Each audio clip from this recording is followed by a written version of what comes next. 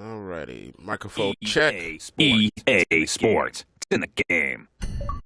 Microphone check. Microphone check. Come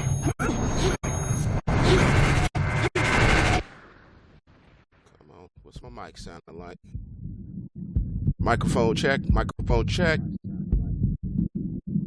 Microphone check. Microphone check. Alright, it's a little delay, but not too bad. Let's see what we looking like over here. Alright, let's see if our notifications are being sent out.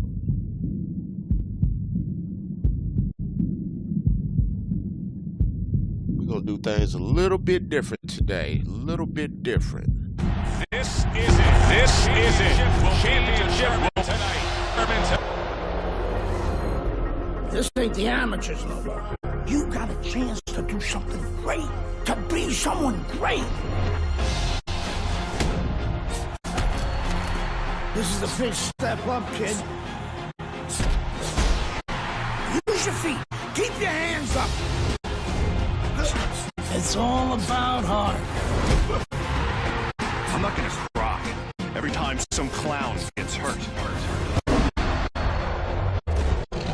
This guy's a freaking animal. You gotta put this guy on the canvas. Understand? The only way to the title is through me.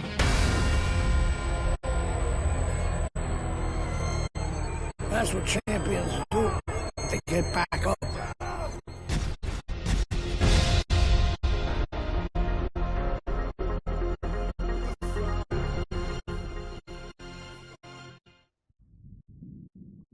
Alright, so far so good. Let's see if we're going to be able to get connected to the network.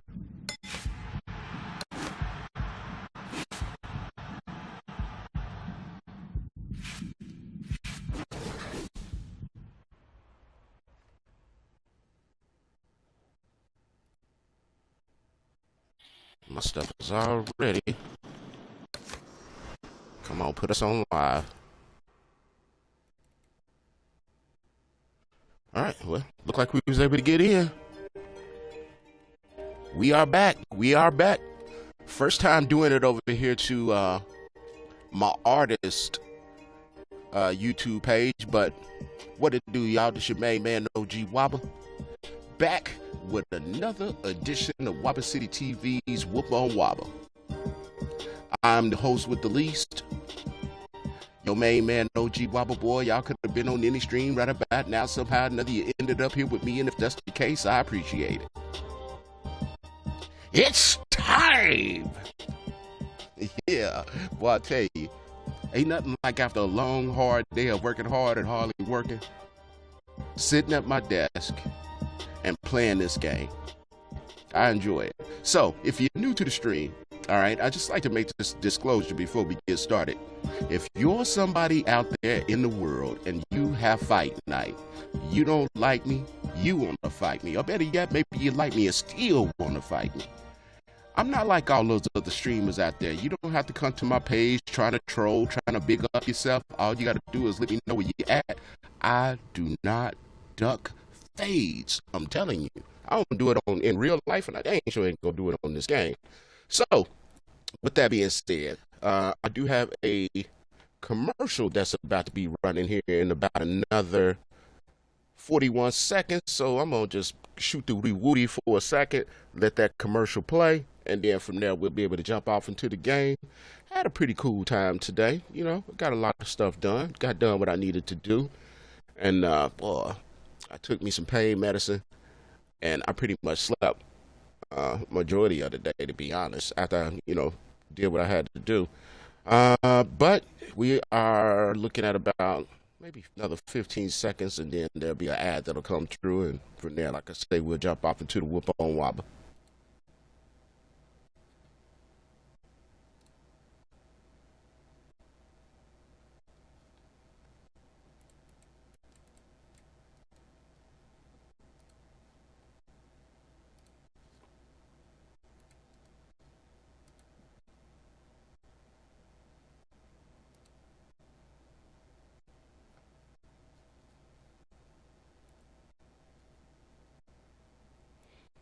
I made myself a promise I'm gonna pay attention to those ad breaks as far as when they be coming through, because I want to make sure these people aren't trying to punk me. Alrighty, so we back. All right, let's jump into it. I don't have any what do you call grudge matches tonight. I'm just gonna play whatever they put in front of me. Whatever they put in front of me, that's what I'm playing. I switched it up on the YouTube, so I was doing the Grumpy Old Man Gaming, right? That's where I was originally when I set up these streams, and I used this multi-streaming service to where I just stream from my Xbox and it automatically splits it out to the different what do you call them, streaming platforms. Well, I would sign into my other YouTube page, you know, my artist YouTube page. And what was happening is all that time I was streaming, it wasn't being captured to Grumpy Old Man because I wasn't signed into Grumpy Old Man Gaming. I would be signed into, you know, my normal WabaHacha music page. So I said, you know what? Forget that. If that's how it's going to be, that's what I'm going to do. I'm going to just stay, you know, playing on, stay signed into my normal WabaHacha artist page on YouTube. And I just created me a folder for it to where you'll be able to go over there. And so to make it easier for you to be able to listen to the music and, you know, look at the music videos and stuff like that. Look at any of the movies and stuff like that. And yeah, just all in one spot. All right, let's do it.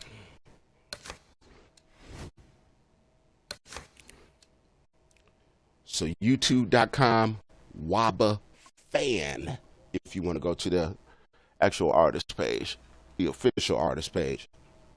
YouTube official. They the one gave me the official stamp.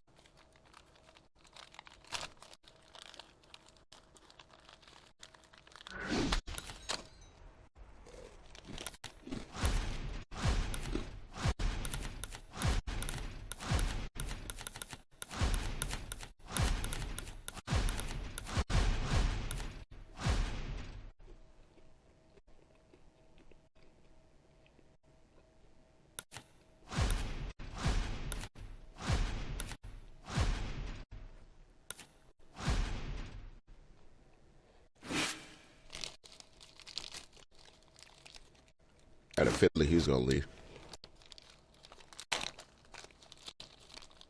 Give him enough time to get paired up with somebody else.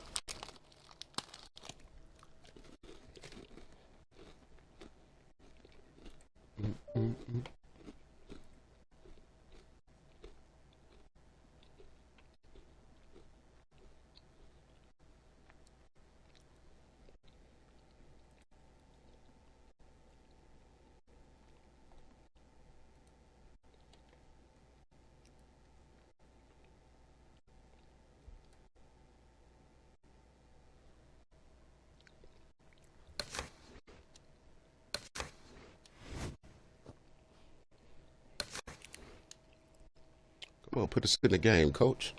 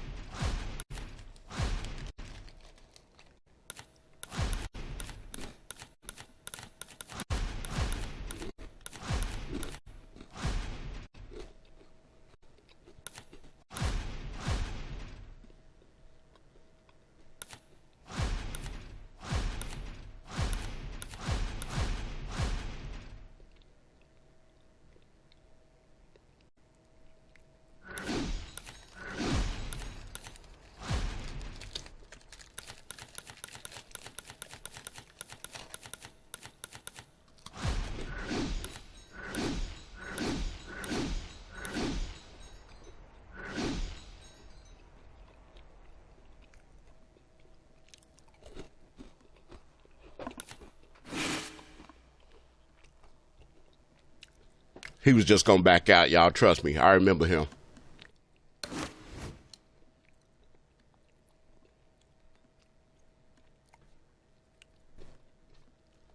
Last time that we played, me and that guy.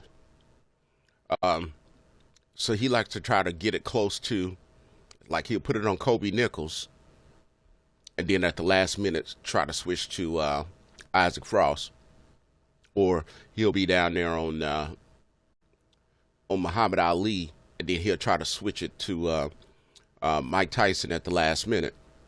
So the last time we played, I tore his ass up and he left. Yeah, after trying to do the little trick stuff, and I did it with Andre Bishop against Isaac Frost, and because he tried to switch it at the last minute from Kobe to Isaac Frost, and I was like, oh man, that's weak. But he doesn't know how to play. He's a spammer, and he backed out on me. So I'm not even paying attention to these weenies tonight.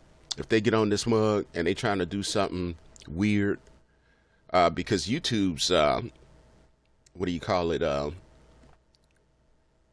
community guidelines, they're a lot more stricter than some of these other cats. Because this is going to my official YouTube artist page, I ain't playing no games tonight. And going forward, I ain't playing no games. Yo, if they get out here with some bull crap, I ain't. What's going on, Realist?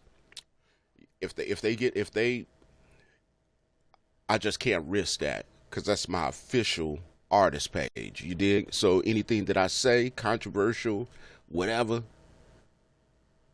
and they can easily, try to cancel your player partner. You see what happened to Jimmy Kimmel. So anything, I ain't giving nobody no excuses. So if you weird, just be weird. But if I know you weird, I ain't playing you.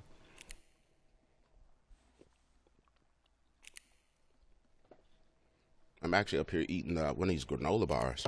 There ain't no granola bar, but well, yeah, it is. It's the oats and honey one.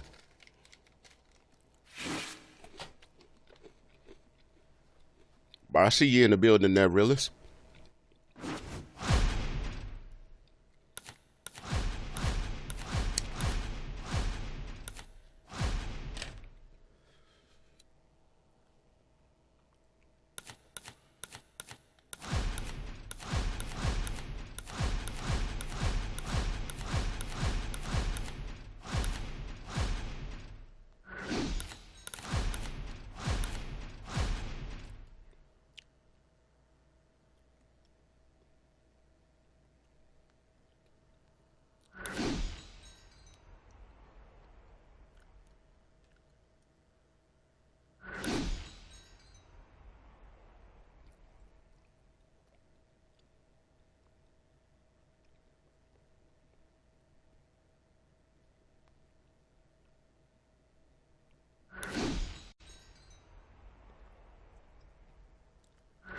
Man, who choose who you gonna choose? You did this, you the first cat that I got paired up with a while ago. Y'all weird, man. Y'all try to switch it at the last minute and all that old stuff. That's just weird. It's just weird. I don't understand it, man. It's a dang game, dude. If you pick Mike Tyson, I'm picking Isaac Frost. Other than that, I'm going with Kobe Nichols. And make it easy for you.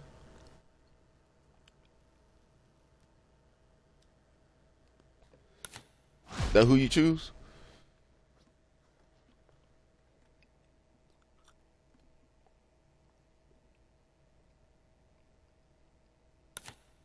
I might as well play some music. It's like taking a chick shoe shopping.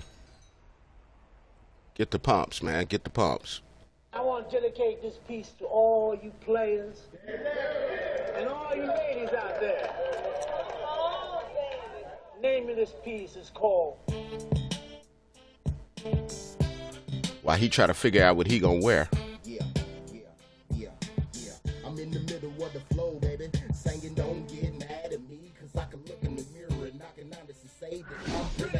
Don't get mad at me, cause I can look in the mirror and and I can honestly say that I'm pretty. One morning I was looking in the mirror when it became clearer. I told you, man, if you're going to pick Mike Tyson, pick him. If you pick him, I'm switching it to Frost. Anybody else, I'm going with Kobe Nichols. God bless me when he made my mold. You either want Frost or you don't. I'm so pretty when I poop, it smells just like cologne. And these women can't leave me alone. I'm married, but I'm still getting phone calls. Indecent proposals from all the women that I used to know. Cause they still wanna jump on my pretty bones. Don't get mad at me, cause I can look in the mirror and I can honestly say that I'm pretty. Come on, man. That's who you going with? Look at, and the signal is poop. And I can honestly say that I'm pretty. When I pull up at the club, like a star. Park my car. Have your baddest women waiting for me near the bar. Tell them don't touch, don't talk, won't get harmed. I signed a couple autographs, but let me get warm. Hell, I just got in here. Won't be long here. Probably long enough to drink a couple of beers. Mingle with the crowd, dude, then I'ma bounce. I ain't trying to act a cedar, but the Waba about this mother. Y'all talk about? Where I'm at. I'm in the middle of the flow, baby. Singing, don't get mad at me, cause I can look in the mirror and I can honestly say that I'm pretty. Don't get mad at me. Oh yeah, I forgot to mention that if you're over there looking at the Twitch and you're not already subscribed to my page, they're gonna play ads. But if you want to skip the ads or be able to watch the stream without the ads, just sub the page. Women all around me, getting more sex than a Little mama, you playing or not? Even got my face on the front of a wedding spot. Goodness gracious. Woman get to see me looking pretty every time she up in Walmart. That's why she always going. You didn't know that though, did you? Don't get mad at me, cause I can look in the mirror and I can honestly say that I'm pretty. Don't get mad at me, cause I can look in the mirror and I can honestly say that's all you had to do. He walking around, he in the game trying to get easy wins. He hoping to be able to frustrate someone into backing out the game, because once you get paired up like that, right, whether you fight or not, if you back out the lobby, this game counts it as a win. I mean, as a loss. If you back out, it counts as a loss. It's weird. So what he trying to do is him and the other guy, they're going to the lobby.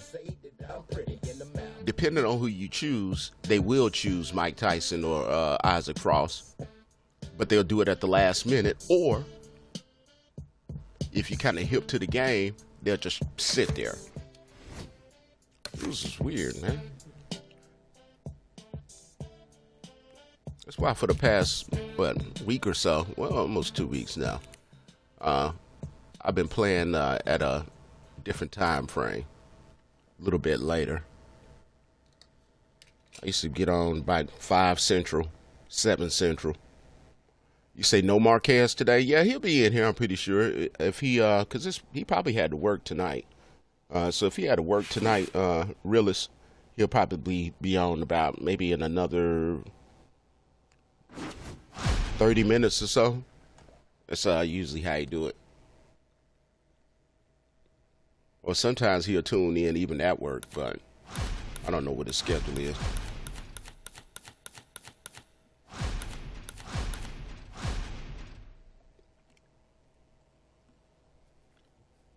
Yeah. That's what he said. He said y'all was gonna run it.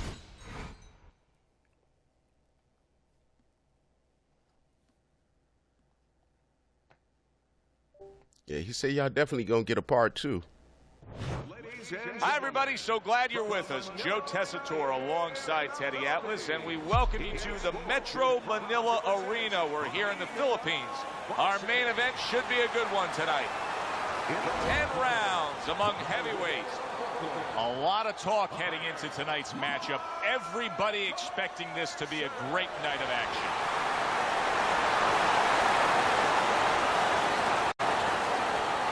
His adversary, fighting out of San Diego, Isaac Frost.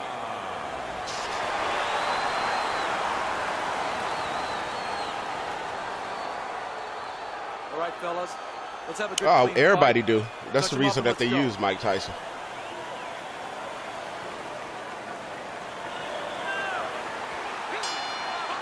talk, all the hype. Now Usually they either spam or they got a Round one, combination that they throw scheduled all for the 10. time, over and over. But for the most part, they usually step to the right, step to the right, step to the right. Yes, there is, because now all of a sudden you're punching down. Step to the right uppercut, step to the right hook, step step to to the... leave anything open. You punch down, and They don't know somebody nothing comes about up with a boxing, punch. Next thing you know, you're picking yourself up off the canvas. Parries that punch away. Cross so dangerous with that accuracy and two-punch See what I mean? landing.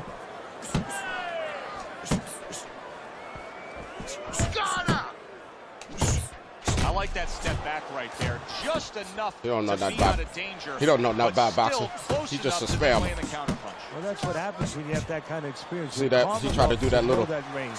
Know where the beginning of the punch and the end of the punch. The little overhead. Able to dismiss that body shot.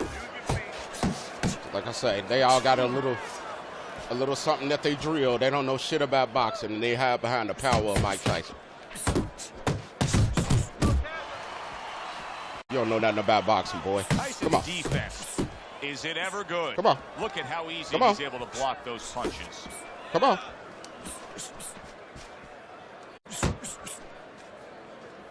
Caught a jab, little boy. Mike Tyson blocking that punch. That's what made Mike Tyson Mike Tyson, was he came in off the He jab. scored well after being hit himself. Come on.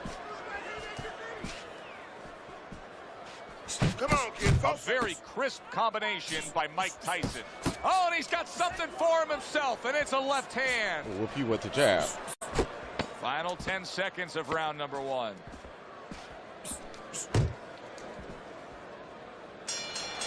Get back. I Isaac stole that Frost round. in complete control here as he takes a rest after a round in which he really dominated the action. No, it's Marquez. Is there anything, Teddy, that you see Martez. that he should be thinking about M-A-R-T-E-Z. when he gets off the stool here for the next round? Yeah, you know, he should Martez follow up Kimbrough. on his lead, on his edge, on his advantage. You know, I noticed that he's hurting him in the body. Well, now start to double up that hook. One downstairs, one upstairs.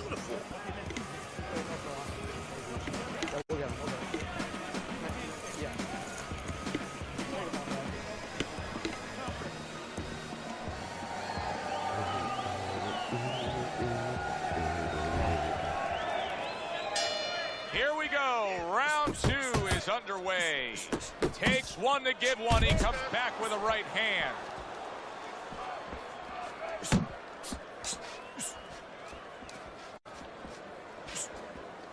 He got all into that one. That was a solid uppercut.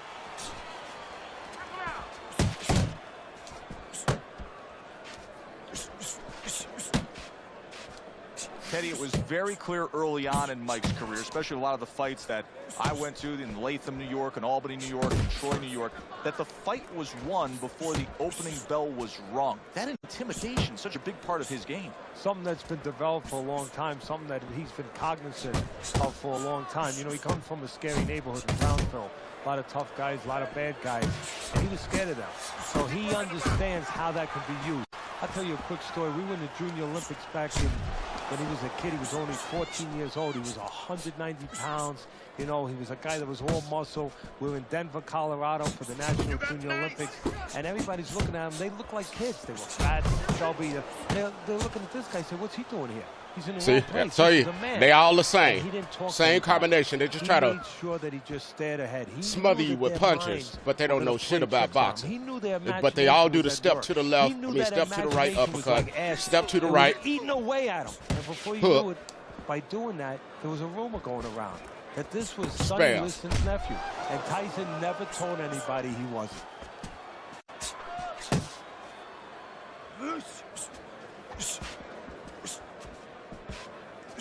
Move your head.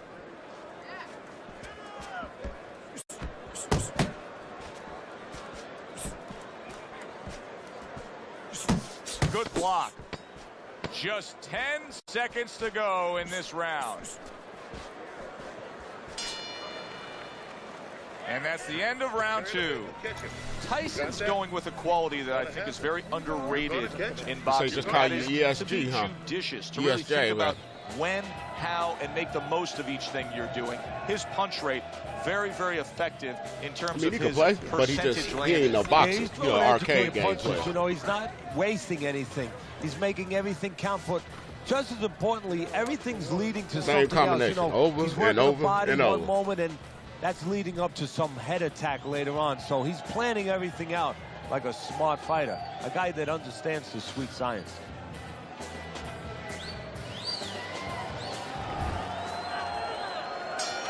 And round number 3 is underway. Frost got to deal with a cut cheek. Didn't get it done going to the body there. Isaac Frost's knowledge of the game is showing through. 3 ways to defend. One of them is to block. He did it there well. Blocks the headshot.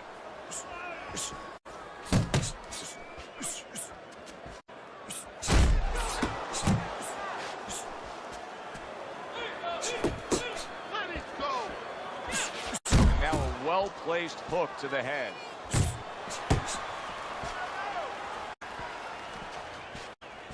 Good step back counter punch there. Beautiful. Isaac Frost landed a good solid combination. Unable to score with the hook. Coming to the halfway point of this 3rd round. Nice job to land that counter punch and getting away from one of his own by Mike Tyson. Iron Mike, big shot comes crashing home. He's so used to. What's going on, Martez? We were just talking about you. Now it's Isaac Frost on the receiving end of a knockdown blow. 1, 2. Isaac Frost back up on his feet. You know, sometimes you score a knockdown and it can act like a wake-up call for the damaged fighter. That's a pretty scary thought when it comes to the dangerous Isaac Frost. Isaac Frost isn't a one-punch-at-a-time kind of guy. He will throw combinations like that. Able to block that away. It was targeted for his head.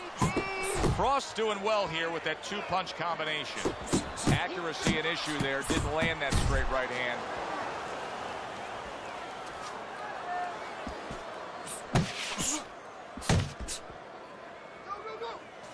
Final 10 seconds.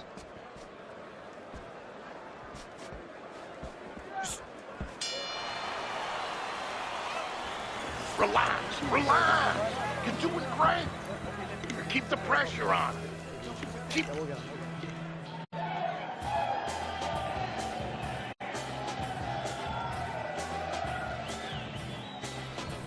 Okay, listen to me. When he misses you with a punch, counter. Okay, listen. Body and head. Double up on your body punches, then head.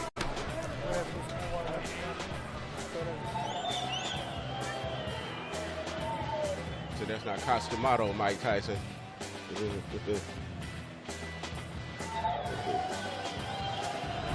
Mike Tyson's power has been the biggest difference in this fight so far, Teddy. As we start round number 4 and we take a look at your scorecard, he's up 2 rounds to 1. Yeah, because of that knockdown, that was the difference. But it's still close enough for his opponent, just using his jab, fundamentals, the things that he has to do to still get back in it. Kid, focus. This is really solid defense by Mike Tyson. You see how he has his arms up in that peekaboo position, but by doing so, he's not allowing any of his opponent's punches to get in. Scores well to the head with the right hand. Isaac Frost landing a combination here. That's what he does. And a power shot lands, and all of a sudden it turns the tables. A little slow with that jab, and he got caught the right hand.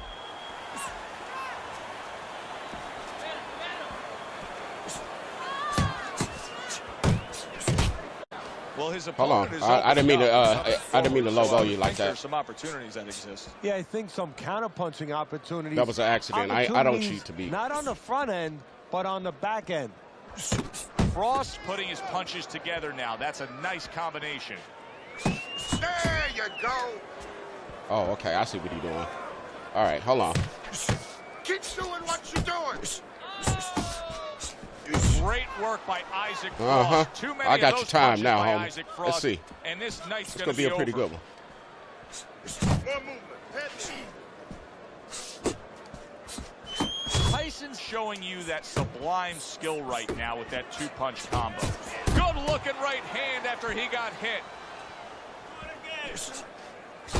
Mike Tyson's doing well, sticking to a game plan on the outside. Tyson's showing you a little defensive skill there. Able to move away from that punch. Each man able to land an uppercut. Do a Buster Douglas to your face.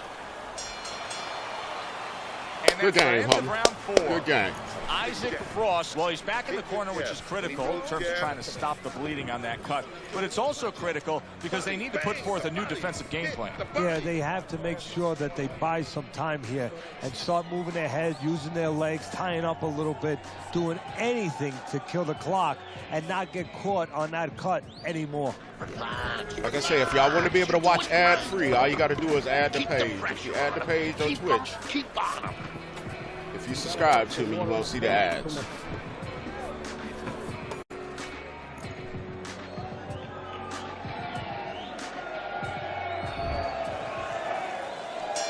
Tyson's corner did a good job in that last round. They really got their fighter back to where he needs to be after being damaged in that last round. And that's not the only good job they did in the corner. They did a good job in the camp because obviously they have him in top shape and it's paying dividends right now. Comes right back with some offense of his own. Frost's not having the fight go his way. He's a slugger. He wants to slug it out. That's not the type of fight that's winning it right now. No, you put all your eggs in one basket, and that's what he's done. He doesn't know any other way, and guess what? You get an omelet, or he's being made into scrambled eggs. Frost's got something to think about now. He just threw a punch and had one coming right back at him. His opponent scored well with the counter. Oh, you gotta love Isaac Frost there landing the uppercut. That was something. And coming upon the halfway mark of this 3-minute round, Tyson able to land a big shot. Still not moving enough. Move. Up top with the right hand.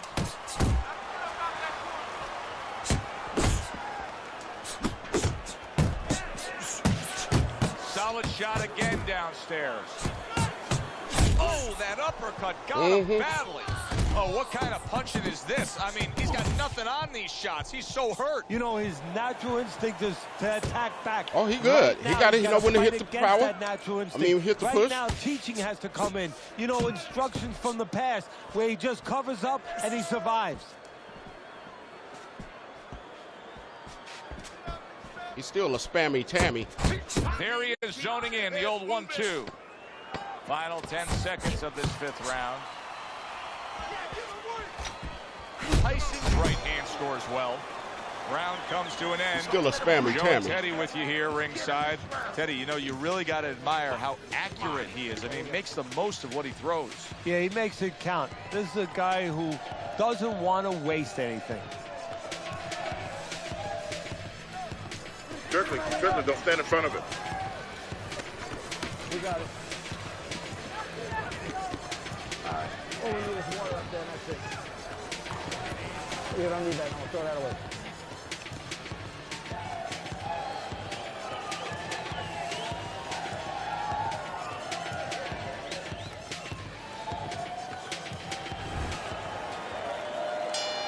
The start of the 6th round. Tyson's dominance in the first half of this fight was pronounced. Now, as this round begins, a new task for him. Finish up the second half of this fight just as strong. Yeah, that's a good point, Joe. His enemy is not only the guy in front of him, but it's being that he's got such a lead. You know, his enemy is having such great success so far. Does it get him a little bit into a lull? If he gets into a lull now, he could blow that first half of the fight what he's done so well. Good defense upstairs to stay away from that offensive assault.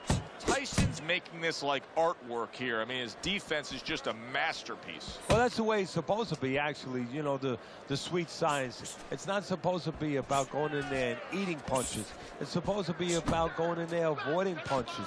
You know, finding a way to hit your opponent without him hitting you. He understands that. Reaching the halfway point of round number 6. He just missed that shot up top.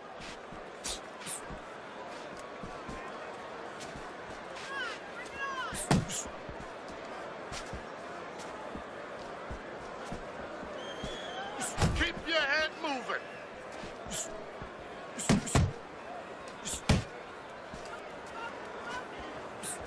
Defense easily turns into offense. Blocks a blow, sends an uppercut. You're doing great. Best combination in the game, jab with the straight. Straight right was lined up, but he missed.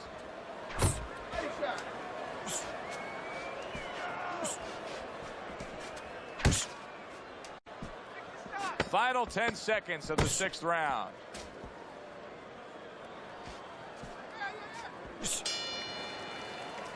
Mike Tyson's corner has very little to do right now. Why? Because their fighter has been nearly flawless with his accurate and clean punching. Well, part of that's attached to his personality. He doesn't waste anything. He's real calm. He's a conservative guy. Anything he throws, he's placing where it's going to land. He's done. I want you to double up that jab and finish off with the hook, okay? 1, 1, 2. Okay, listen. I need you to throw 3 punches.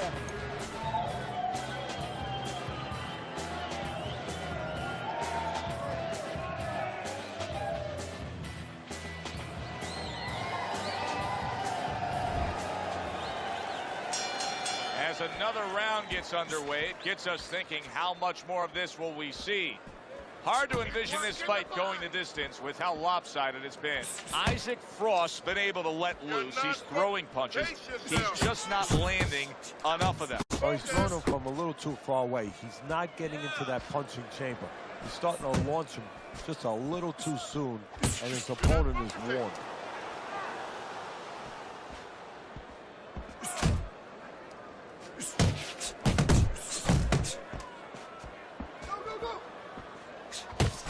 Super 2-punch combo by Mike Tyson. Nice work, the left hand to the head.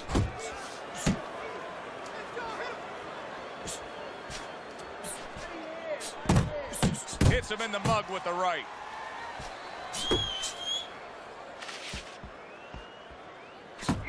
Tyson's starting to score at ease against his opponent there. Anytime you can land a 3-punch combination, you're really hitting your groove. Frost's right hand scores well that time.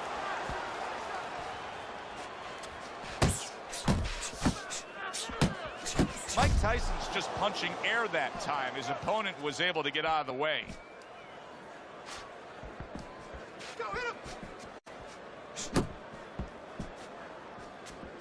Piercing jab.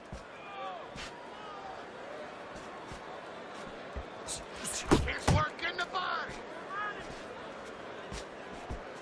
Tyson's dominating the action so far tonight. These middle rounds are showing that his style of coming at you and trying to get you is working out. Yeah, it's worked out so far. We'll see whether or not his opponent makes an adjustment. He doesn't do well with guys that move.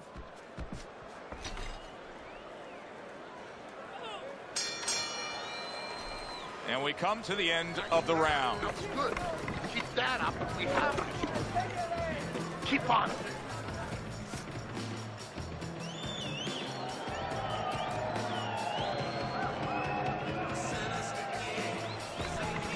Listen, you need to move your head more, side to side, okay? I want to see that head move more. Okay, okay, relax, relax.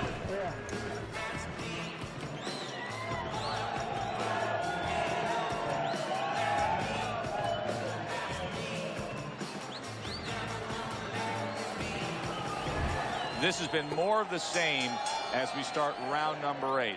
Tyson's been on top of things from the opening bell throughout, leading on your scorecard every step of the way. Well, his opponent is fighting like he has Velcro attached to his forehead. I mean, he's just, the punches are sticking to him. He's catching everything. Isaac Frost almost looking foolish that time he missed so badly. Frost hit by a counter punch there. What a smart combination by Mike Tyson. Tyson's been having great success with these combinations, Teddy. Well, there's a reason for it. He's using his jab to start it, and then he's letting the punches go, letting the hands follow. And now we got a fight. He fires back a right hand of his own. Isaac Frost missing the mark by a mile. That just was nowhere to be found.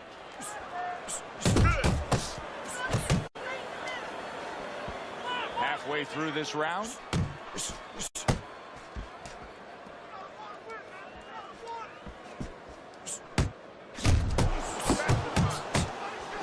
You can see he's trying to score up top, but off the mark there.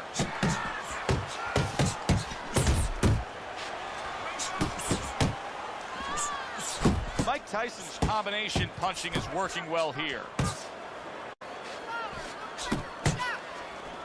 Good right hand.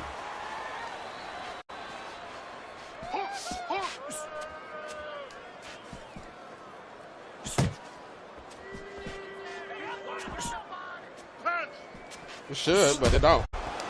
Because it's called real boxing.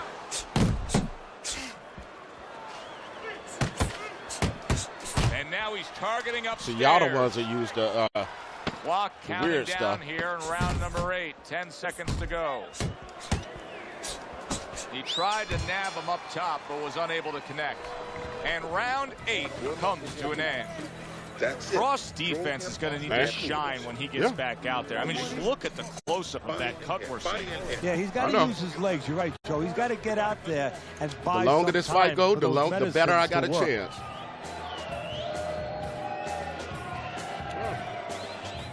Yo. Nice. He's hurt. I need you to jump on him in this All round. it takes is one good shot. Relax. You're doing great. Keep the pressure on him. No, it ain't just playing with Isaac Frost. It's just boxing, period. Another round. Will it go in another one-way direction? It's been a one-sided fight so far tonight. You got this one. Nice block by Mike Tyson. Tyson's in a good rhythm defensively here. Teddy, what is that? A credit to his ability to anticipate? You know, also it's the teaching. Let's give the trainers credit. Of course, let's give his background of the amateurs credit, but he learned how to get away from punches. This is technique that was taught to him.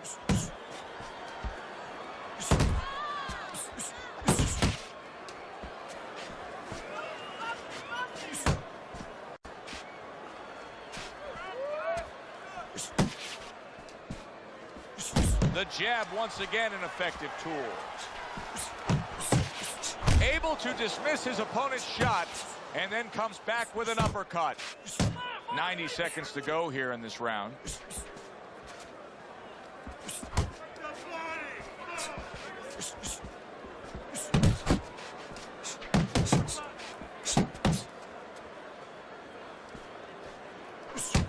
Little head hunting with the left. Oh, a big shot comes home for him. And he walked right into it. Tyson's coming through now beautifully. That's the combination punching he wants to put forth.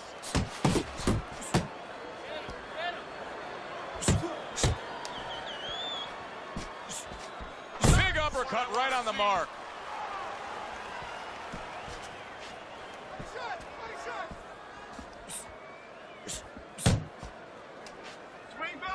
Final chance, last 10 seconds of round 9.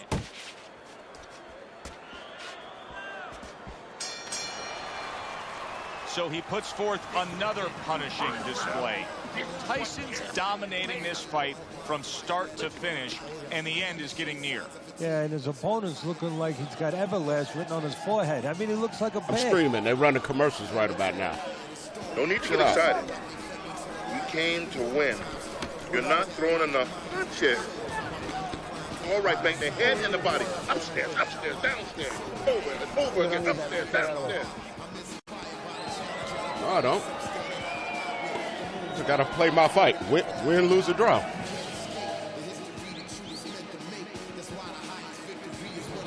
Still got 2 minutes. 3 minutes, whatever. They've come this far, now only 1 round to go. 10th round upon us. Parries that punch intended for the head. Frost well off the mark that time. It's what the old-timers want to see. Combination punching by Mike Tyson.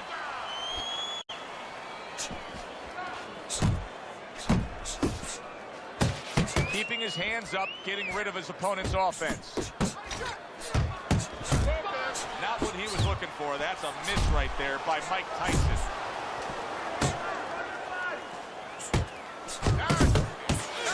Isaac Frost now feeling the effects, Teddy, of having his opponent punch right through that guard. Well, he should feel the effects. I mean, look, Joe, it's kind of like standing out in a rainstorm with an umbrella, and all of a sudden the wind's coming, and the rain's coming from the side, and you're standing there under the umbrella and say, why am I getting wet?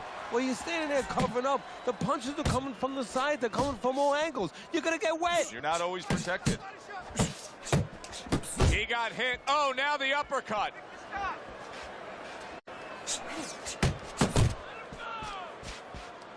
Tyson's hit by a power punch.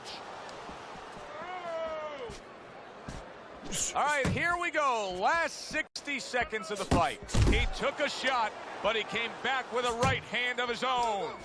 Isaac Frost left now getting into the mix.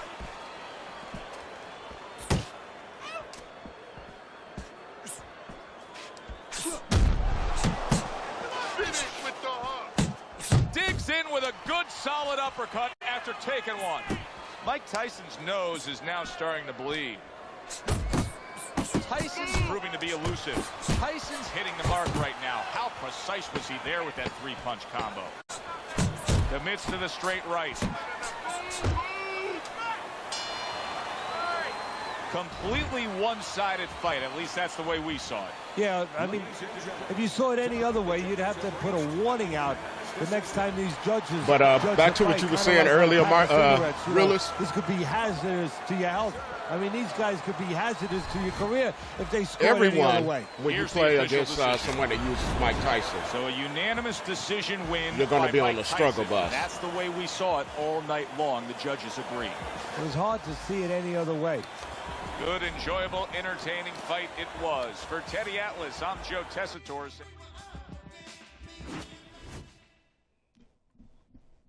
You're going to be on the struggle bus regardless when you're playing them. Hey, what's going on, Shard? I'm just not seeing you over there on the YouTube. I mean, over there on the Facebook, man. I wasn't trying to, what do you call it? Ignore you or anything. I didn't even see it. I got like 3 pages pulled up right now. And so I got the YouTube, the Facebook, and the Twitch pulled up. But my eyes was on the screen. Excuse me. Dude was good. I'd give him that.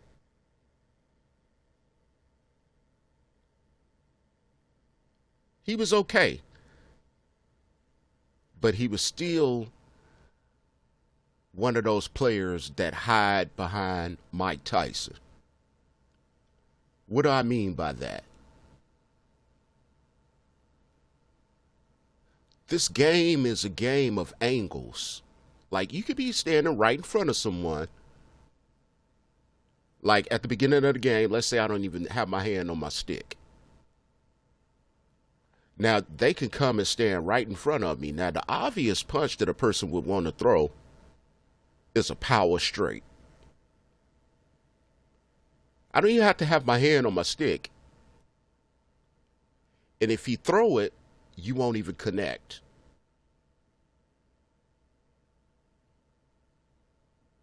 So it's a game of angles, which boxing is a game of angles, true enough, period. You know what I mean? You don't want to be on the center line and, you know, all of that type of stuff. So what you'll see is, because it is a split screen, and in order to keep both of us on the same screen, you know, like me on my screen, him on his screen, you know, blah, blah, blah. On my screen, I'm on the left. On his screen, he's on the left. So it's a split screen. You're going to always have more room to the right. So what a lot of these dudes do is they don't master boxing. They don't know shit about boxing. They just notice and they master all of the arcade features or built-in flaws or built-in things that could be used to your advantage to try to smother you with punches. In this game, stepping to the right and firing off a shot is always going to be quicker. So what'll happen is when you play people, you'll notice that what they do is they try to get close enough, engage you, step to the right, and fire off a shot. Because, like I said, this game is a game of angles. It makes it more difficult because that was Mike Tyson's style, period. Even without that, right? Mike Tyson was Mike Tyson because he could use that jab as a shorter guy, jab to get in close, step to the right or step to the left, and catch you with those hooks. So it's a double whammy when you're playing against Mike Tyson. Because everything is going to be a whole lot faster. But he can be beat. So what a lot of them try to do is just smother you with punches. But they don't know shit about boxing. He was doing the same combination over and over and over, and it's not even a realistic combination. And then just try to smother you with punches. So I was having some success, long as I could stay outside of that range of where even if he does step to the right and try to throw a punch, he's not going to be effective. Because he wasn't working off the jab. So he didn't know what the range was. He was just going off of the drill of him. Every time he play, this is what he's going to do, regardless. And then he's going to try to do the overhead and then come back out with a jab and blah, blah, blah, blah, blah. So I thought I was just going to be able to just stay away from him long enough to be able to get the knockout, but I wasn't. But I knew what the strategy he was going to deploy. I just wasn't able to get him up out of there. So I give him all the respect in the world, but he's still,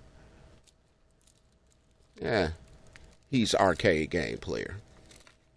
He's one of them type of people that's only going to play with Mike Tyson. I made him turn his mic on. Yeah, he was so frustrated. He like, ain't no way, man. No, you should be tired. Why would I be tired if a majority of the punches that I threw was off the jab? Jab, uppercut, double jab, jab, hook from the left side. A majority of the punches that he threw were from the right, which is the punch that he's throwing is further away from me than what his left hand is. He's the one that's draining power. So I caught myself going to try to stay away from him. And then, long enough for him to tire out, and it didn't work.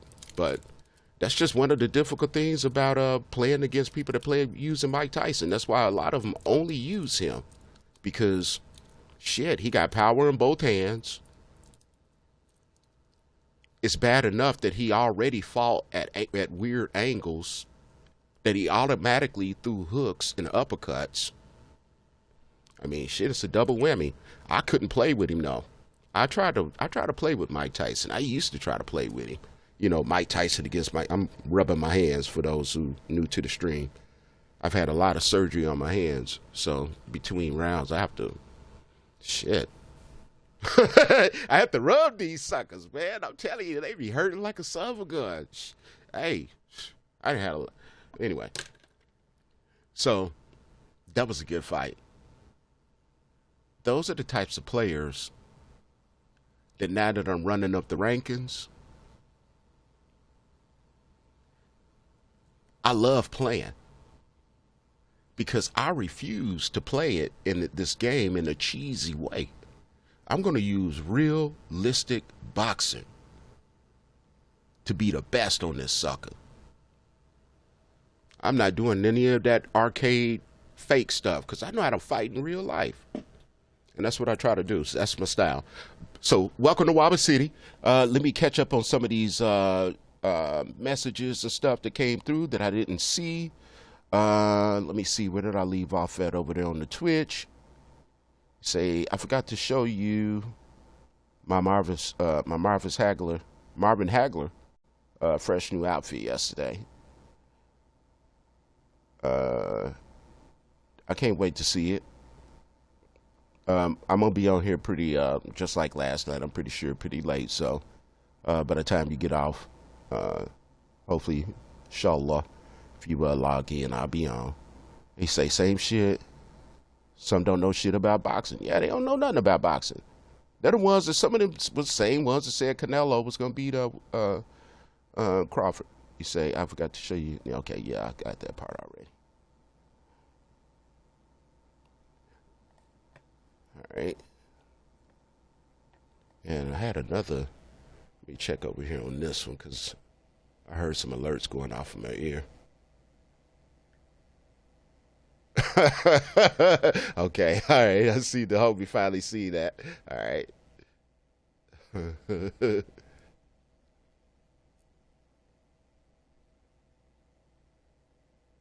But I'm telling you, man, a lot of these cats, they don't know nothing about boxing. They just living fantasies on this sucker.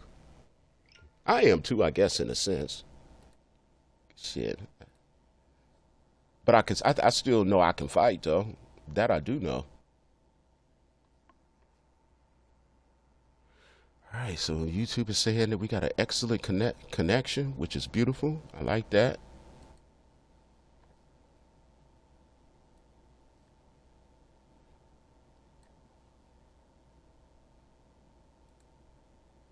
Okay, well, let's get back to it. Actually, I got a commercial playing over there on Twitch. Remember, if you're viewing it from the Twitch, right? If you're seeing ads, it's because you don't subscribe to the channel. To be able to view my streams on playback or live, ad-free, all you got to do is subscribe to the channel. It's free. And, yeah, you don't have to worry about any of those ads. All right, let's get back to it. I'm going to stay in the heavyweight division tonight. Seems like that's where the action at.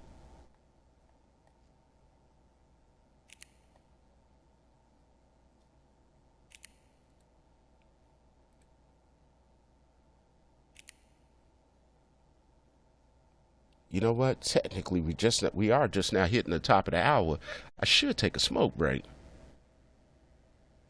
Let's do that real quick so I can get in. They running ads, so let me at least get what I want out of it. Let me play some music. Let's do that. Right now, you can get 4 free phones plus 4 lines for $90 with no trade-in. Are we having the wool pulled over our eyes here? Nope.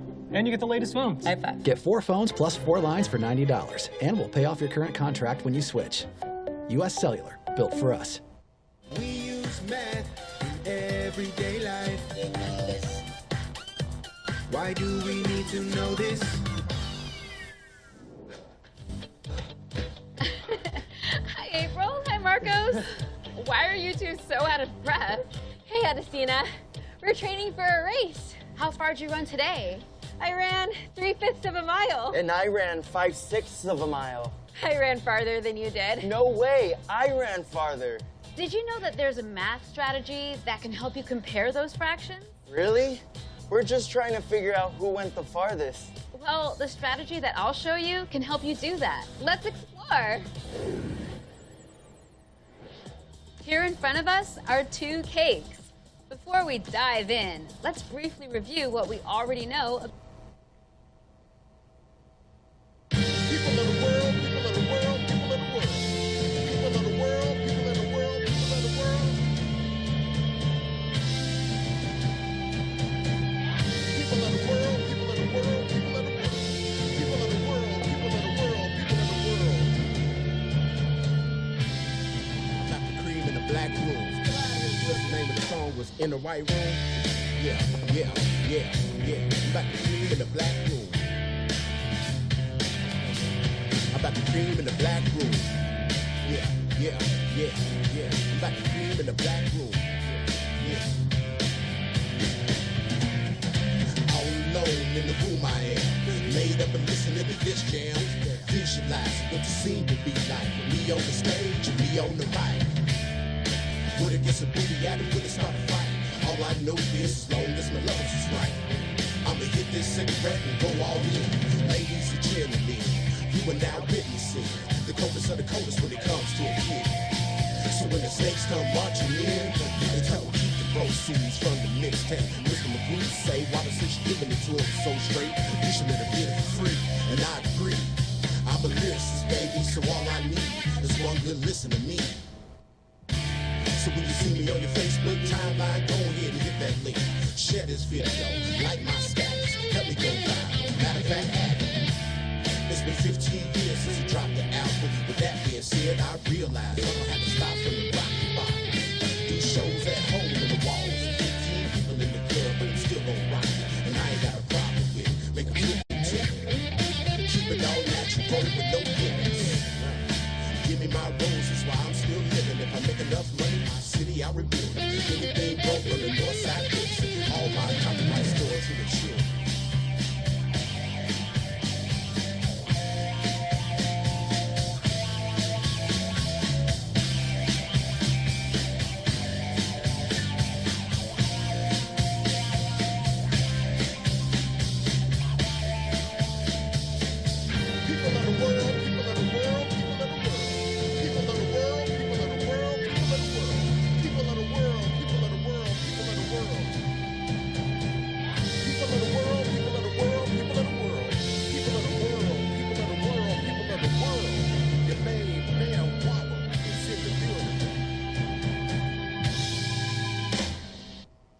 Better internet than 5G? Your search is over. Get Cox Internet for just $40 a month when you add Cox Mobile. It has faster, more reliable speeds than 5G home internet.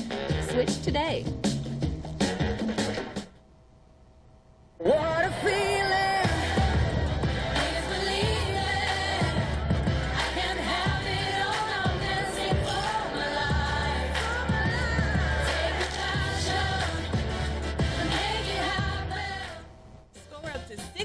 Off at Michael's lowest prices of the season. Art supplies are on sale. All strung beads are on sale. Frames are on sale. All yarn is on sale. Shop Michael's lowest prices of the season in store and online today.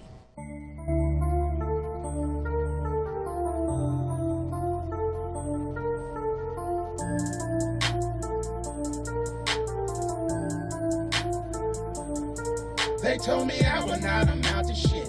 Said I would die before I ever reached the age of 26, but I've been proving niggas wrong my whole life.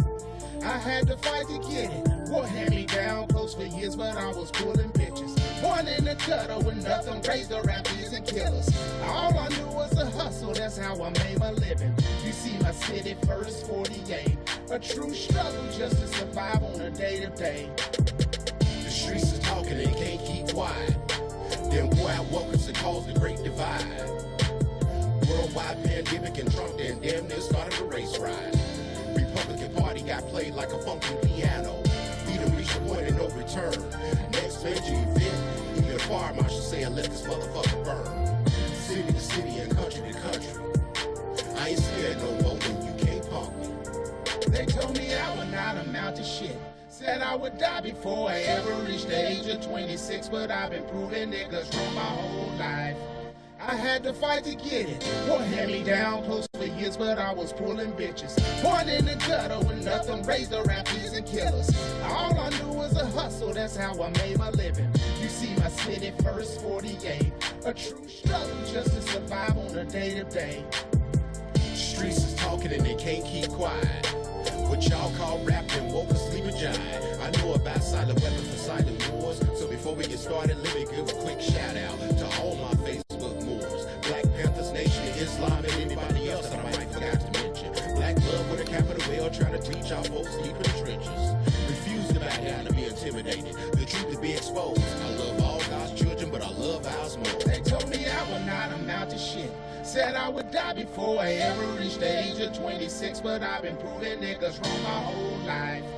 I had to fight to get it. War had me down close for years, but I was pulling bitches. Born in the gutter with nothing, raised around thieves and killers. All I knew was a hustle, that's how I made my living. You see my city first 48, a true struggle just to survive on a day-to-day. The streets is talking and they can't keep quiet. Yo, and everything that was formed against me is still I rise. That little stimulus check and unemployment can never be used to gain my compliance. It don't matter to me who's president, Trump or Biden. Birds of a feather flock together and they all tell lies. Broadcasting live from the middle of the U.S. map. Rolls in the concrete land of the gap. I no longer introduce myself as Waba. They told me I would not amount to shit. Said I would die before I ever reached the age of 26, but I've been proving niggas wrong my whole life. I had to fight to get it. War had me down close for years, but I was pulling bitches. Born in the gutter with nothing, raised around thieves and killers. Yeah.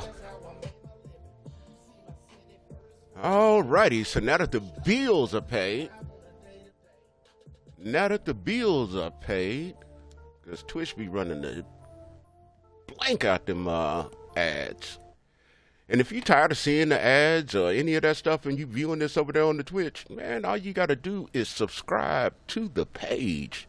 And you can be able to watch it ad-free. I actually went in there last night and kind of tinkered around a little bit to where it's pretty soon I'm going to have it to where, you know, my top, I guess, well, they call it top fans or top viewers or top subscribers. I'm going to have it to where you can be able to get a deal next to your name, this icon. So I'm just trying to figure out which ones am I going to use. You know what I mean? So they got like these different tiers. And I went in and played around with that stuff a little bit. So I plan on doing some pretty dope stuff over the next, what's this? Why Don't I Fight OWC?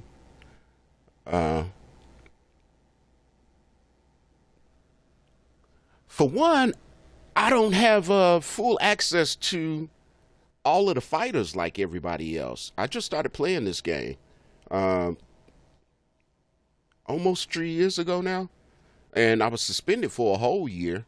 I just got this account back, and even then, like, I used to be able to go in and I could go to the Xbox store and I can go all the way through, put my credit card info in and it would never go through.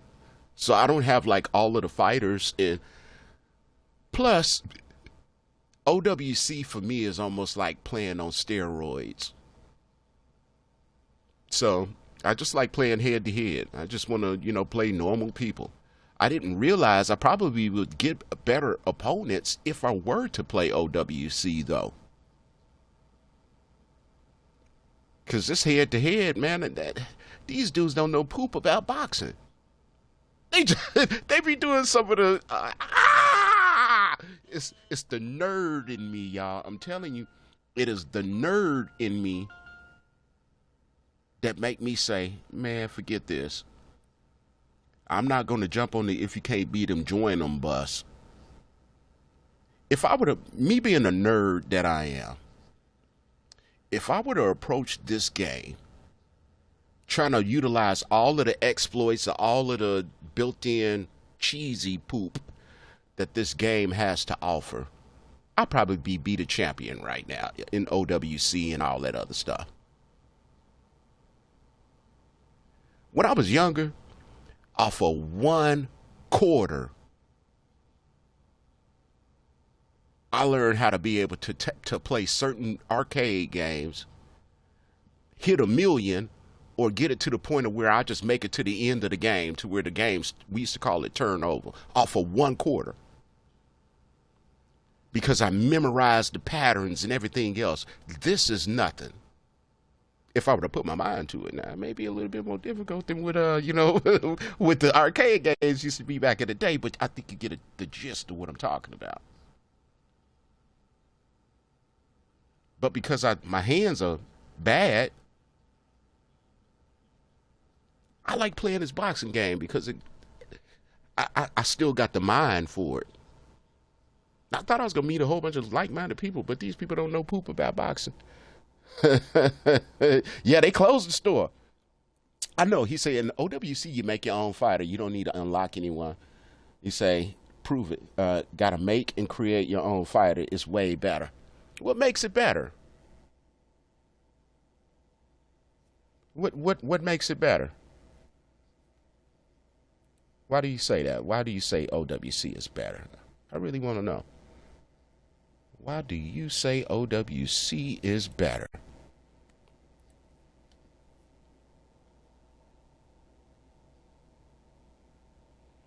I'm not trolling. I sincerely would like to know.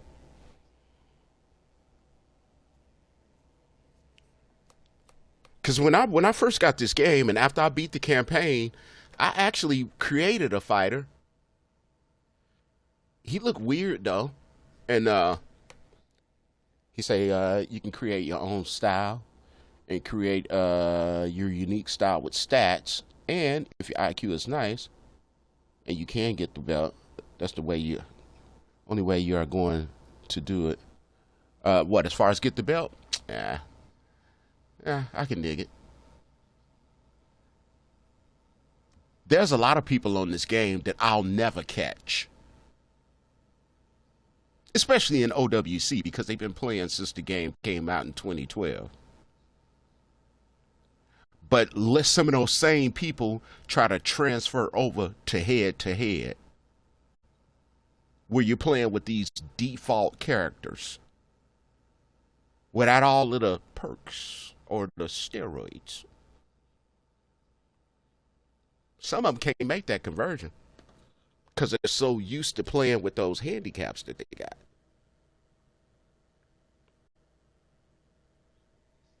Yeah. So you want to see me make my own fighter? I already got one created, but OWC, you know what I mean? Like I say, it's like I'm playing against somebody on steroids. After I beat the campaign, it was just like on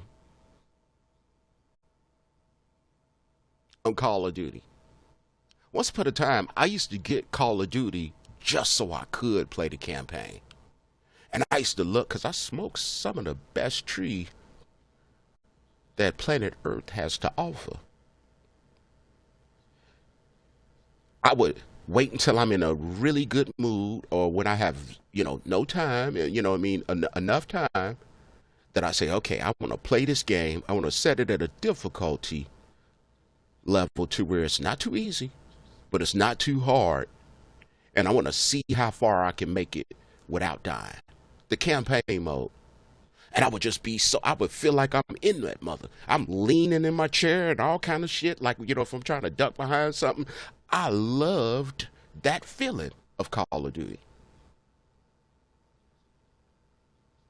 And then after I beat the campaign, I wanted more. So I just so happened, my daughter turned me on to online, versus. I got to the point of where, I fell out of love with Call of Duty to the point of where whenever I would buy one, I would buy it just so I could play online against other people in a team deathmatch type of way. And I play hardcore. I thought I was going to be able to make the same type of conversion on this. So once I beat the campaign, like I say, I went through the process of creating a fighter. He looked cheesy.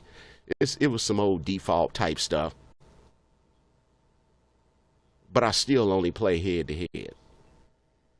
He say, show you your online character. How do I get to him? How do I get to OWC? Because I remember doing it when I first set the game up. I even set up one of my characters with I set his clothes up and everything.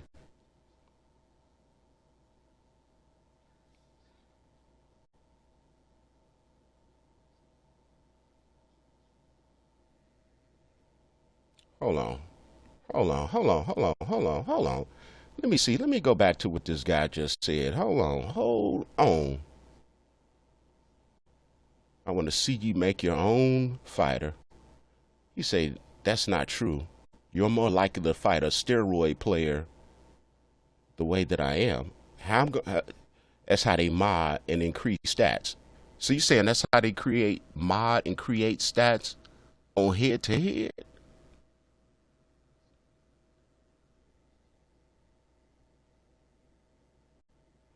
So you're saying whenever I'm playing head to head, and fight now that some of these people that I'm playing are modded?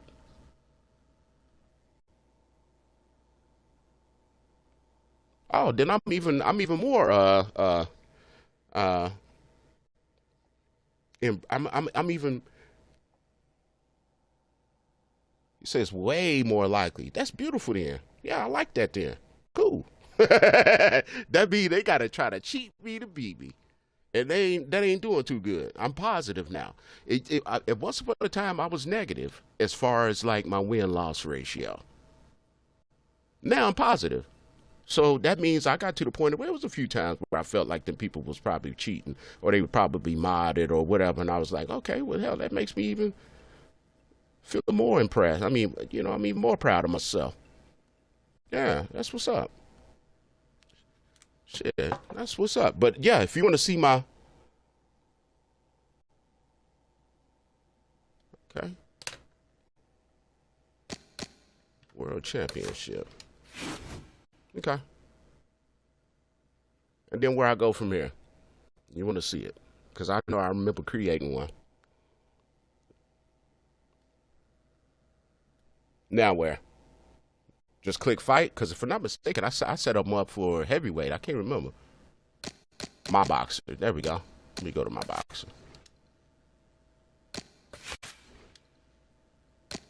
Pick an existing boxer. There he is. So don't come over here trying to call me out as if I ain't never did something, homeboy. Because one thing I ain't finna do is go back and forth with someone. Now, it'd be different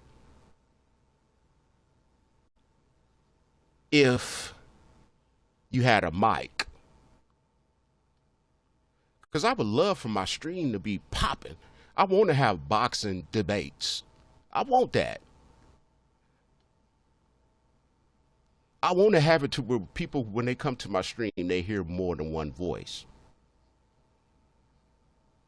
But y'all got to keep in mind, I do have community guidelines that I have to follow. And some of y'all, I could tell by the way your conversations start, how you go in is how you go out, that you have no manners.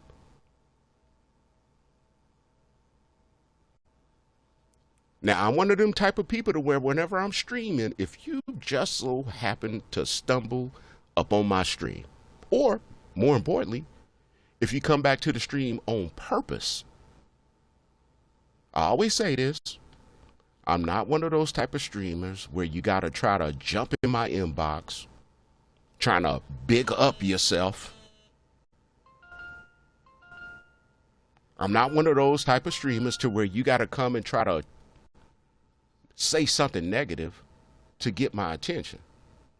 Right now I'm on the ground floor. It ain't like I got a million people viewing this mug to where my freaking timeline is just, or my scroll, my chat is just scrolling like crazy. I'm going to see you.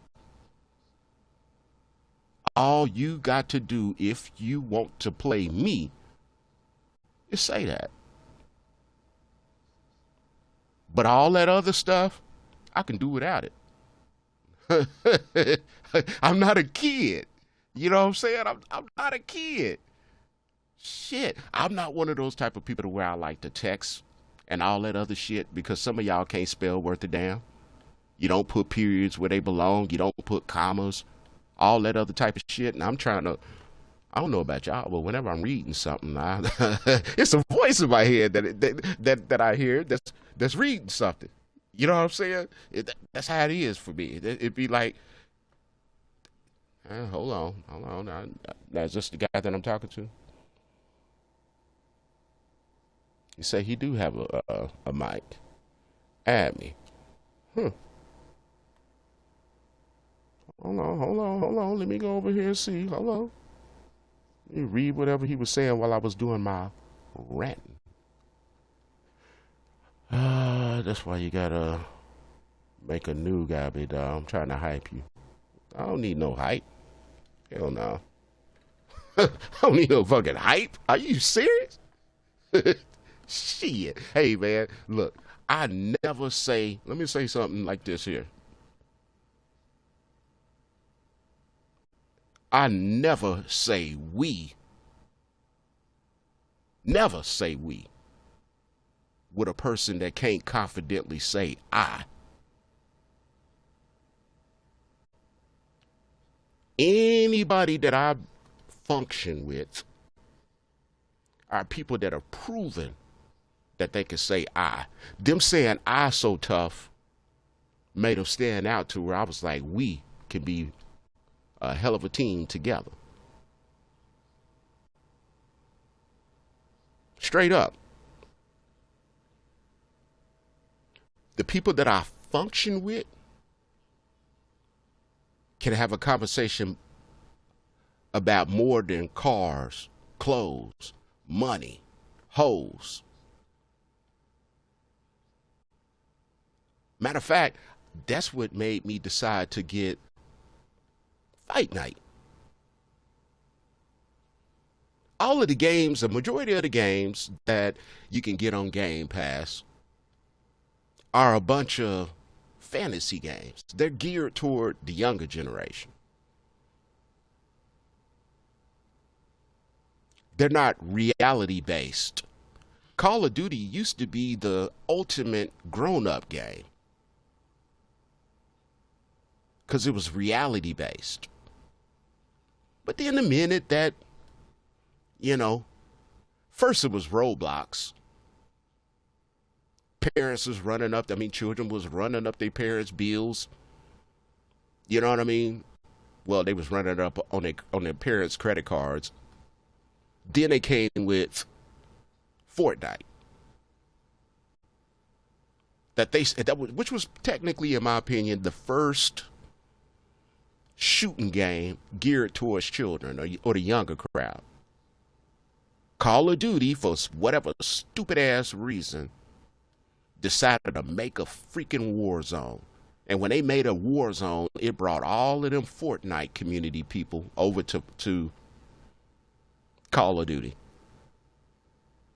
Now, we're talking about people that are coming from a fantasy environment of shooting games to a reality-based game where it's all about strategy and etc. They couldn't function. They kept getting killed. They kept complaining, camper, hell yeah, I'm camping. Motherfucker, we having a shootout. I'm not finna stand out in the middle of the street like it's the freaking cowboy days. I'm behind this car over here. You see where I'm at? Shit, come and get it. You know what I'm saying? They complain. All of a sudden, Call of Duty, in the direction that Call of Duty it was originally set up and going with each new release, all of a sudden turned into what it is now. So I wanted to get away from that. So it attracted me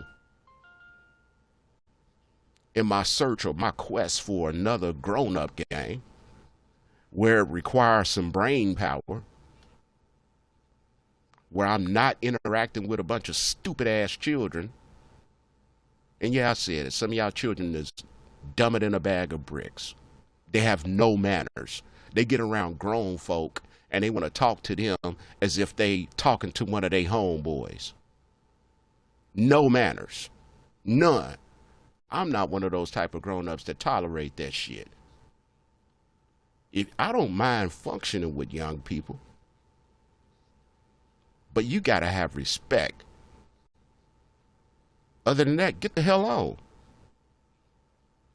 That's just how it is with me. And I thought that that's what I was going to be running into when I started playing Fight Night. I thought that I was going to, even if I did interact or, you know what I mean, with some younger person that's younger than me, aside from my normal 44 through 54 age group that I'm, normally function at the higher percentile wise as far as people that tune in to whatever it is that I do, whether it's music, whether it's my social media or whatever. If I did attract a younger crowd, it was people to where they understood and they had manners. Not on this. Hell no. Bunch of young, stupid mother hubbers.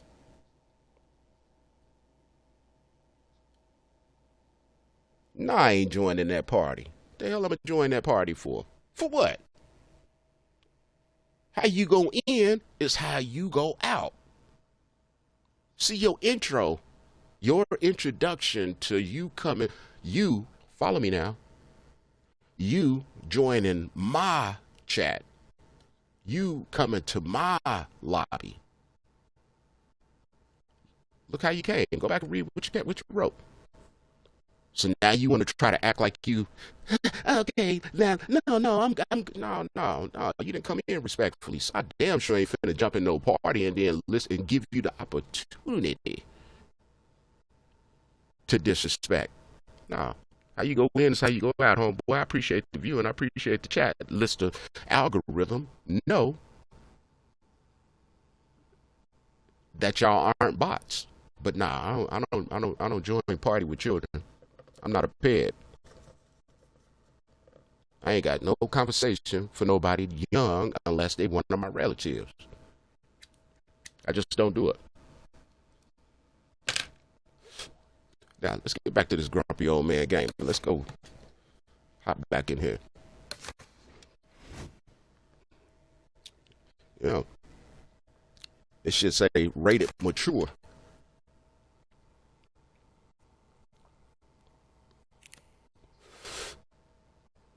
And let's get back on the struggle bus with all these goddamn Mike Tyson players. But if you ever want to play, though, all you got to do is send me an invite. As long as it's head-to-head, little T gang, we can, yeah, we can run it. I don't duck fades. What's going on, John? Tell me something good. Yes, no, maybe. I'm going with Cody.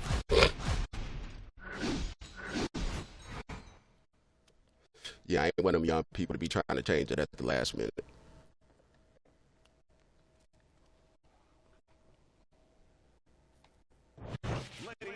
Hi, everybody. I'm Joe Tessitore alongside Teddy Atlas. Good evening and welcome to Chicago and the famed Aragon Ballroom for our main event. 10 rounds of heavyweight action. This should be a good one tonight. Both fighters say they are primed, coming off a very intense and passionate training camp.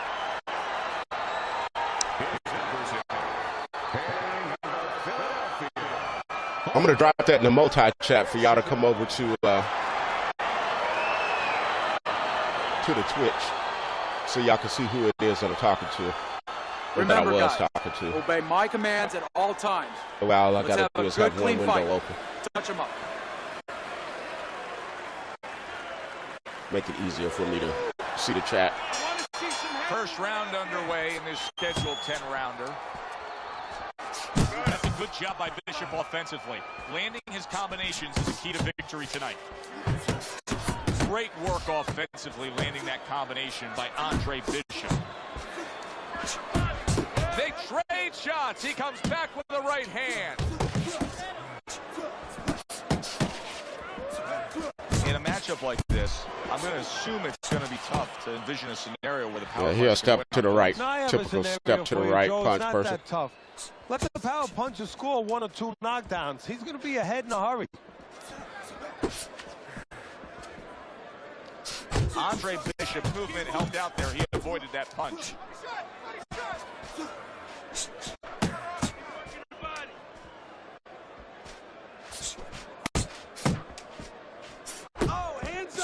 A well-placed left hand up top. Halfway through this round here. Nice strike after catching one by Kobe Nichols. A snapping combination by Andre Bishop.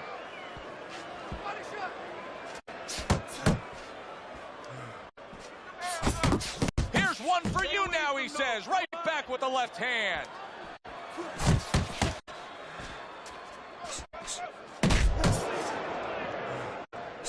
That's great stuff. He fires one right back after taking one. Gotta love the work by Andre Bishop. That is boxing 101. A nice, crisp combination by Andre Bishop. Watch that. Body shot, left hand. He got hit right there, but he also gave one. Solid effort by Kobe Nichols. This round comes to an end. And Teddy, easy to note here that he wasn't landing a lot of punches. Now he was throwing them up, but he wasn't landing a lot. Is that because of his opponent's defense, or is he just not that accurate of a puncher? No, it's a combination. First of all, his opponent's pretty slick in there, pretty good at bobbing, weaving a little bit, slipping a little bit, making himself a difficult target, but his punch is a little wide. Needs to shorten them up.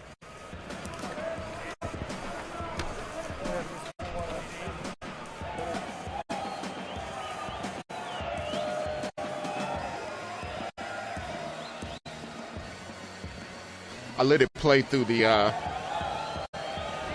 breaks because I be streaming and I got a commercial playing. So two is underway. Nichols has got a little something coming back at him. A counter punch scored. There's the combo downstairs. Not hitting his mark there, going upstairs.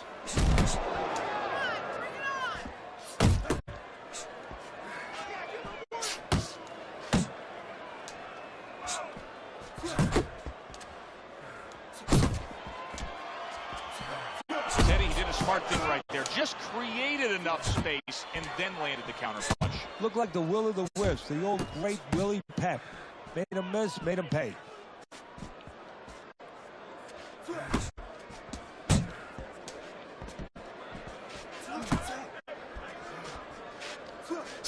Well-placed right hands from both men. And you see what he can do when he sends that right to the head. Gets rid of that. It was intended for his head.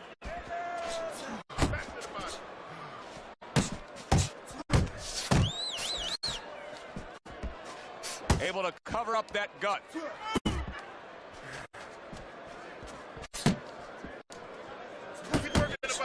Nichols is impressing the judges and himself with that right hand. Nichols is making for a tough target there. He gets away from that punch. Good job staying away from the danger there. Scores big with the hook to the head.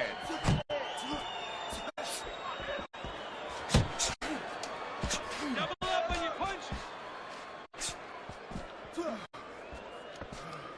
Flush right hand to the body. And now he's targeting upstairs. That was slick. Okay. Bishop's back in his corner now, probably reflecting on what was a very solid round. Now, he didn't overwhelm his guy with a quantity of punches, but he was so effective with what he did put forth. Yeah, you're right. You know, a lot of times people think that the muscles that count the most in any sport, and especially in this sport, such a difficult sport, is, you know, the biceps, the physical things that you see, you know, the chest, the back. You know, this guy's got the strong muscle up top, you know, over his shoulders, in between his shoulders, his brain. And that's why he's picking the spot so well. That muscle is serving him to win this fight right now.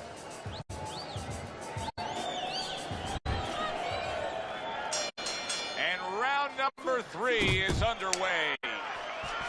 Bishop's quickly taking control of this fight early on with one single weapon of choice, and that is the jab. Yeah, the jab and the jab at the right time. He's catching his opponent every time he starts coming in before he can get started. To the head he goes with the left hand. Bishop's at his best when the combinations are landing. He scored well there with that combo. Side to side, move your head.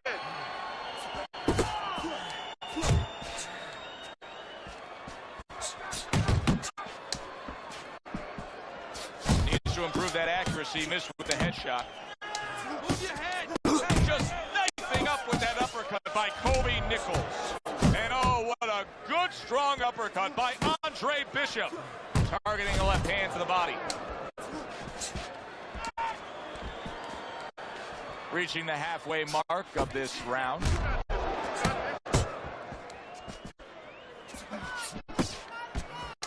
A solid, true uppercut by Kobe Nichols. Nice combination by Nichols.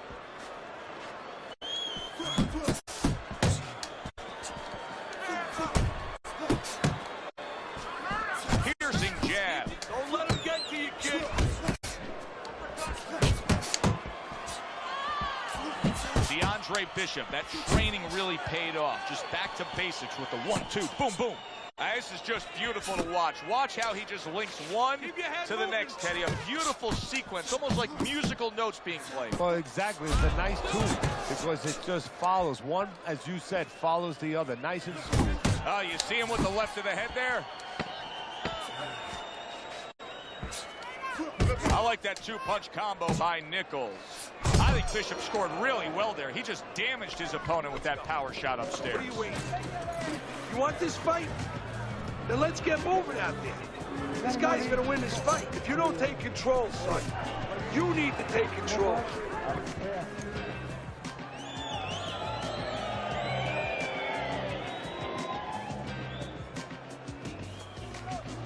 Nice work. Nice work. You're doing well. We got it. All right. All we need is water up there, and that's it. You don't need that. No, throw that away.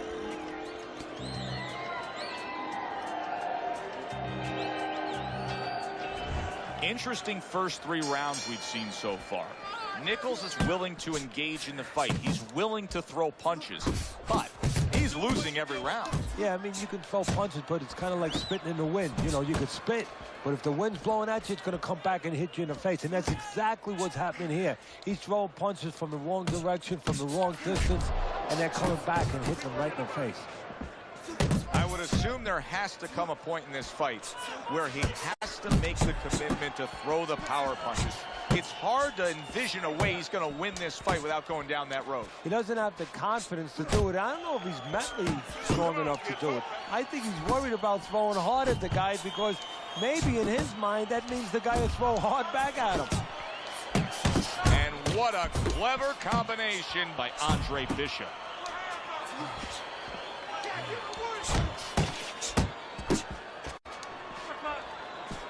90 seconds to go in round number 4. Work the body, kid. He comes with the straight right hand.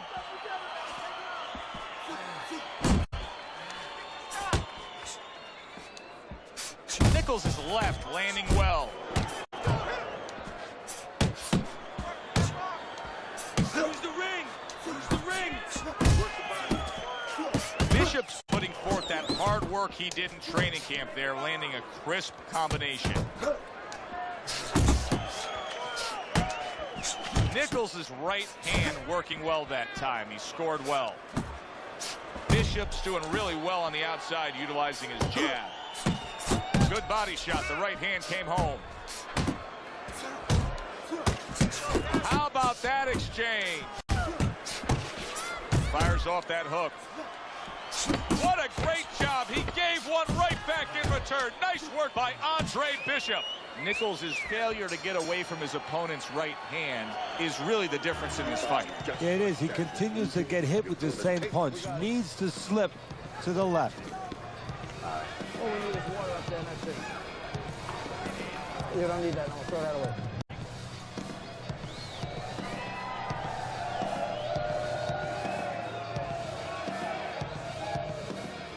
You gotta breathe. Just breathe. Relax. How you feeling out there? Now, you're not winning.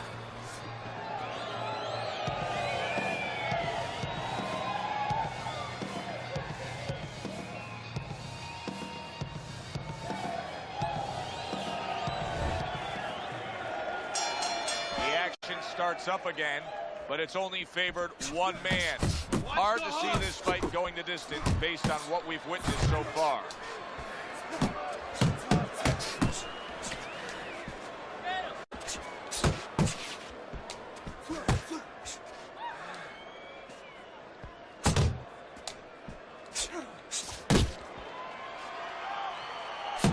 Nichols has done a good job there, offensively scoring with that left hand.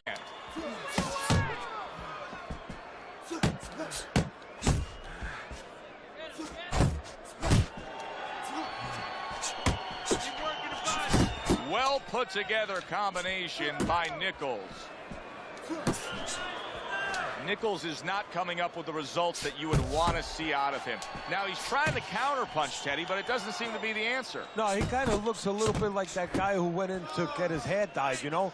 And he thought it was going to be just a little bit lighter, and it wound up being a lot lighter. And he said, wow, what the heck did I do? I didn't think I was going to look like this. I didn't think that I was going to box like this. Scores up top with a left. Jab and a straight by Andre Bishop.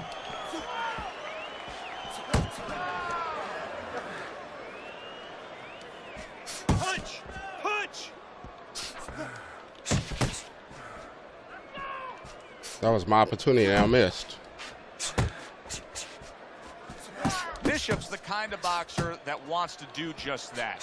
Find the target, get the combination working, land both punches. Move your head! Good flush shot upstairs. Keep it going!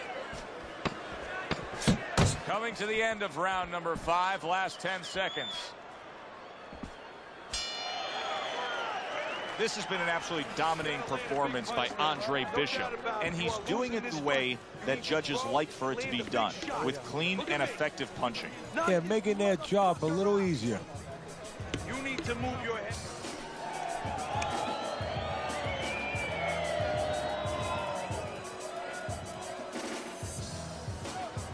So, time.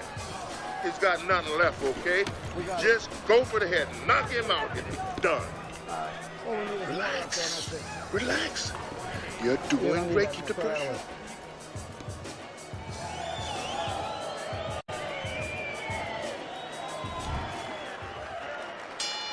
The start of the 6th round. Andre Bishop's out there for another round in a fight that he's been in complete control of so far. That was not well targeted by Nichols.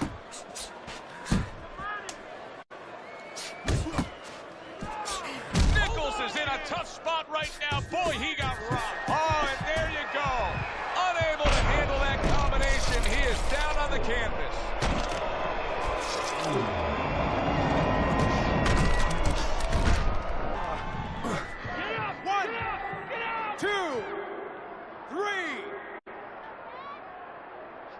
He gets up after that punch put him down on the canvas. Now he needs to get on that bicycle and stay away from this guy. That's a stinging right hand by Nichols. Oh, a nice 2-punch combo by Andre Bishop. Oh, a good right hand by Nichols.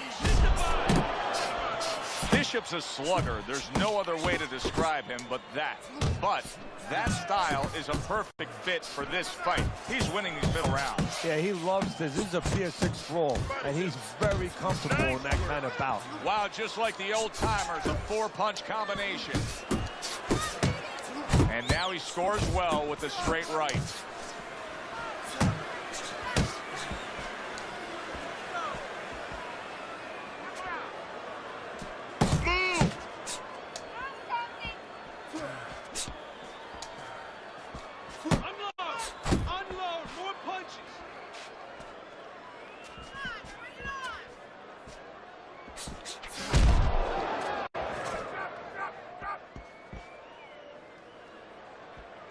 Took a shot, now he gives a left.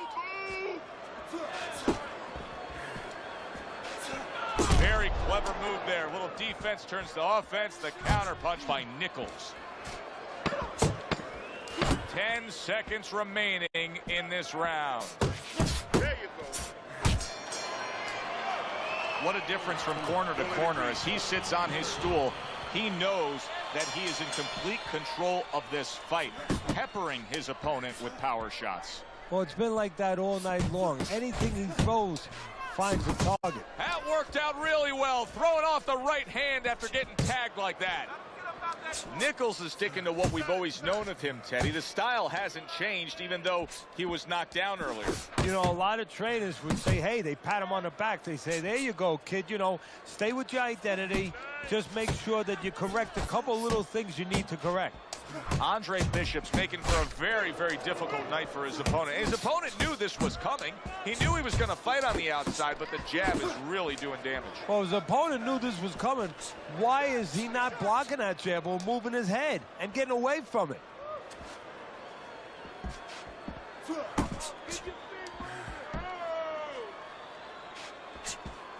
A clean, crisp right hand by Andre Bishop.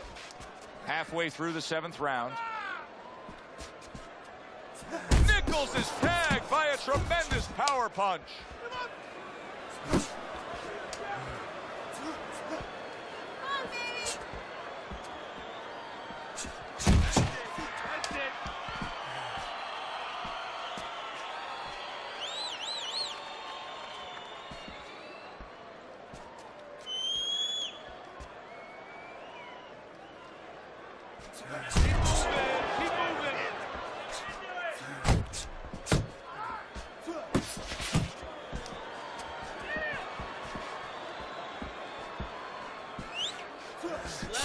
He's committed to the combination punching now, and it's working out well up top.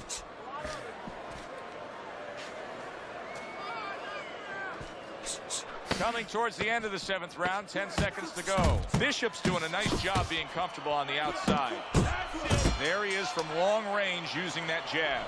So if you're on the outside, say at a picnic, you want to keep those insects away, you use insect repellent. While you're on the outside as a fighter, you want to keep your opponent away, that jab, that's the way to go.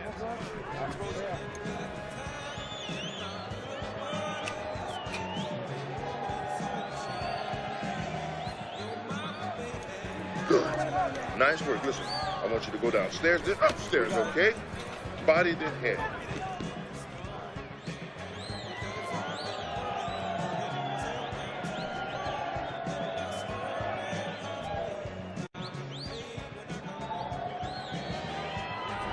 Well, we heard the stories coming into this fight that he worked extra hard in the gym. Now you're seeing the payoff, Teddy. Your scorecard through 7 rounds has him up big. Well, we heard about him working those 5-minute rounds instead of the traditional 3-minute rounds, and it's showing. It's paying for him, as you just said, Joe. Good block by Nichols. Let's go.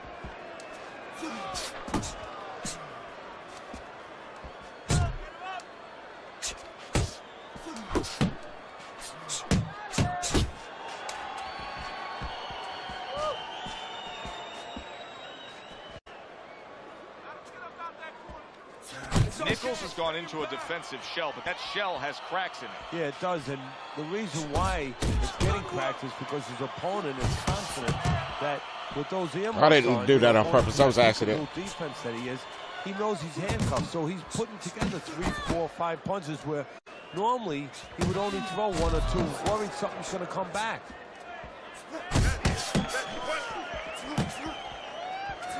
A couple of quick jabs landed by Andre Bishop.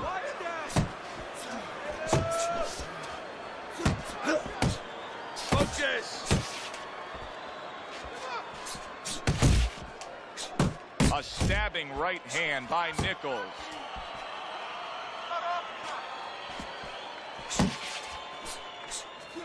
Good double jab by Andre Bishop. Bishop's able to land a good, solid left hand. Good scoring shot. It was a straight right.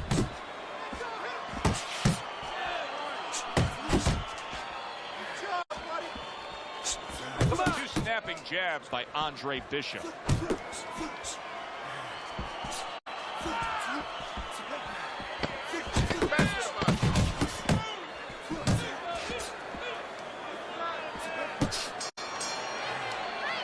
And the bell rings, signifying the end of the round. Bishop's in a position now where he should be able to bring home a win. If things stay the way they are, he's clearly headed towards a win. Yeah, I have my head on my scorecard, but he has to make sure he doesn't, like in football, go into that prevent defense. If he starts just moving, just staying away a little bit, now the things that were keeping his opponent from coming in that front door, well, guess what? They're not there no more. His opponent could get back into this fight. You gotta stay busy out there, all right? Because you're losing this fight. Why? Because you're not throwing any punches at me.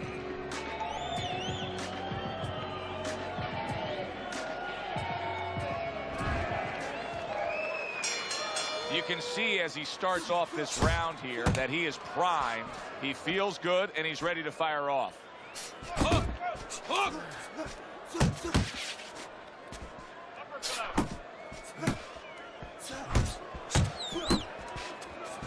Comes right back at him with a left hand.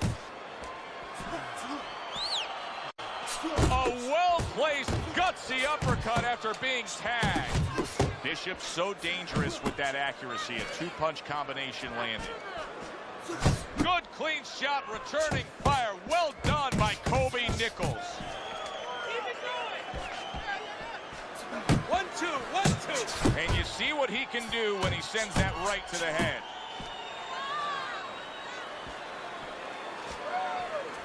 Bishop, oh, Teddy, this has got to drive his trainer crazy because he's leaving himself wide open with these sweeping shots. Well, you talk about that old saying, leaving the barn door open, and the horses are going to go out. Well, guess what? The punches, sooner or later, they're going to come in. Left and right, left and right. What a damaging blow. Nice hook upstairs.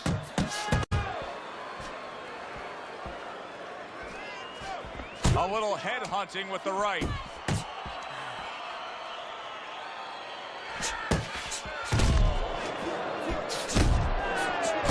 With that headshot. Oh, and a two-punch combo by Andre Bishop.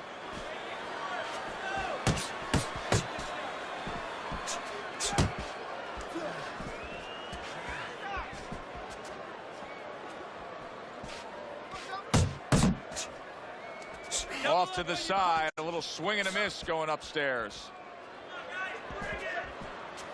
10 seconds to go in this round.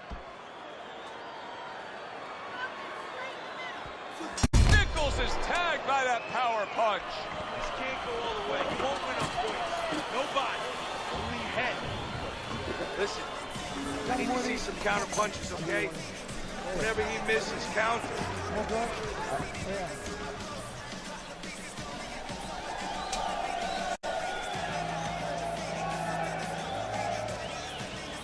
Dig deep. Dig deep. You got it in you, champ. This is it.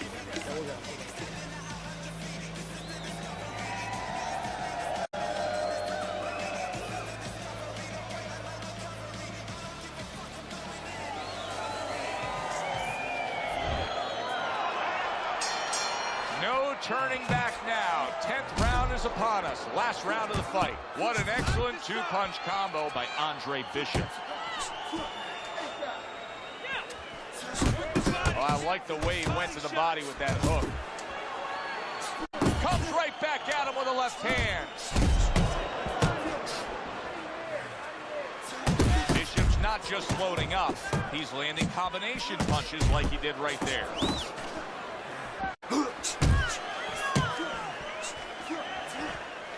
Goes up top with a right hand. Getting rid of that punch from his opponent. Well blocked by Nichols. Nichols is doing well here with that two-punch combination. So here he is. Wow! And for the second time tonight, he goes down.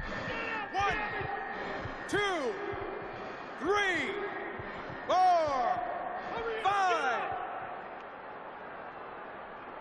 Nichols' corner needs to really get to their man after this round. They need to treat him after that knockdown. They also need to give him some sound advice. What's the advice you give him? Well, first of all, they're going to get the... Big shot. How is he going to survive this? Once again, he hits the deck. He's going to have to find a way.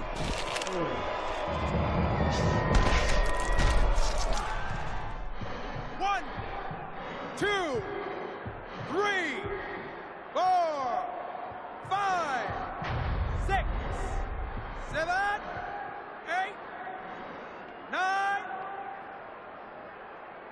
Nichols is able to get back up to his feet, but Teddy, this is a much different story than when he survived the last knockdown. Now, this is a situation where he has to be taught how to handle this situation. Has he been taught in the gym? Landing a two-punch combo by Andre Bishop. Oh, he took some damage, but he gave some back with the right hand. Oh, harsh. Oh, that's gotta hurt. Can you believe that? What What a huge punch. You couldn't have seen that one coming. And those are the ones you usually don't prepare for. You prepare for the ones that are more sophisticated, the ones that are a little tighter in the gym. You don't have training for these. 9, 10.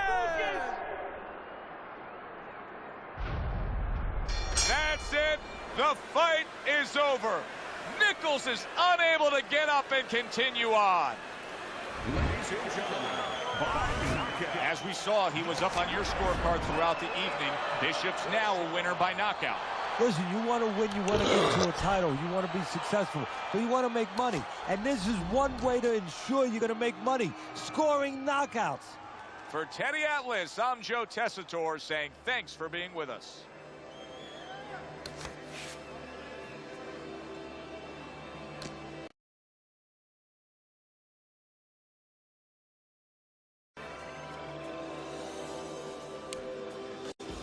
I want to play him again. So I'll put him down as a preferred player so we can meet again.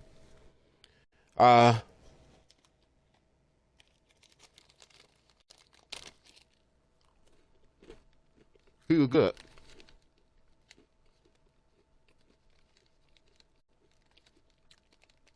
He was real good.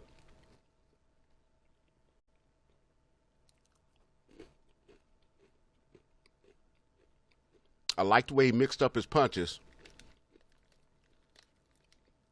But I finally started seeing what he was doing. So my mind was first, I had just dealt with a troll that was on my stream. I came from a copycat style stiller frame of mind, dealing with a copycat style stiller who was trying to come and then piggyback off of what I'm doing to try to big up. And then, okay, put it like that. When you're streaming on Twitch, they got this little spam bot that'll come to your stream, depending upon what your bit rates and all that stuff is set at. Where it's supposed to be able to try to detect whether or not it's a bot, to keep that bot from, coming to your stream, or just to try to minimize, a whole lot of shit for us network-wise. I mean, they just want to try to protect themselves, which is cool. So they got a little deal where you can go in and set bit rates because, anyway, that's some technical shit. So you got that. And even when that spam bot comes, it tries to direct you to somewhere else. Get more views by doing this. Well, you also got real life people where they're trying to pretty much piggyback or mimic what a spam bot does. Like, you ever see somebody to where you could tell when they did a copy paste, I'm going through my friends list and then I'm copying and pasting the same message. Hey man, one of those type of approaches. Well, whenever I deal with people that come to my stream, they're pretty much like that. You know what I mean? Try to act like they want to engage me in some shit, but at the same time, really, their ulterior motive is to try to drop a spam in my chat. So I'm sitting here, dealing with this cat that's coming and jumping in my stream. He trying to take it real slow as far as him trying to big up himself. But the main thing he wanted to do was to copycat and style still. Then drop something in the deal where he could say as much as he can about himself to hopefully somebody else that's coming and then watching my stream will say, let me see what he talking about. But he only going to attract like-minded individuals like that, and I don't give a damn. Go play, go frolic in your little world. This grumpy old man gaming. I'm the host with the least. Your main man, OG Waba, and I don't give 4 humps about none of that stuff. I do me. So I'm sitting here, you know, my mind was on some, okay, I don't ever want to try to discourage someone. I want someone to where I know, this is the thing when you know you're an influencer. A true influencer is a person that motivate.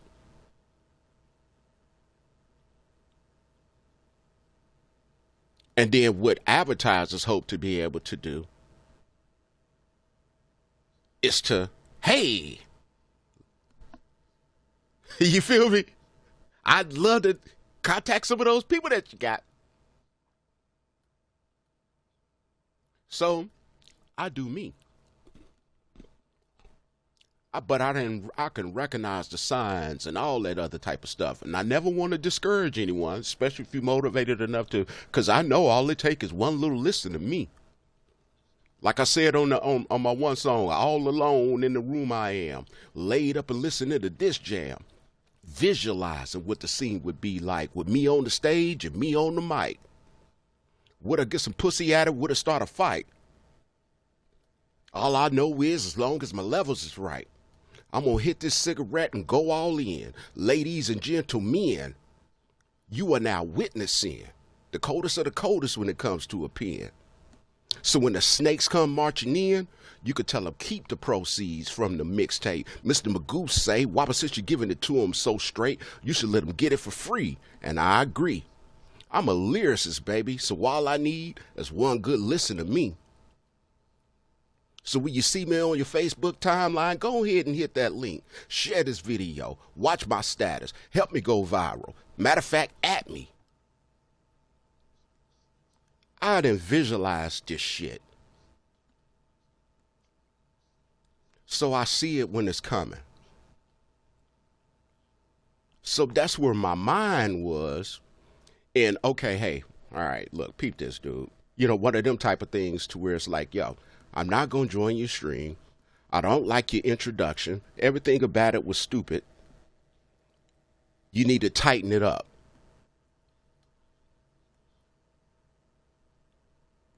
Go frolic. You feel me? Go frolic. Go roll in some grass, hole. What? You know what I mean? So that's where my mind was.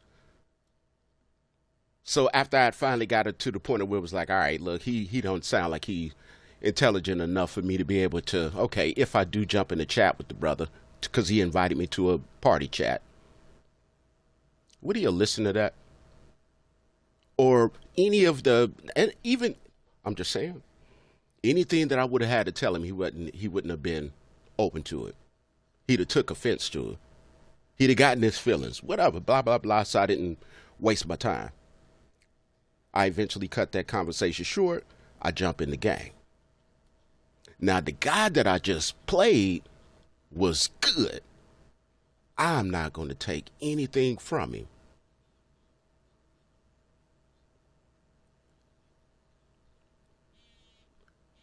But my mind wasn't there.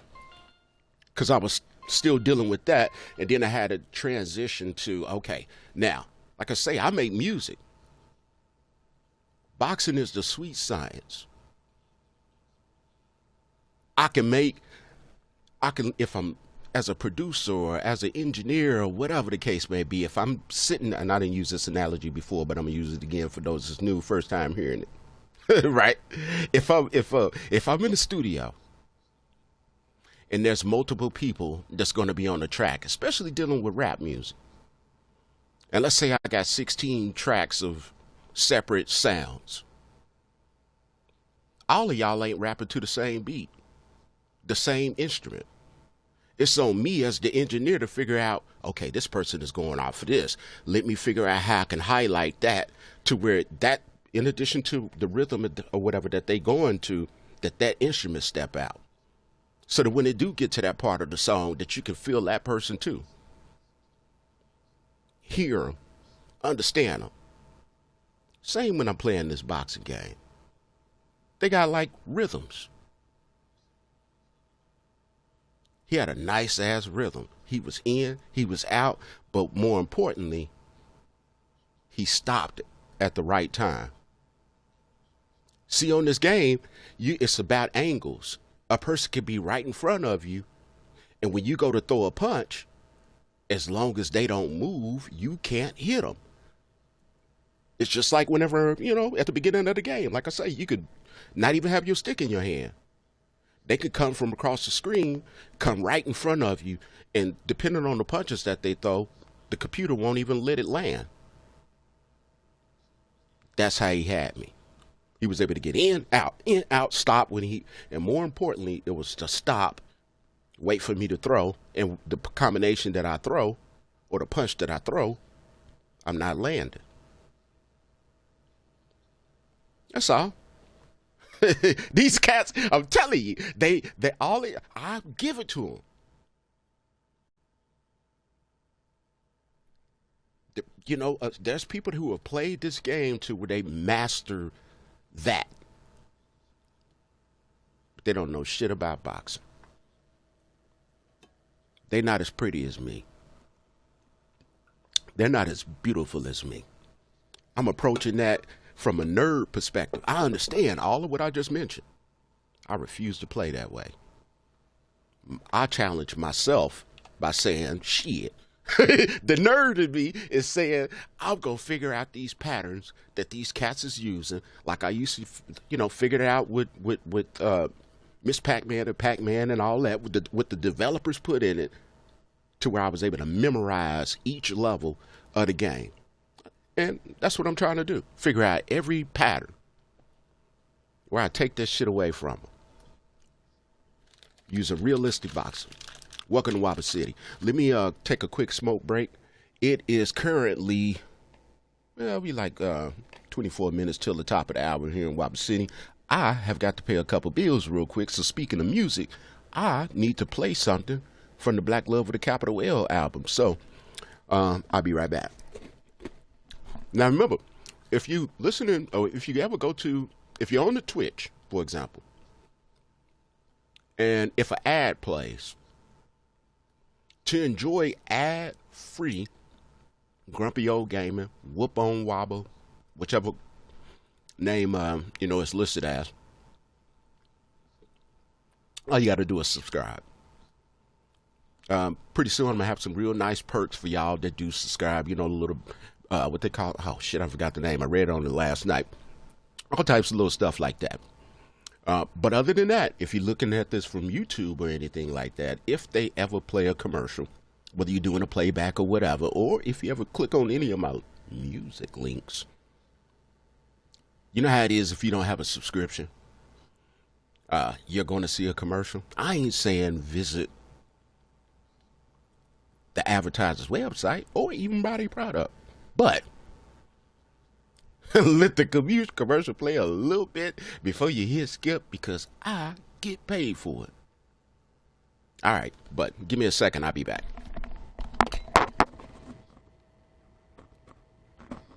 Right now at US Cellular, you can get 4 free phones plus 4 lines for $90. Hey, we're tired of having the wool pulled over our eyes with these hidden requirements.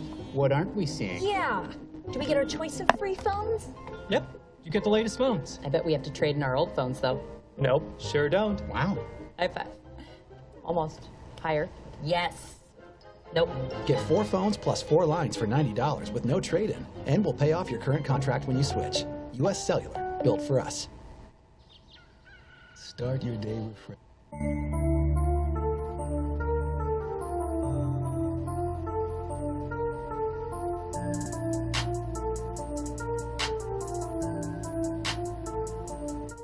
They told me I would not amount to shit. Said I would die before I ever reached the age of 26, but I've been proving niggas wrong my whole life. I had to fight to get it. What had me down close for years, but I was pulling bitches. Born in the gutter with nothing, raised the rappies and killers. All I knew was a hustle, that's how I made my living. You see my city first 48. A true struggle just to survive on a day-to-day. The streets are talking and can't keep quiet. Then boy, I woke us and caused the great divide. Worldwide pandemic and Trump then damn near started a race ride. Republican Party got played like a funky piano. We done reached the point of no return. Next major event, even the fire marshal saying let this motherfucker burn. City to city and country to country. I ain't scared no more when you can't punk me. They age of 26, but I've been proving niggas wrong my whole life. I had to fight to get it. War hand me down close for years, but I was pulling bitches. Born in the gutter with nothing, raised the rappers and killers. All I knew was a hustle, that's how I made my living. You see my city first 48, a true struggle just to survive on a day-to-day. Streets is talking and they can't keep quiet. What y'all call rapping, woke to sleep or jive. I know about silent weapons for silent wars. So before we get started, let me give a quick shout out to all my Facebook Moors. Black Panthers, Nation of Islam, and anybody else that I might forgot to mention. Black love with a capital L, try to teach our folks deep in the trenches. Refuse to back down and be intimidated. The truth to be exposed. I love all God's children, but I love ours more. They told me I would not amount to shit. Said I would die before I ever reached the age of 26, but I've been proving niggas wrong my whole life. I had to fight to get it. War hand me down close for years, but I was pulling bitches. Born in the gutter with nothing, raised the rappers and killers. All I knew was a hustle, that's how I made my living. You see my city first 48, a true struggle just to survive on a day-to-day. The streets is talking and they can't keep quiet. Yo, and everything that was formed against me is still outright. That little stimulus check and unemployment can never be used to gain my compliance. It don't matter to me who's president, Trump or Biden. Birds of a feather flock together and they all tell lies. Broadcasting live from the middle of the U.S. map. Rolls in the concrete land of the gap. I no longer introduce myself as Waba. They told me I would not amount to shit. Said I would die before I ever reached the age of 26, but I've been proving niggas wrong my whole life. I had to fight to get it. War hand me down close for years, but I was pulling bitches. Born in the gutter with nothing, raised the rappers and killers. All I knew was a hustle, that's how I made my living. You see my city first 48, a true struggle just to survive on a day-to-day.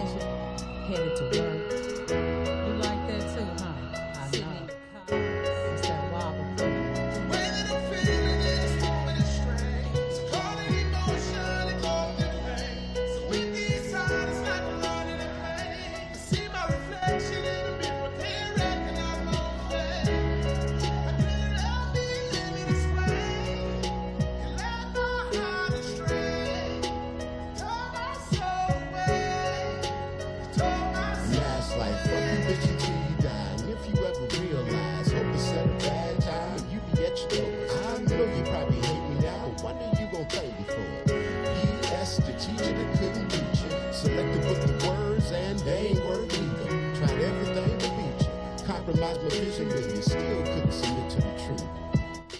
Cause you know when I know your main man by the bone, the face of bullshit is crawl. To call you officer fraud, can't be no stupid ass fraud if you fucking with me. I debate with my equals, but the rest seems to teach. And it hurts me to have to speak in this way. So as I sit on this front porch, feeling this cool breeze and smoking on this cigarette, it's times like this. So when I'm doing my dishes, when I do my deepest life reflecting.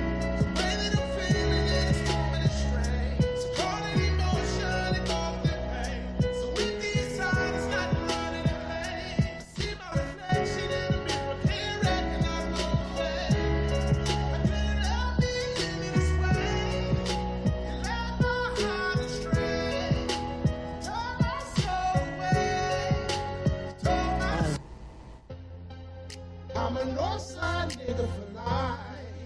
In the slums of the ghetto I die. And if my eyes are the windows to my soul, come take a look inside. You see the hurt and the pain I'm feeling. All the losses minus winnings. Fighting depression, fighting demons. Fighting these feelings that I'm feeling.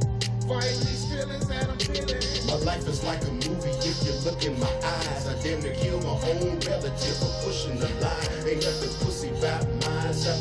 not buy. Everything to do was different, pay attention, decline. After barrel full of you-knows, black Mexicans, white trash, and weirdos. Surrounded by lost souls, there's plenty pain to go around. Ain't no heaven tender brethren, everybody hell bound. God bless America, but skipped our town. I'm a north side nigga for life. In the slums of the ghetto I die. And if my eyes are the windows to my soul, come take a look inside. You see the hurt and the pain I'm feeling. All the losses minus winnings. Fighting depression, fighting demons. Fighting these feelings that I'm feeling. Fighting these feelings that I'm feeling. I have been through things that will crack the average person's brain. Mental institutions and the whole shebang. You can stroke your pussy to somebody else's pain. I was birthed in the struggle, bitch, you wouldn't change a thing. What's in your wallet? What's in your closet? You just want a soul deposit, mad at a draft dog. 15 years and I'm still up in this bitch. I can honestly say, I'm still out here living.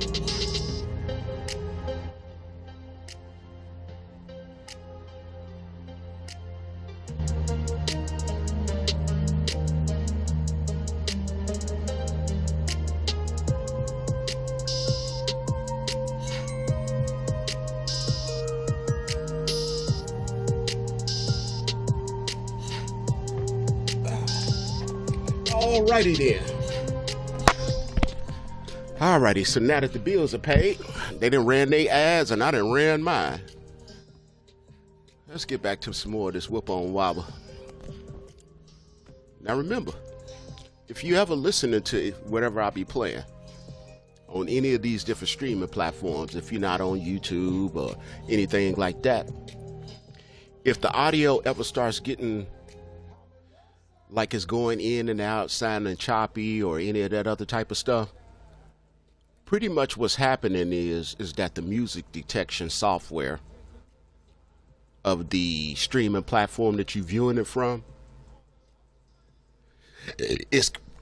is picking up that I'm playing copywritten music. It just takes a while for them all to sync up and realize that it's the artist that's playing it and I'm doing it from the artist page.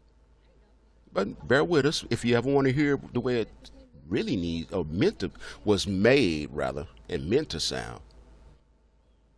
It's available on all the streaming platforms. Just search for Black Love with a capital L. If you can't remember how to spell my name, just look for Black Love with a capital L. Got a couple albums up there. All right, let's get back at it. I do need to hit this I need a dashboard because I've been sitting here on the same screen for a minute, so we don't want it to cut in and out, so bear with me.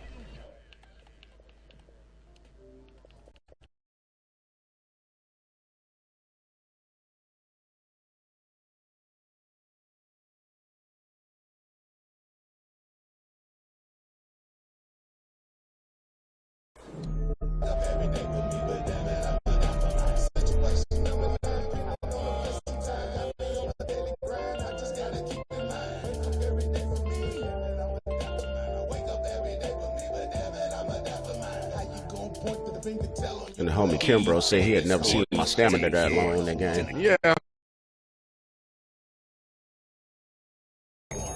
He had a pretty cool style.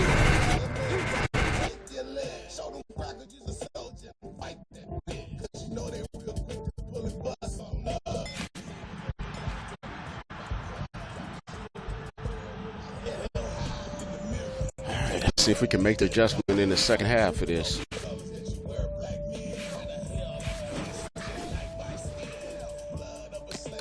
So far, I haven't had any issues connection-wise. I hadn't been doing a whole bunch of lagging and all that type of stuff, so I'm pleased. All right, let's get back at it. We're going to stay in the heavyweight division tonight. Seems like that's where all the fights are.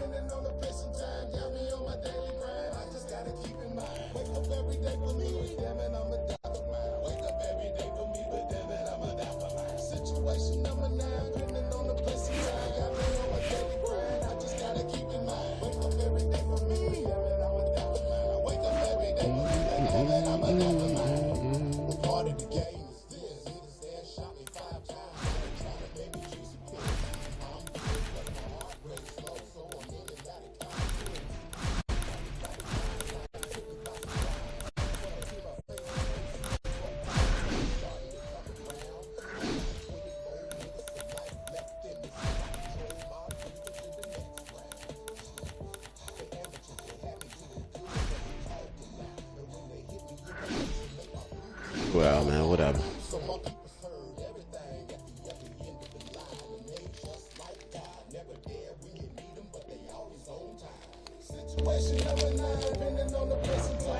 Hi, everybody. I'm Joe Tessitore alongside Teddy Atlas. Good evening and welcome to the famed New York Arena here at Midtown Manhattan for our main event.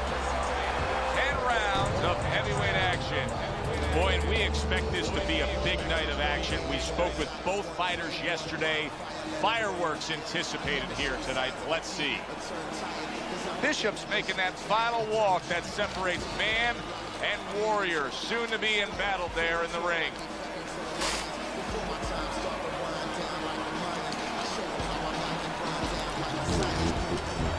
Mike Tyson's ring walks have been known as circus spectaculars, but yet, with all that, to him, it's a moment of extreme attention.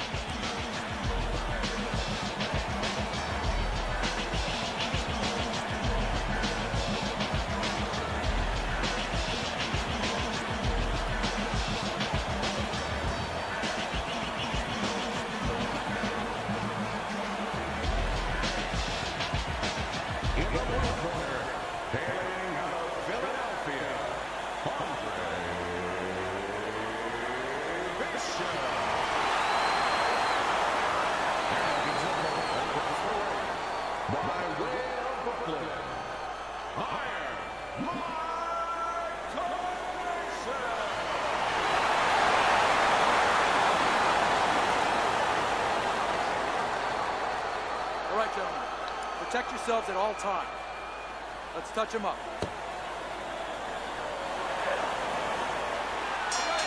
First round underway in this scheduled 10-rounder. Well off the mark by Andre Bishop.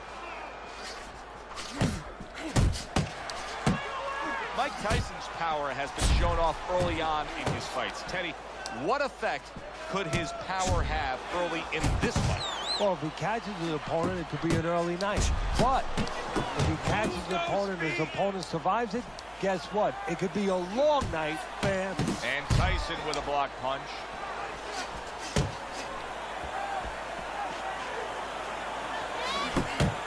Andre Bishop's punch is far off the target. Mike Tyson with a big score there.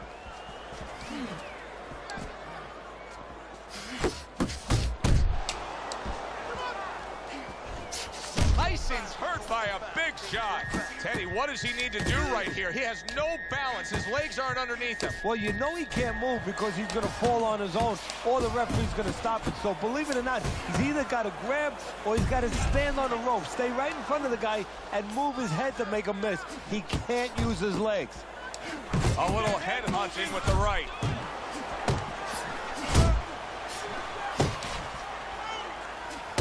Let's see some more head movement. Not hitting his mark there going upstairs.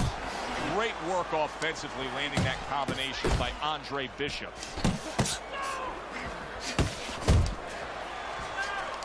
Nice work, Tyson with the hook.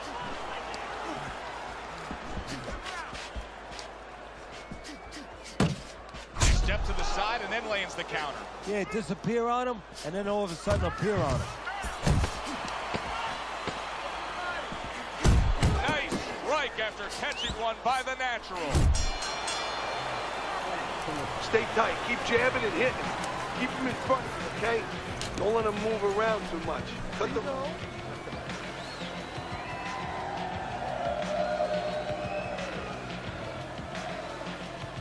Relax. Relax. You're okay. You are okay. Now keep your hands up. Keep them up. He caught you with your hands down, so let's keep them up, all right?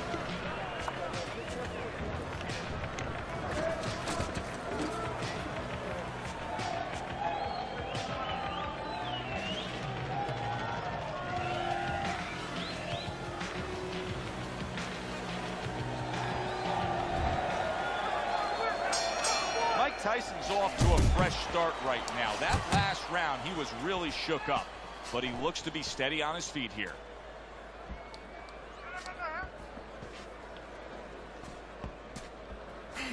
Very accurate with the overhand right. That's a good job by Bishop offensively. Landing his combinations is a key to victory tonight. The Natural's impressing the judges and himself with that right hand.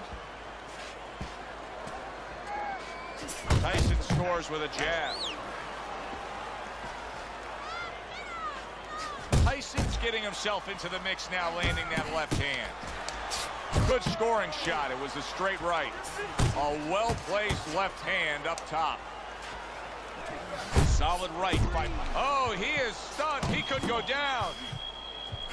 Mike Tyson's in a tough spot here. He could go down with that bad defense.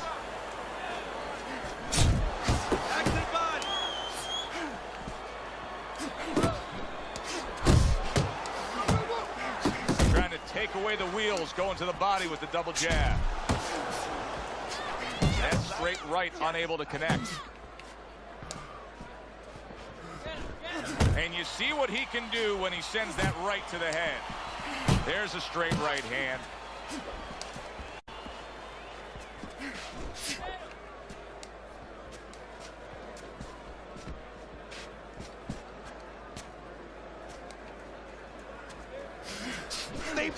What a great round this has turned into. After doing the hurting, now he's the one hurt. Joe, this is about wit. Oh, and there you go. Andre Bishop is on the receiving end of a power shot that scored the knockdown. Oh, okay, so I owe you a replay. Just don't back out. 1, 2. He gets up after that punch, put him down on the canvas. Now he needs to get on that bicycle and stay away from this guy. Coming right up. Friendly round, but a headache for the judges. How do you possibly score that round when each man was able to hurt the other? Well, this is where you have to be a good judge. You have to be a professional judge. You have to use the information that's there. Who won the spots of the round before they each hurt each other, and who hurt the other guy a little more. All right, breathe. Good. Deep breath. Deep breath. Get some water in you. You're good.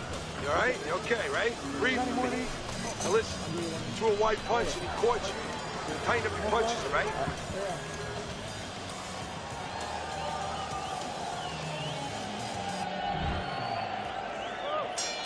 Bishop's coming off of a round where he was just dropped.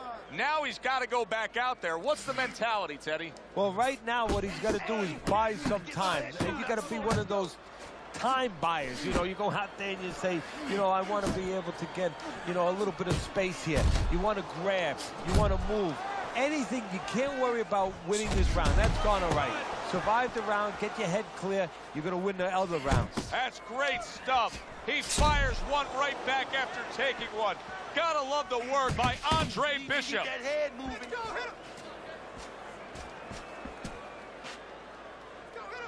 I'm going to get my repeat. Don't worry about that.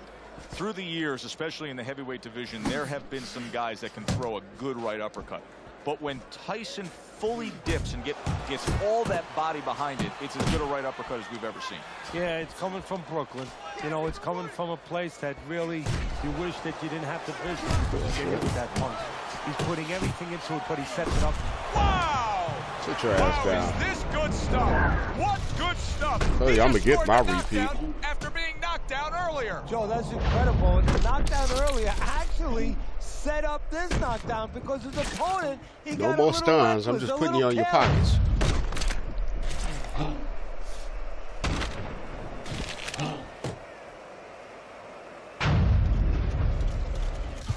Now let's play. Let's go. 1, 2, 3. Get up. Mike Tyson's corner needs to really get to their man after this round. They need to treat him after that knockdown. They also need to give him some sound advice. What's the advice you'd give him? Well, first of all, if they're going to get the chance to get to him, he better move his head. But the advice I would give him is, hey, you go out this next round and you kill some time. Tie him up a little bit right from the beginning. I ain't Don't no worry about cheater. losing the early part of the fight. I ain't got to cheat early you part to of the round. Just get yourself back together. You swinging your arms like Trey on Boys in the Hood. He comes with the straight right hand. What happened? Your homeboy got killed? Ain't they did with the combo to the head. Ain't that what they did on Boys in the Hood? He got hit right there, but he also gave one. Solid effort by Andre Bishop. Here's one for you now, he says. Right back with the left hand. All right, breathe. Deep breath. Get some water. Remember when boys in the hood? All right? Breathe. He put on Brandy's house and punch it in the air and stuff. Yeah. I'm not gonna say nothing until you did Let's that. go. Let's go. You can do it. You can do this. Now we can recover from that knockdown. Let's do it.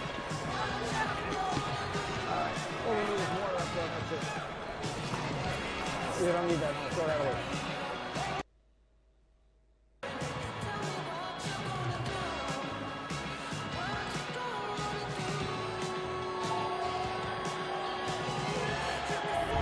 We start round number 4.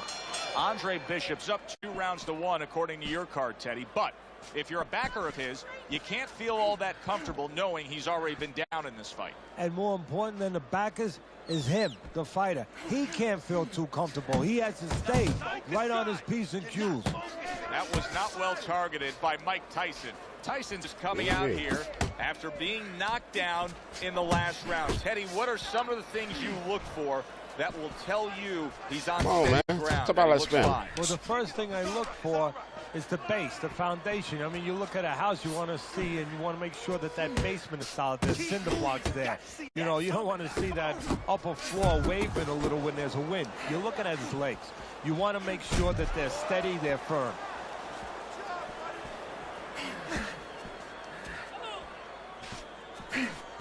Hands up, champ.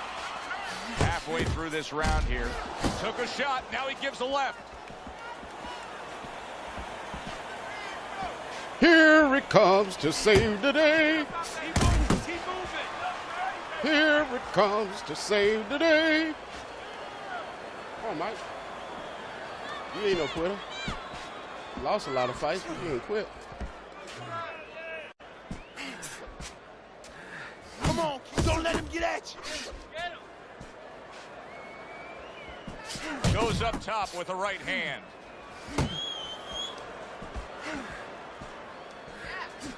Double jab right to the face.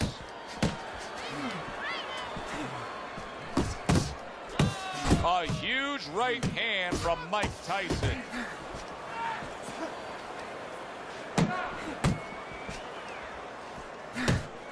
Seconds remaining in this WabaHacha is round. on your side. They trade shots. He comes back with a right hand. And the bell rings, signifying the end of the round. You want this fight? Tyson's corner right now knows what's going down here. They got a fighter who can win this fight, but they need to urge him to win this fight here in the later stages. Nice, relaxed. Good, good. This is what I need you to do. Keep shooting a jab to his chest. His hands will drop. Then follow with the power shot. Right, keep this guy off balance. Looking good. Looking.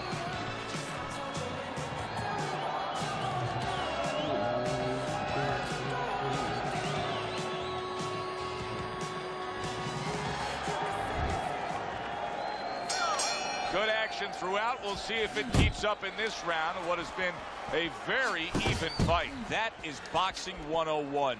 A nice, crisp combination by Andre Bishop. The Naturals doing a really nice job here. I mean, putting his punches together. This is what you're supposed to look like as an offensive fighter. Yes, it is, especially when you have a guy in front of you putting the earmuffs on. You know, you cover up the way that his opponent is. You're supposed to put them together. One or two are going to be blocked. But when you put them together like that, they're going to get through. Jab. Hey, get out of there. You got to see that coming, champ. Let's go. You got to see that.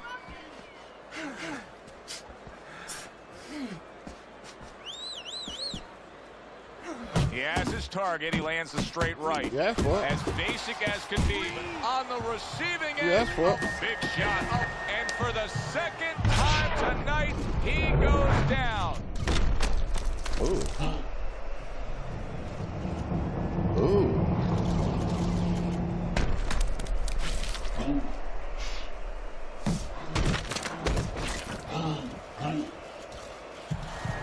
Hurry, get up. 2, 3,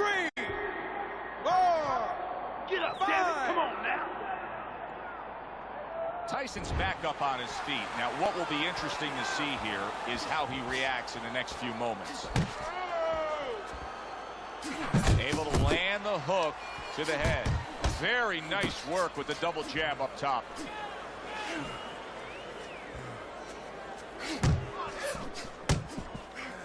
Tyson's not coming up with the results that you would want to see out of him. Now, he's trying to counterpunch, Teddy, but it doesn't seem to be the answer. No, he kind of looks a little bit like that guy who went in to get his hair dyed, you know?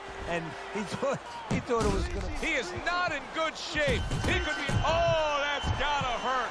How is he going to survive this? Once again, he hits the deck. He's going to have to find a way.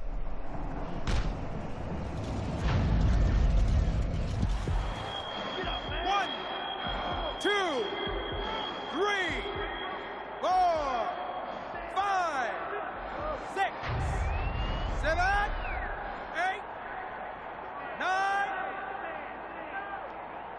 Hard to prepare for a situation like this, but many do. He's been down. Save your energy, Mike. Save your energy. That's where you're wrong. It's not hard to prepare. It's a must to prepare. If you're a trainer, that's what you do in the gym. You teach a guy, if you're in this situation, this is what you do. You grab on, you move your head, you survive. And this round comes to an end. Now that he's back in the corner, we get a close-up look. Tyson's cut even looks worse.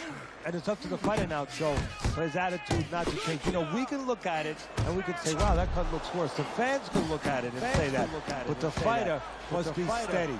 The same attitude as though he doesn't have a cut. Otherwise, he has no chance of winning this fight. The Natural's able to land a good, solid left hand. Oh, a nice two-punch combo by Andre Bishop.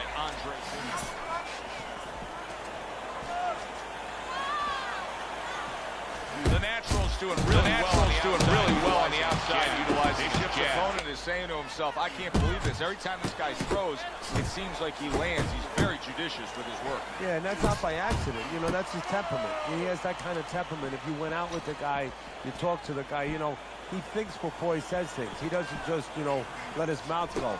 He doesn't just let his hands go. He lets them go when he thinks he should. Reaching the halfway mark of this round.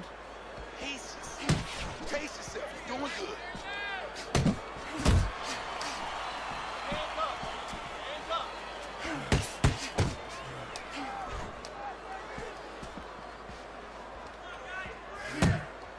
Keep doing what you're doing.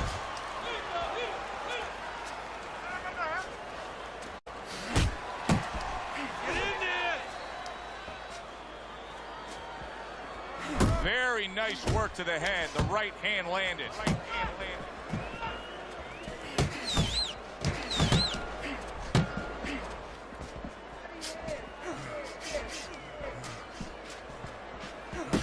Took a shot. Now he gives a shot. Now he gives a left.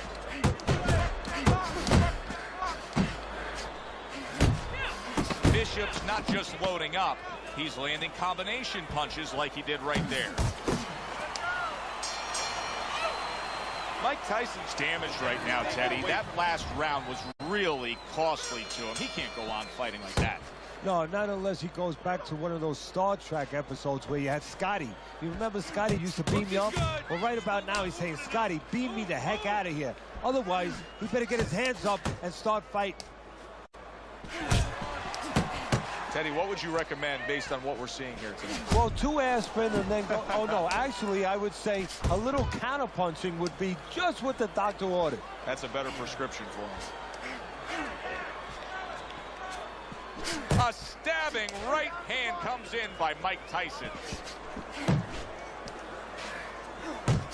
Tyson's got a bad cut now that's opened up on his cheek.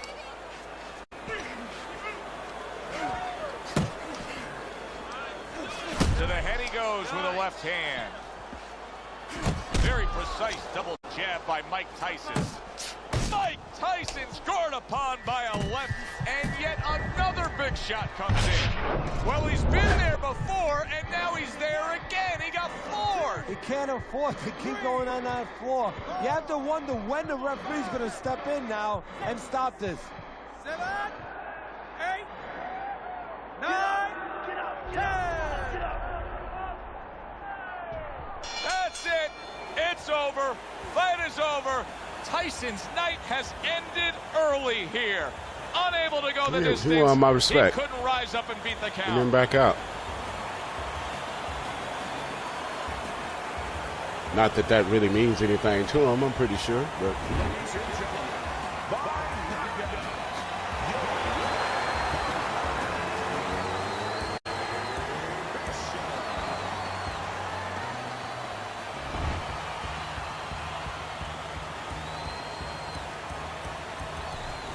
That's what you want to see, a guy who can close the show and finish with style. He ends up a knockout victor tonight. And that's what his trainer wanted. His trainer was even telling him, step it up a little bit, because he knew this was possible, and they got it. Alongside Teddy Atlas, I'm Joe Tessitore. Thanks for being with us.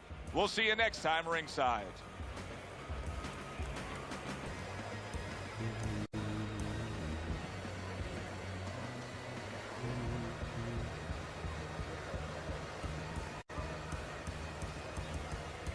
Kick it.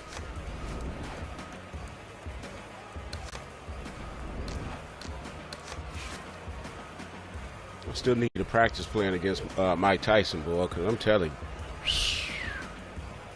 the power of that guy, my goodness. They got him so hyped up off Mountain Dew, that sucker could hit you with any punch. And lights out.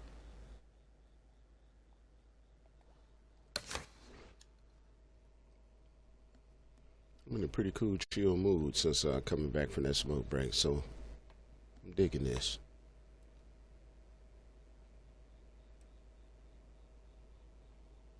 I'm digging it.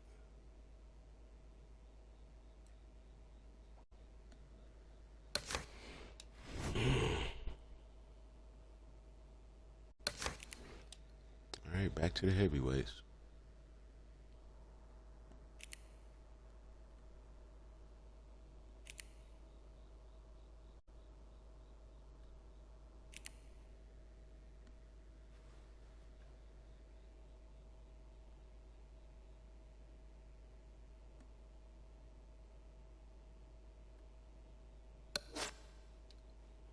You know what I'm gonna do? I'm gonna end the stream for the Facebook. That way all I gotta do is have one screen pulled up.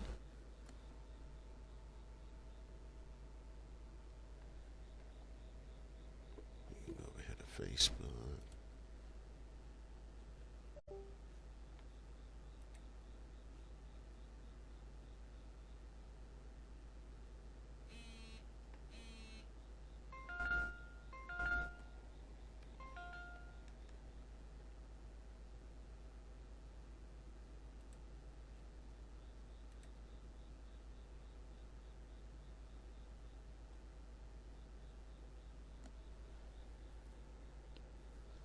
That's one less window I gotta worry about being open that's distracting me, making me think that I'm missing something.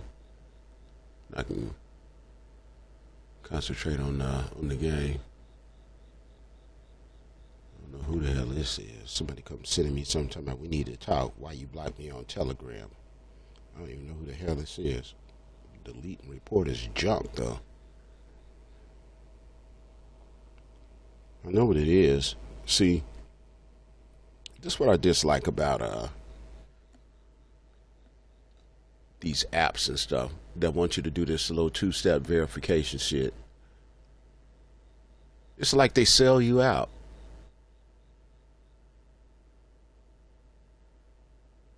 Go for it. That's what the homegirl said. She gonna put up a post earlier today. Something about she want to be loved. She been something about after 10 years in a relationship, and she say after 10 years being in a relationship, and then being independent, after 10 years, she been in survival mode, or having her not necessarily survival mode, but just having her guard up. I'm ready to be loved. Normally, if somebody say something I know sometimes, hey, it shows social media, it show whatever it is. I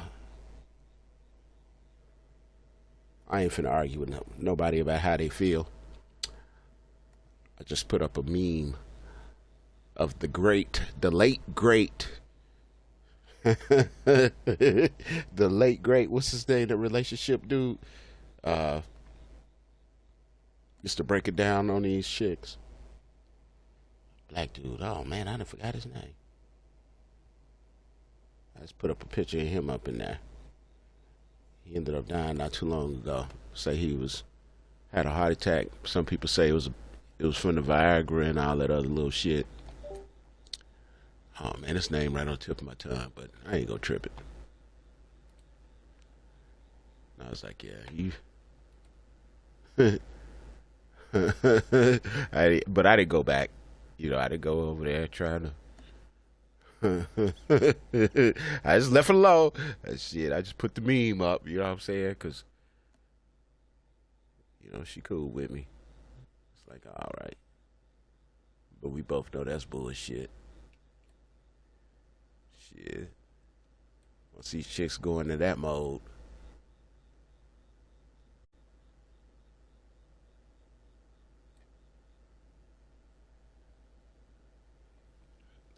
they call it survival mode. I call it shit.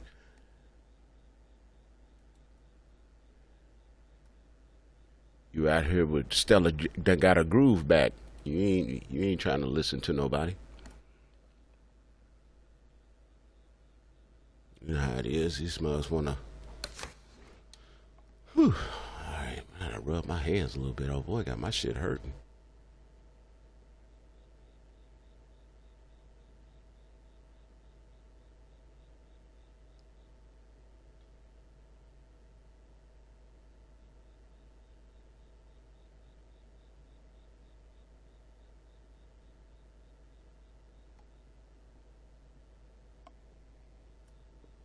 Stella has got her groove back.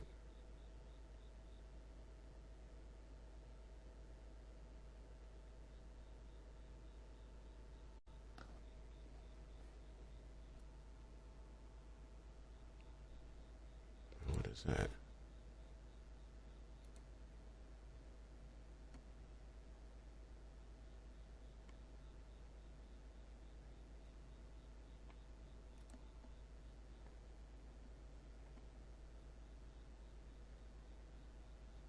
Trying to set my window back up to where I could be able to see this shit.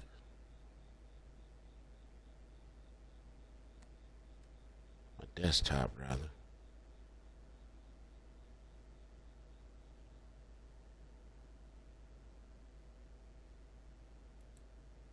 There we go. Now I can put this over there.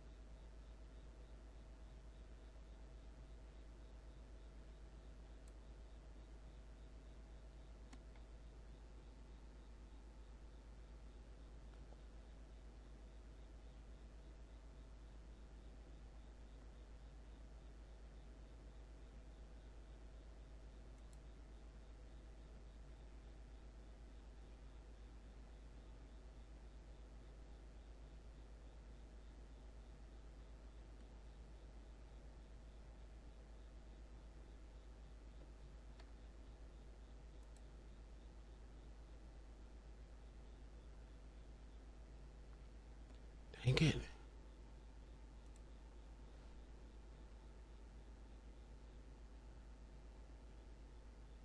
Still coming out like that.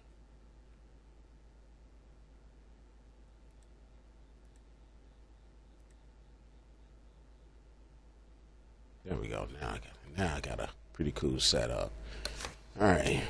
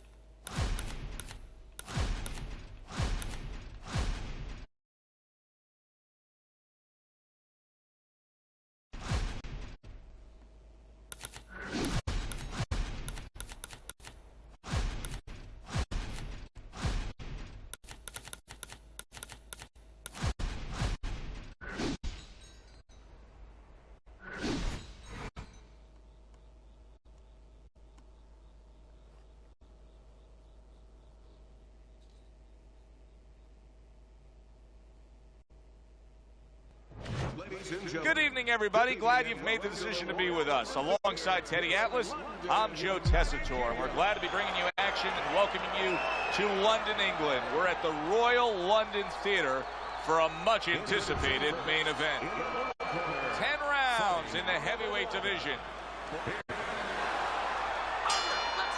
Well, they've been waiting for this moment, and now they get it. Round one underway. Evander Holyfield with the big uppercut. Teddy, this has the feeling of a fight that very much looks like it'll be a chess match. Yeah, this is a Bobby Fischer type fight, no doubt about that. It's a matter of who moves their pawn, and each guy doing a real careful job and a thoughtful job before they touch those pieces. Little head knocking with that right hand. And Evander lands the hook as he's done so many times. Must be the punch of the day. Both guys bringing home uppercuts. So the early action here in this fight should reveal an edge. Holyfield's got speed. He can move. Well, they say speed kills. He better just be careful he doesn't have an accident. He doesn't get reckless with that speed. What an excellent two-punch combo by Evander Holyfield. Good shot to the head with that right hand. Teddy, he did a smart thing right there. Just created enough space and then landed the counterpunch. Looked like the will of the wisp, the old great Willie test. Made him miss, made him pay. Digging in with a left to the gut. Boy, sharp two-punch combination by Evander Holyfield. Good snapping jab. That's what you need to get inside. Hey, Joe, if you're going to rob a bank, you need a smoke screen so the guards don't see you coming. You want to get inside? Use a jab. Very effective with the block and then the score. So many times you hear of an early round where they're just feeling each other out. No way. Not these guys. Straight to action. Well, if they can keep this up, they're both going to have headaches, but we're going to have a special one on our hands. Oh, you see him with the left to the head there? What a great job. He gave one right back in return. Nice work by Evander Holyfield. Nichols' three-punch combination there is going to impress the judges. Joe and Teddy with you here in between rounds. A round in which, boy, he really just dominated his opponent. Teddy, he's got to think things could be coming to a sensational ending for him when he gets off the stool here. Well, he's showing that to you right now. I'm looking at him right now, and he's starting to get up. There's a couple seconds left. There's probably 5 seconds left before he has to get up, and he's getting up early. That shows you right what you're talking about. He can't. He's chomping at the bit. He's confident. Double jab. You only give me one jab at a time, okay? I got more.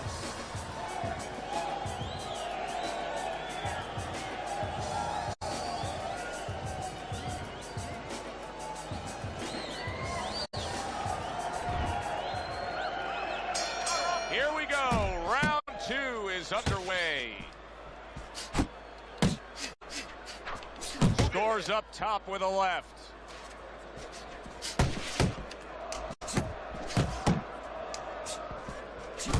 Needs to improve that accuracy. Missed with the headshot. Really good work right there, landing the two punches in sequence by Kobe Nichols. Gets rid of that. It was intended for his head. A well-placed, gutsy uppercut after being tagged. And now he's targeting upstairs.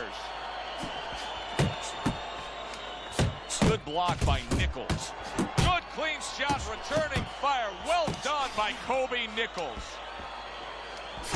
Targeting that head with the combination punching. Blocks away that headshot.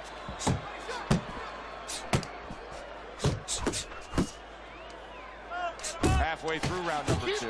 Good body shot. The right hand came home. Nichols' movement helped out there. He avoided that punch. Well struck, solid combination by Nichols.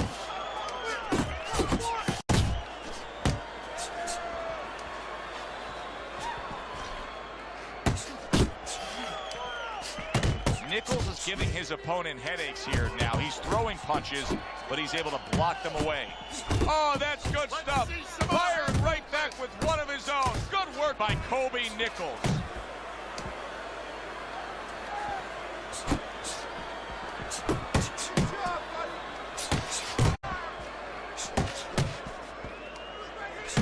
cover up that gut.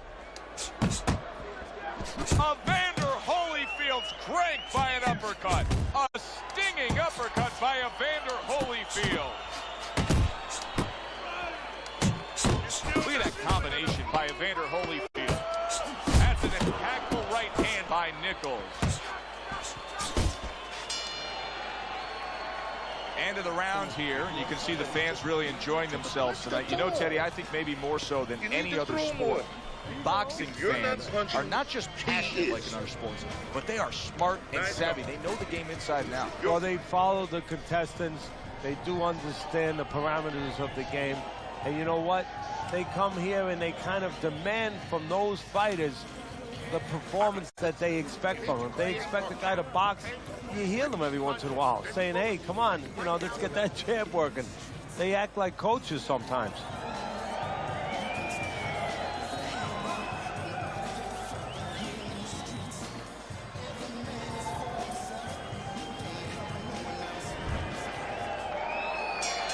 And round number 3 is underway. Big left hand from Evander Holyfield. Back and forth they go, each man getting the best of it.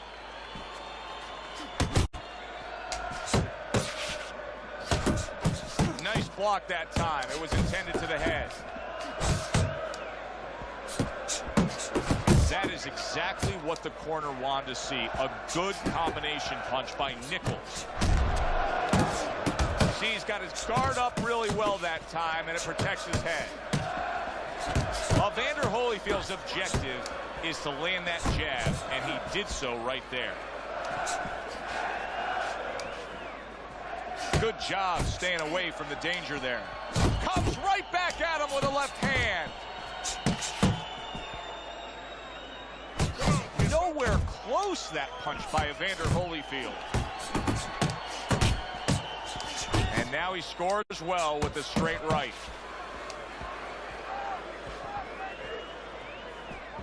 A solid left hand by Nichols. Nichols' work in training camp is now paying off. Do you see the accuracy and the effectiveness with that combination? This is just beautiful to watch. Watch how he just links one to the next, Teddy. A beautiful sequence, almost like musical notes being played. Well, exactly. It's a nice tune because it just follows. One, as you said, follows the other. Nice and smooth. What impact from that uppercut by Kobe Nichols. Nichols is putting forth that hard work he did in training camp there, landing a crisp combination. Comes right back at him with a left hand.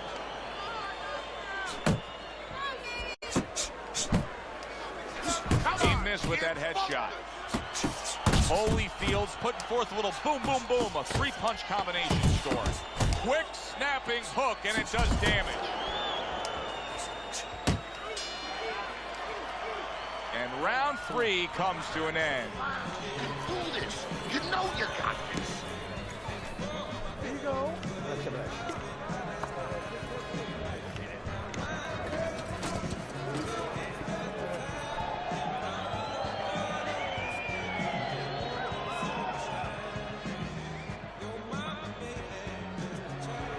You need to capitalize on his mistakes, okay? I want to see that counter hook. Make him pay for his mistakes. You gotta give me the double jab. You're not giving me the double jab. Well, it's early on, but already a commanding lead. Banking rounds away on Teddy's scorecard, up 3 rounds to zip. Evander Holyfield's at his best when the combinations are landing. He scored well there with that combo. Nichols' defense is paying off now. Teddy, there are opportunities that are here for him, aren't there? Yeah, counterpunch opportunities because he's got an opponent who's walking in a little bit. Now he has a chance to start to chuck something back at him a little. There's the combo downstairs. And now he scores with that left to the body.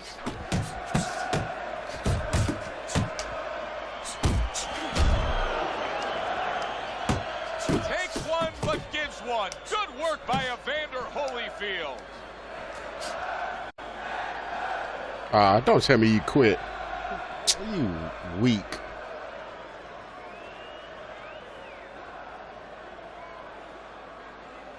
He been sitting up there riding the advantage of having a international server because he's in Australia. Being able to take advantage of the lag in a minute, you know. Anyway, I ain't gonna worry about that. We'll go on to the next fight.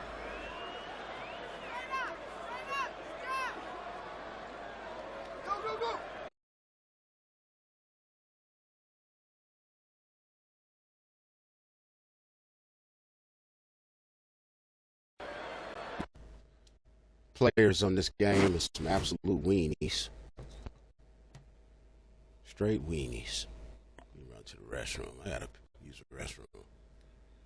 I hate when they do that, man. I got way more wins than what it shows on my record, and I got fewer losses than what it shows on there. Sometimes I'll win a game, and if a person has a 0-0-0 record, some type of little, I don't know why it does. That's something to do with their profile when it was established that it wasn't able to completely set one up to where it can keep a record of their, wins and losses, knockouts, and stats, because it's supposed to do skill-based matchmaking based off of your stats and etc. Whenever it goes to put you in a game. I've had real good games where I won, and because that person had a 0-0-0 record, it'll show on my end that I lost. Or if I play somebody, you know what I mean, and they back out, that it'll show that I lost, or it won't count me as the one that was winning. I was winning the rounds. And the only thing that it does on his end is maybe it'll go against his do not finish percentage. Dudes be weak, man. I hate when they do that. Why even play the game? He gonna back out. He didn't even try to get up. He didn't even try to even complete the game. He just mad because I'm not standing in front of him, so they want to call that running. If somebody is throwing some punches at me, I'm gonna cover up, or I'm gonna try to get the hell out of dodge and get out of range where they can do it. It's like, man, it ain't my fault that I could play off my back foot better than some of the people that he's played against, so he quit. To him, I'm not making it fun. All right, whatever. So he quit. That's boxing, though. What I'm doing is boxing. Hit and not get hit. It's the sweet science. All right, we got 25 minutes to the top of the hour, and I need to take a break. I need to run to the restroom. I'll be right back. Let me put some music on for y'all. Cue up something.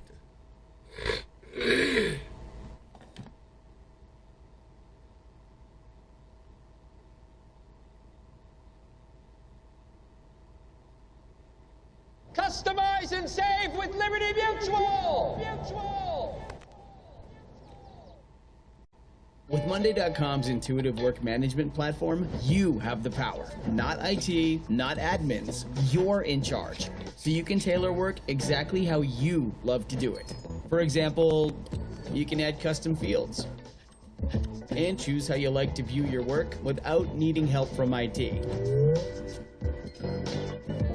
That's why over 225,000 customers love to use Monday.com. Because you have the freedom to build it exactly how you picture it. The first work platform you'll love to use. Monday.com.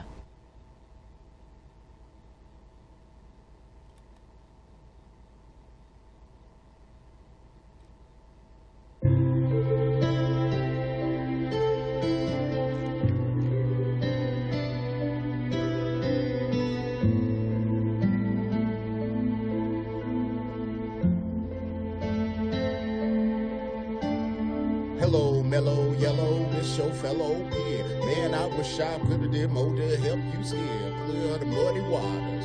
It's easy to armchair quarterback, outside looking in when the cards are stacked. Too much damage was done, and some things you can't run from. At 13, this child is all alone, being bullied in the school and abused at home. So confused and lost, you wonder where life went wrong. And instead of being neighbors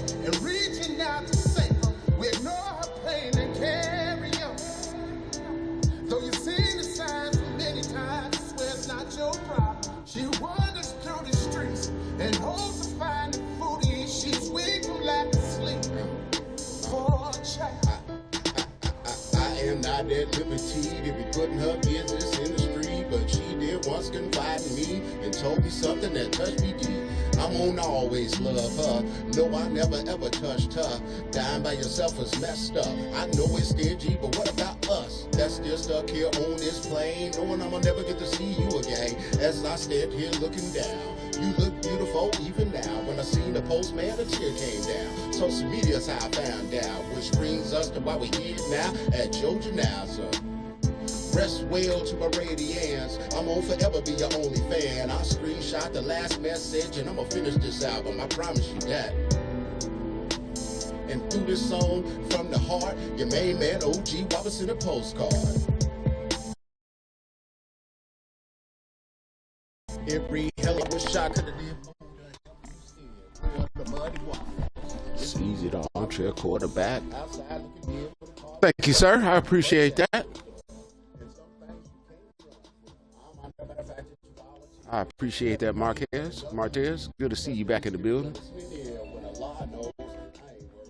All right, let's get back to some more of this whoop on Waba.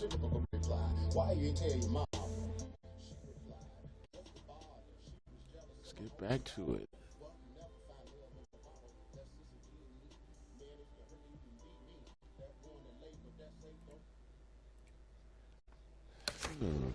I've been playing just all heavyweight in the heavyweight division tonight.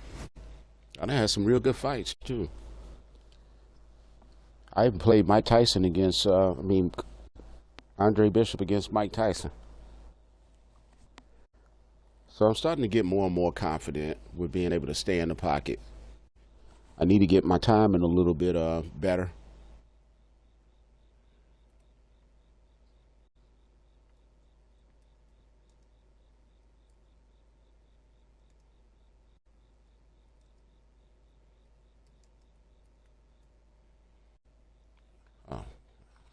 See, why did that do that? I need to get my timing down a little bit better. As far as when I say what I mean by timing is, just stopping whenever they're, throwing certain punches. I mean, when we engage in certain exchanges, it's a matter of just stopping at the right time. Don't even throw a punch. Let the computer block it, because that's what they be doing. You know what I'm saying? I'm starting to see that. That's the emerging pattern that I'm starting to see, how these top guys ended up getting to the level of where they're considered, top guys.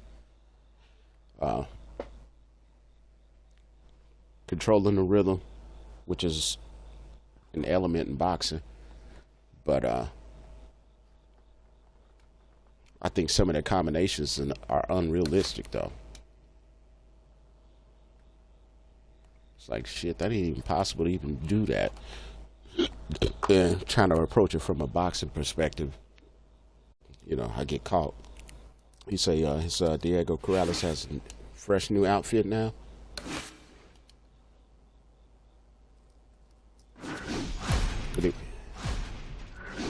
Well, see, it's too late now. I'm already in the game. I was going to say, you can pull him out, but you're probably not even at home yet, are you? You're still at work.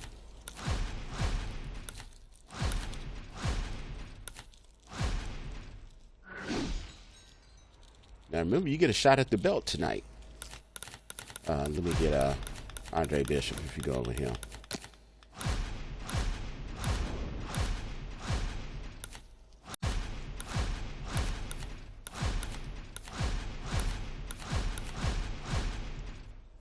So you want to show me your marvelous Marvin Hagler? Yeah, I'll play against Hagler. I'm pretty sure I got somebody for him. Matter of fact, I'm gonna try to go with instead of getting Isaac Frost, I'm gonna get Andre Bishop against him. Normally I would play Isaac Frost, but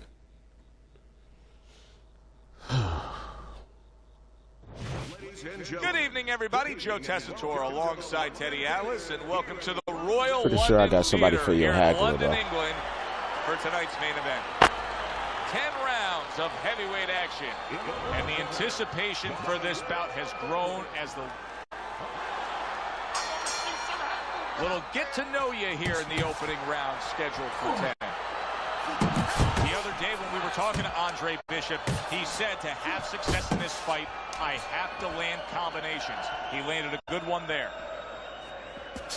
He took a shot, but he gives one of his own. A left hand scores. Protecting his head well with his guard. Couldn't hit the elusive target with that straight right.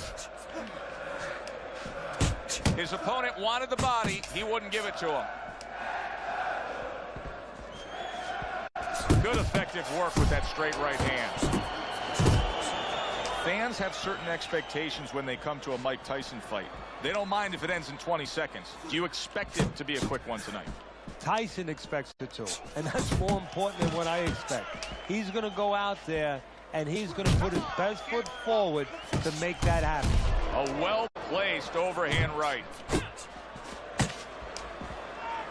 Good double jab by Andre Bishop. Mike Tyson turns that hook in well. Bishop's done a good job there, offensively scoring with that left hand. Power puncher versus the ultimate power puncher. How's it going to go? Well, when you have more than power, it goes your way. Tyson has speed. He has a good style. He has an ability to be elusive. The other guy only has power. It's going to go Tyson's way. He has too many weapons. Good double jab by Mike Tyson. Last 10 seconds of this first round. Bishop's defense is now serving him well. Nice job blocking that punch. So they close out that round. So you think you say you bet that I like your Marcus very closely how these trainers go outfit. About their business. Nice. You were under the tutelage of one of the true legends of the game, the great Customato. Yeah, I mean, I was fortunate. Quite honestly, those opportunities, situations probably don't exist anymore because we've lost. I'm coming out there in my bathrobe, you know, like really an uncle. Great trainers and managers that I'm getting the boxed their whole newspaper. life. I spent 7 years with Customato, and they learned the nuts and bolts from a physical, technical point of view of what's important to give to a fighter, but the psychological part. To understand the pressures that a fighter is under, the fears that a fighter deals with. And if you don't understand that, all the other things don't mean anything.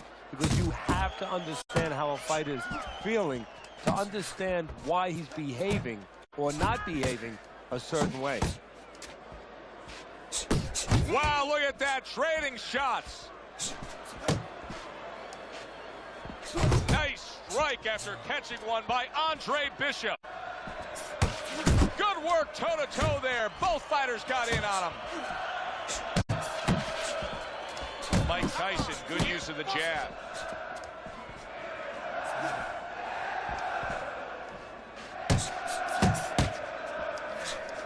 What were the first lessons, Teddy, that you taught a young Mike Tyson? Well, we understood that he had great physical ability, really fast, really powerful, but he was raw, he was untaught. We wanted to teach him how to use that physical ability, give him an identity, a style that would really suit him, and also emotionally, how to be stronger. He was strong physically, but emotionally, that was not there yet.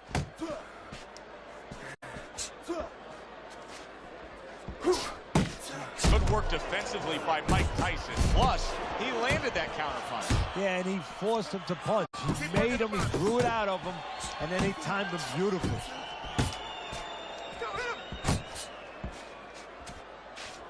Able to dismiss it. And now committing to that midsection as the target with the combination punching.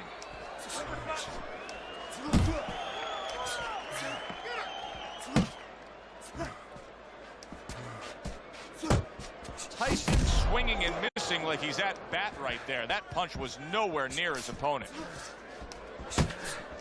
Final 10 seconds of round number 2.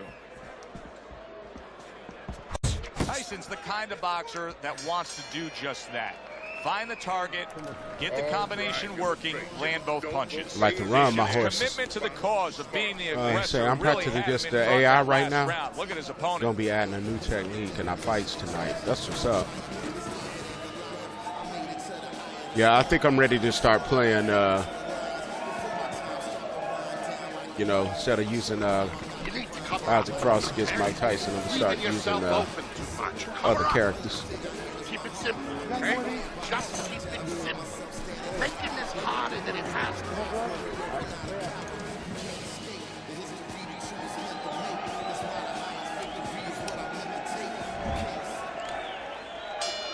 And round number 3 is underway.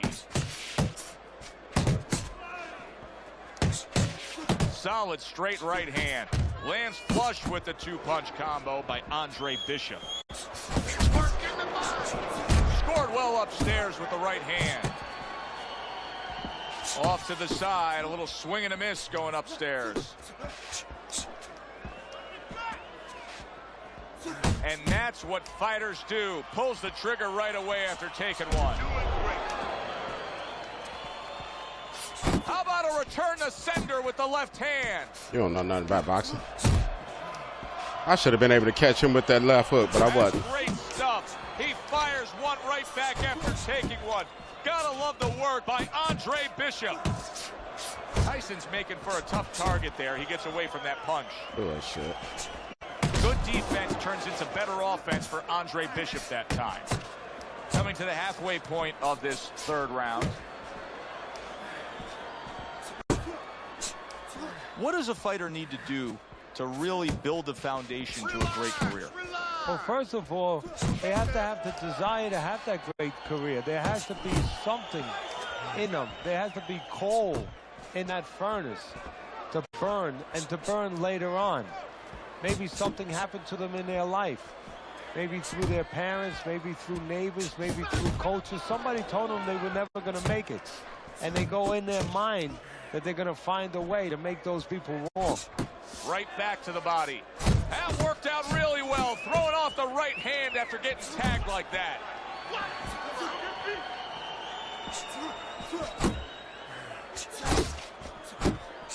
10 seconds to go in this 3rd round. Well-placed, well-timed combo up top. And that does it for this round. Don't fight his fight.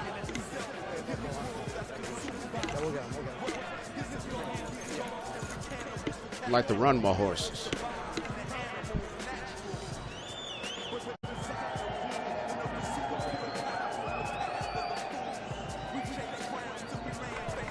Listen, I need to see more competitions, okay? Whenever he misses, count.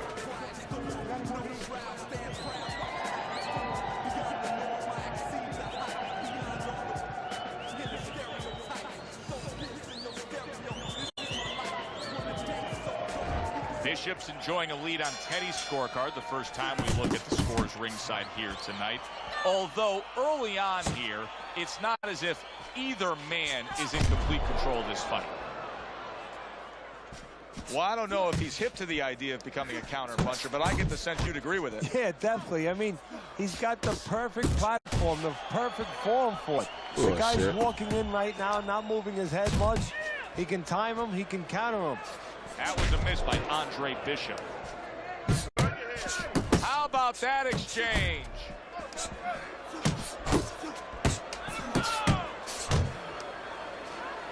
And another right hand comes in. And you see what he can do when he sends that right to the head. Oh, he took some damage, but he gave some back with the right hand. Took a shot, now he gives a left.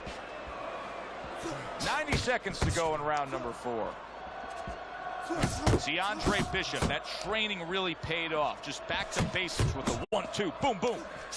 Good job on the 2-punch combo by Mike Tyson. Comes right back with a shot of his own.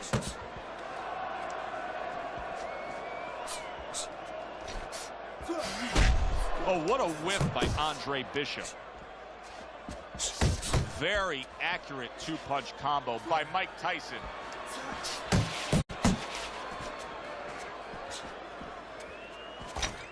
Pulls the trigger right away with the left hand after getting tagged himself.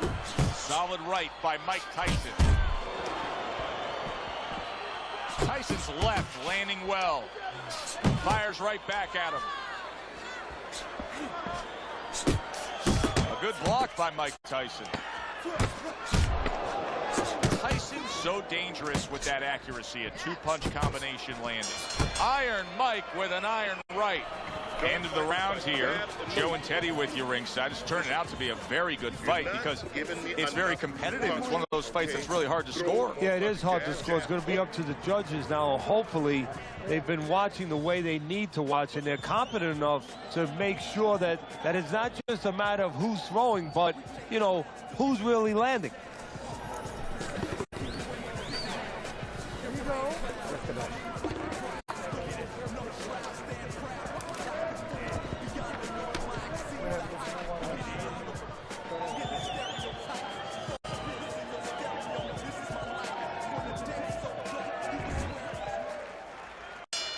And we are back underway, another round in a fight that's been very entertaining, but I wouldn't want to be a judge. This is one of those fights that could go either way. That's a forceful two-punch combo by Mike Tyson.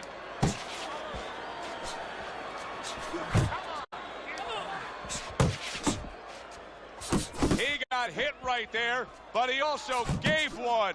Solid effort by Andre Bishop. Mike Tyson's blocking ability is doing well for him there.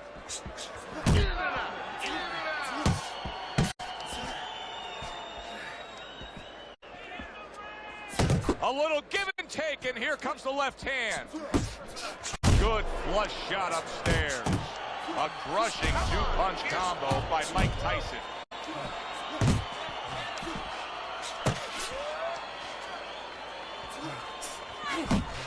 Still plenty of time to work here in round number 5. Minute and a half to go. Now he's sending more than one at him now. The combo to the head.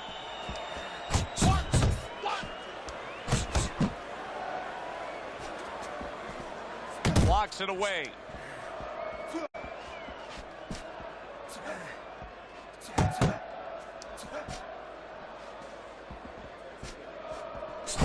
Good headshot by Andre Bishop. That's a damaging blow.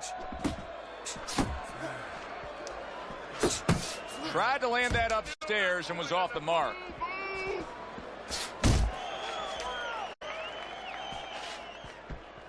Punches and bunches, combination up top. Bishop's left working well that time.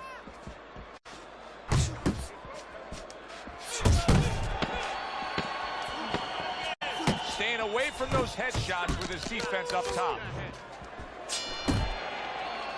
Bishop's corner is letting him know. Take a good breath now between rounds, but then go out there and win this fight. It's really close. If he just pushes a little harder, he can go right over the edge and get it. Okay, listen. When he misses you with a punch, counter. Counter.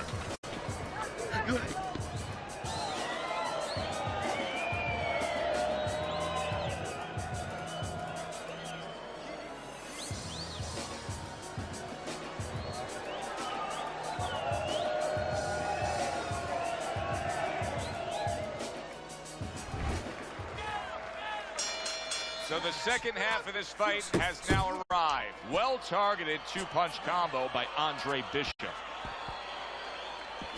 Mike Tyson's jab can do so much there. He used it well that time. Undoubtedly, the most effective element of his entire arsenal tonight is his jab. He's so committed to fighting on the outside, and he's jabbing away beautifully. Well, Coach D'Amato used to tell me, Teddy, when you're in doubt, jab. Well, this fighter, when he's been in doubt, he's jab. When he's been sure of himself, he's jab. As you said, he's made a jab fest of this all night long. I like the angle that Andre Bishop just gave us right there. His opponent didn't like the result. He just ate an uppercut.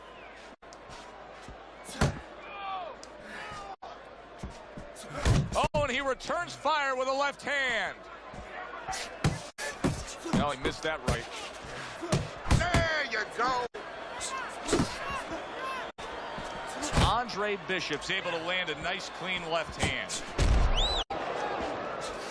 Right to the head with that right.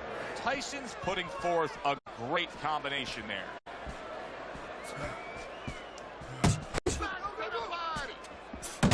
Good, solid right hand by Andre Bishop.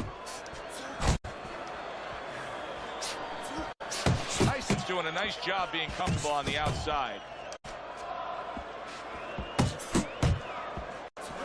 You need to keep that head moving. Super two-punch combo by Mike Tyson. A precise hook by Tyson he showed us. Accurate shot, straight right hand comes in.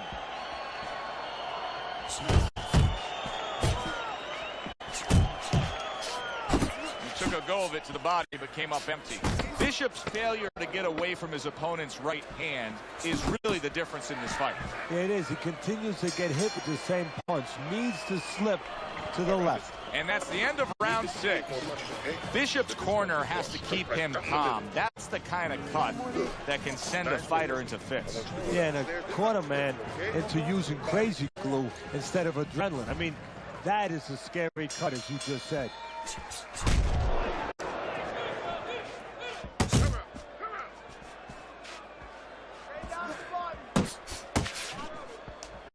Oh, and he's got something for him himself, and it's a left hand. Commits to the straight right.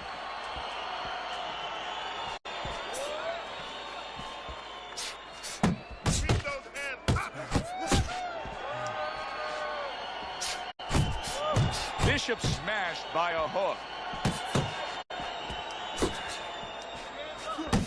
He's showing what a skilled fighter he is with his counterpunching. Great work offensively, landing that combination by Mike Tyson. Bishop's coming up with the answers, avoiding that punch. Bishop's left now getting into the mix. Halfway through the 7th round.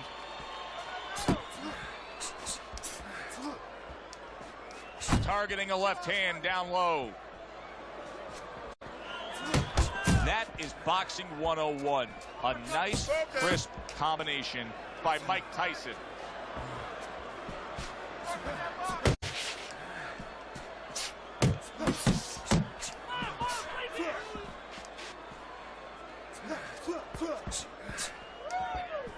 Here's one for you now, he says. Right back with the left hand. Combo lands to the head.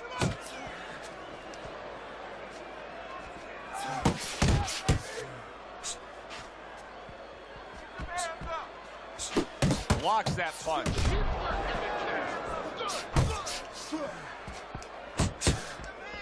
Coming towards the end of the 7th round, 10 seconds to go.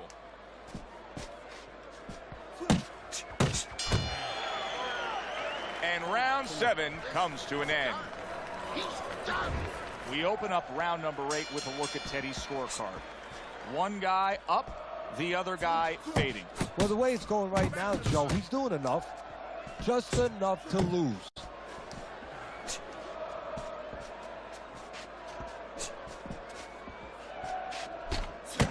Basic boxing, and it works so well. Put your punches together. A good combo by Mike Tyson.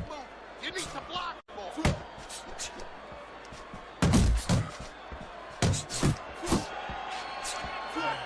Mike Tyson's movement's really helping him out, avoiding that punch. A good hook by Andre Bishop. Keeps his hands up defensively, protecting the head.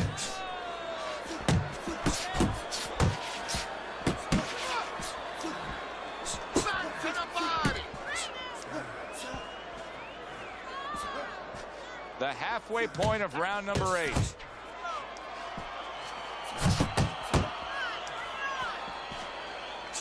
Flush right hand to the head. He's getting rid of that punch from his opponent. Well blocked by Mike Tyson.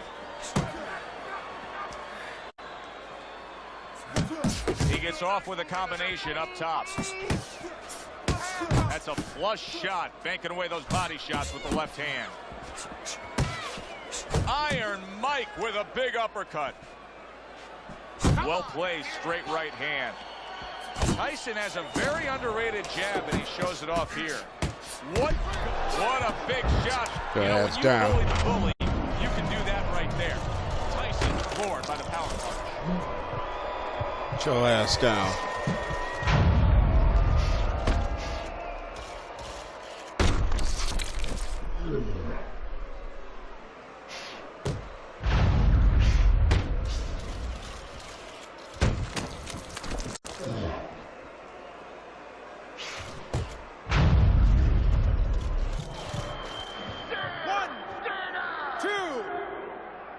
Like to run my horses. Tyson's up from the knockdown, but what we really want to look You're going back to the stable, nice and sweaty, foamy. In the coming moments of this fight. 10 seconds to go in this round.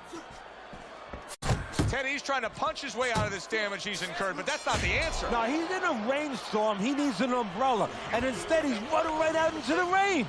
I want to see that counter hook. Make him pay for his mistakes. Don't give him a chance to set his feet and get any punches off.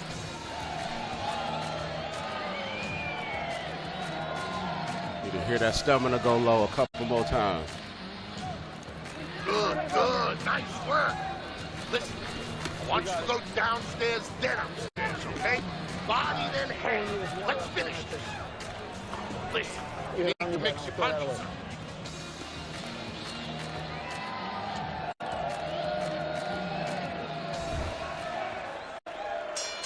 The 9th round of this good fight. Tyson's trying to clear his head now. He was knocked down in that last round, but I don't know if he's fully back, just sitting on that stool.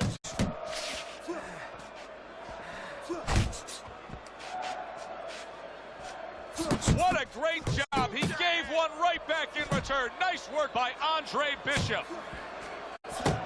And now he's targeting upstairs. Able to get away from that headshot with the block. Comes right back at him with a left hand.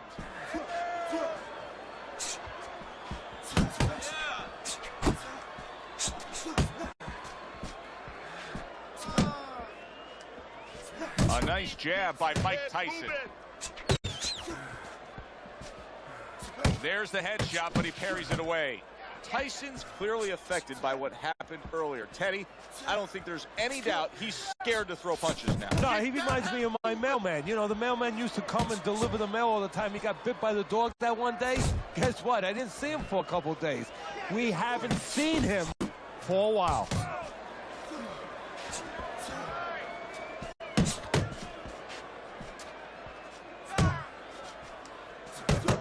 Still not moving enough. Good right hand by Andre Bishop. Good fighting, snapping shot by Mike Tyson. Combination to the head. Bullshit. Mike Tyson's rocked by that punch. Hold on to him. Big shot he just scored with. Late goings here of this round, and he goes down. Can he survive it? Dudes don't be knowing shit about boxing. Find a little combination that work and do it over and over and over and over and over. Read them shorts.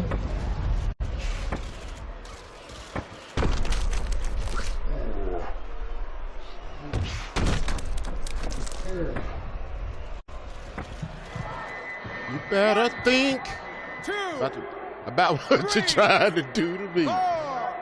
You better think.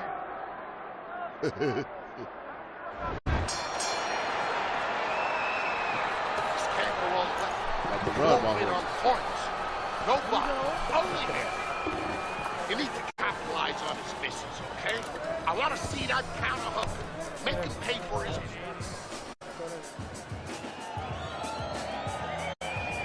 Run my horses. Look, last round, okay? This is it, last round. You have this one. Just be smart. I hear you, Coach.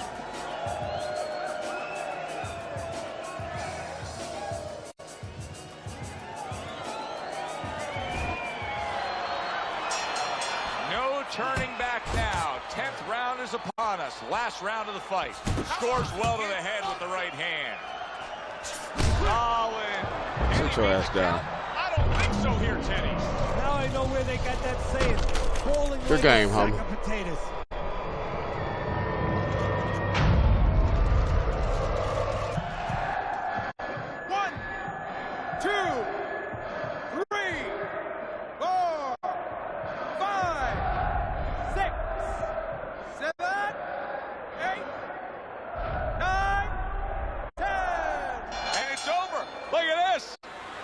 Tyson's a knockout victim. He couldn't beat the count.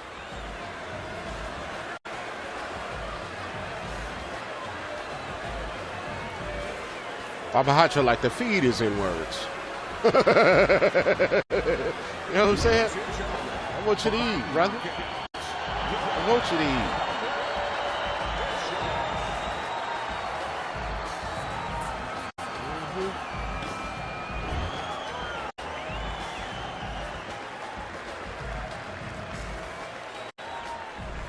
Andre Bishop's fitting end to a very strong night for him. There is a business component to this game here, this boxing game. And the business component is, yeah, you got to win, but you want to win spectacularly. You want to get people interested, excited. He just did that. For Teddy Atlas, I'm Joe Tessitore. That does it ringside. We'll see you next time. So you have a request tonight for, let me go back. What else did I may have missed something. Why does everyone keep picking Mike Tyson online? That's all you mainly see. Yeah. Then he says, I have a request tonight for a heavyweight title fight. So your Andre Bishop looks fresh. Love his outfit. Thank you. He's the one guy that I was able to go in and then put together an outfit for him and Isaac Cross.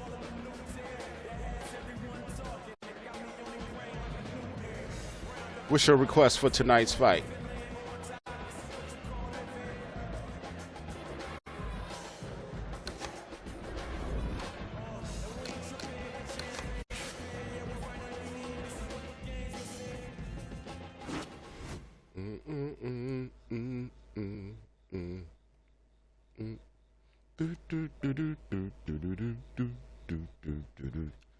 Need to make me some coffee real quick. I'm gonna take y'all with me. So instead of music, you can go hear me breathing.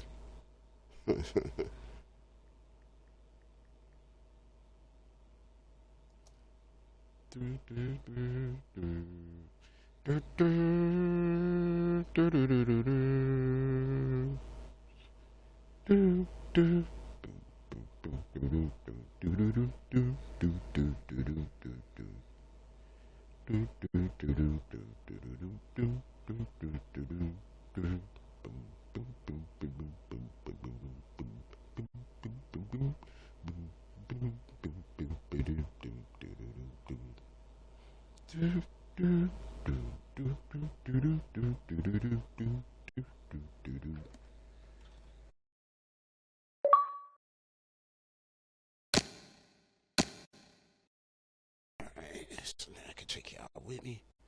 Got my headset connected wireless.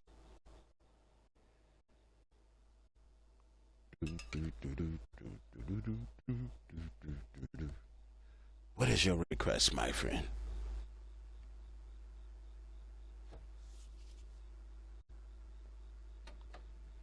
Yeah, but a lot of these people, like I say, the reason that they get Mike Tyson, I think it's because they've seen how Mike Tyson fight, so they know that he, you know, chances are they're going to be using the stick. And sometimes they may not necessarily, you know, when they first play this game, he may not know how to throw a 1-2, you know, using the sticks, especially under pressure. So to throw a punch, they may have just, you know, wiggled the stick back and forth. And in doing so, they saw that they was successful because wiggling the stick back and forth, you know, throws a hook, left, right, left hook, whatever, however you throw it. It's a hook, you know, just hitting it to the side. Well, on this game, of course, it favors, you know, hooks. That's the punch you really want to throw. In order to land a clean straight, whether it's with power or without power, you got to have the right distance. And they got to pretty much be on the center line, or they just got to be, you know, whether it's the screen looks sideways or not, that's just the way that they had to set it up, you know what I mean, in order for you to get a three-dimensional effect from it. Mike Tyson automatically throw a lot of hooks any damn way. It's just the way that if you ever play with him, it's like he's tight at the waist and he's real loose at the upper body. So all of the hooks and the way he throws his punches is you'll notice it is totally different from any other character that you play with. And it's because Mike Tyson was different anyway. Well, after getting a bunch of, successful bouts or, having success with that, a lot of people see that if they try to play with someone else doing that same strategy, they're not going to have as much success. So they just fall into being comfortable with Mike Tyson. And if they win enough fights, confidence get up there, and then they start picking up on what they did to have success in their previous games. And then when they get hours upon hours upon hours of playing with Mike Tyson and he got power in both hands, they get the feeling themselves. I'm the anomaly, I like to think, just because of the way I play, how I approach the mug. I overanalyze everything. That's me. That's just my personality. I'm a overanalyzing, analytical shit. I sometimes, might sit up there and think about some shit that a motherfucker said to me 2 days ago and be like, well, I should have said this, that, and you know what I mean? I'm a thinker. That's just part of my personality. So in playing this game, I want to see if I want to challenge myself to, no matter what they bring me, whether it's the arcade gameplay style or, or whatever, I'm going to try to play this game and I'm going to approach it from a real boxer perspective because I know how to fight. Like in real life. I ain't saying I'm the mud blanket coldest, but I know I ain't the sorriest either. In lacing up some gloves. So, anyway. That's why they play with Mike Tyson. And I try to play with other characters against Mike Tyson. I was very reluctant about using Isaac Frost. He was my last choice. I used to try to play, I used to have Bernard Hopkins in there against Mike Tyson. Mike Tyson outweighed. Then I settled on Kobe for a while. But then I stopped playing with Kobe and started, to where now, I'm rusty even with Kobe Nichols. But at the same time, I've gained some other skills and sharpened up some skills. The skill that I sharpened up the most, though, that I can say, if I had to, analyze myself, because there's a whole lot of shit that I'm working on or need to work on. It's so much to just like, shit. The one thing that I can look on is the fact that, okay, I haven't really been getting sucked into playing the way that these people want me to play. I'm getting better with the trolls. I'm getting better in playing against people to where, they have some success. And I stuck to the game plan. Hit and not get hit. Just don't get in range for them to do that shit. This, that, and the third, to where I've got these cats to where they used to be able to get me up out of there. Now they turning on their mics. And when they turn on their mics, man, fuck that. Now they admitting that you shouldn't even be able to stand. And because I had been concentrating once upon a time on my stamina so much, I'm starting to reap the rewards of them actually realizing that. Man, fuck that. My stamina is low. They ain't looking at my screen, but I'm like, okay. So don't get discouraged, Waba. It's working. It's working. Yeah. And even for the ones that when I played, like I played against a guy earlier today. His shit, he had I think his record was like 11 or 1,200. 300 losses. 700 and something, maybe 800 knockouts. He didn't, and wait a minute, he didn't get to knock me out. Yeah, he damn sure did. But he turned on that mic too.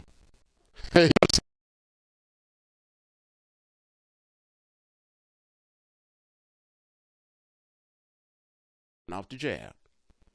He's the one burning himself out trying to overwhelm me. with a whole bunch of power punches. Normally, he wouldn't have even probably pressed the power button. He just would have just normally just, you know, do the same combination. And because of the strength of Mike Tyson's punches, would have got him out, the average person up out of there, but wasn't able to get me out of there. So he had to start pushing the power button. And it's like, wait a minute, man, you should be up out of there. Where's, you know, anyway. I'm almost back to the back. You know what I'm saying?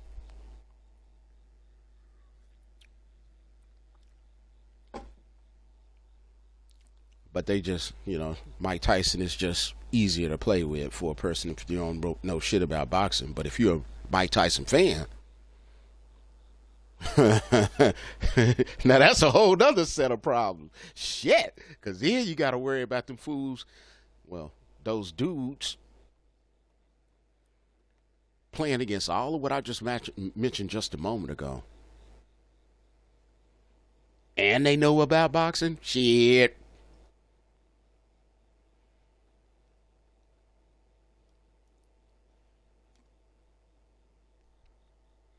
Those be some fun fights, but at the same time, one punch, you out of there. I'd rather have those type of games. Yeah. Where early, if I gotta watch for it early, I play quicker. I respond quicker. Everything is better.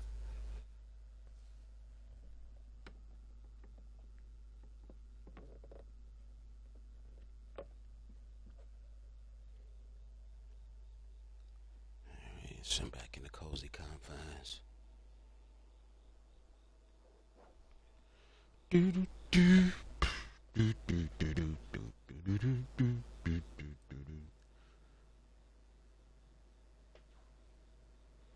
All right, let's get back to this whoop on Waba.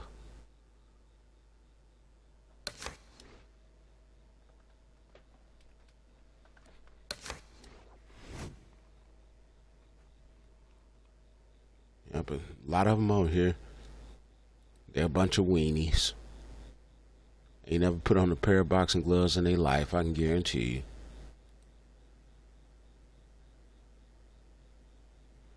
All right, let's get back at it. We're gonna stay in the heavyweight division tonight because that's where all of the beef is.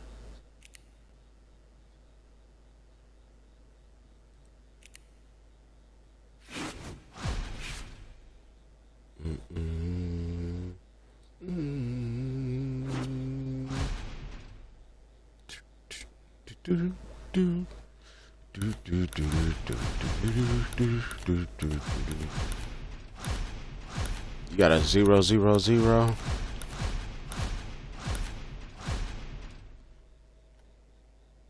I already know how these cats do.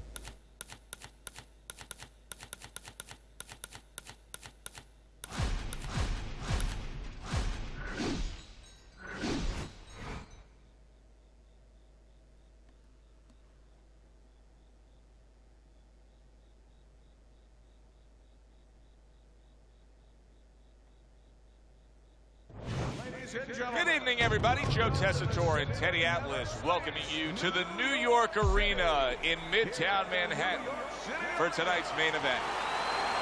10 rounds of heavyweight action. Great atmosphere here tonight. You talk to everybody ringside, and they expect this one to be a barn burner. Isaac Frost so alert right now. I mean, look at his focus as he makes that walk that so many fighters dread. But he makes that walk down to the ring just so very alert.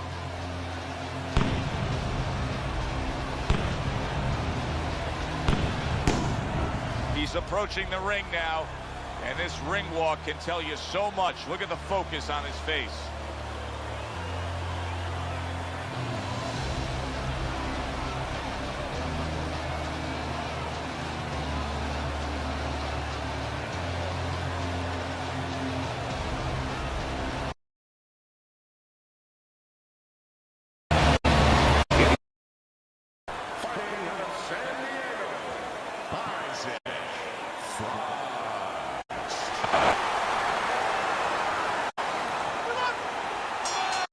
Opening round scheduled for 10.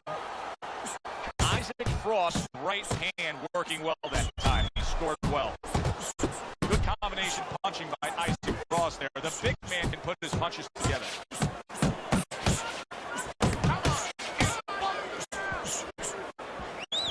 And once again, the jab lands. Dismisses his opponent's headshot. I think Isaac Frost can actually knock out a guy with the jab.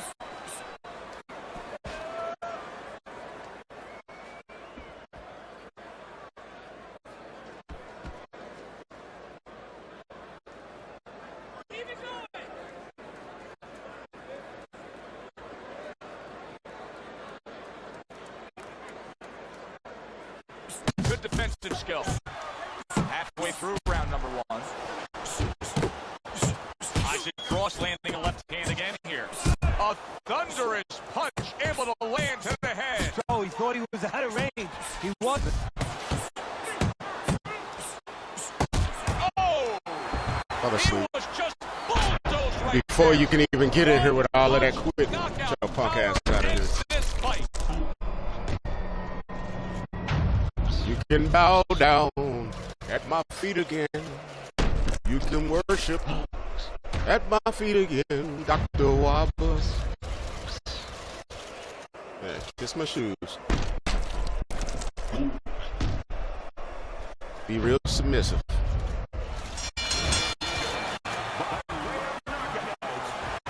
They're trying to hit the top button. We don't know poop about boxing. Got a 0-0-0 record. They're going to hit the top button knowing no matter what. That win I just got is something to count as a loss against me. He only went down once, but he stayed down. Frost flattened in our main event. A lot of people were wondering about the kind of beard that he had. That wondering is over. Yeah, good one for the fans. Glad you tuned in to see it with us. I'm Joe Tessitore alongside Teddy Atlas saying thanks for being with us.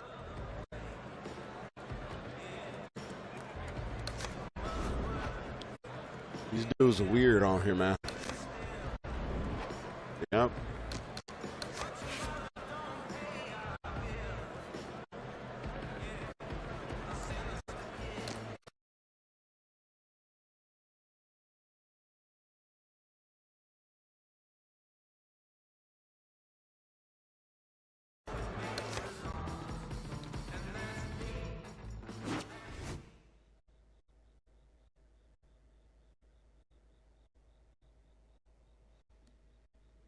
You want to get in here with that little kitty bull crap, hit the top button and all that. Like, that's going to make me want to come forward so I can play to his style where he just wiggling his stick. Throwing punches that aren't even the correct punches. Okay, little fella. Good night.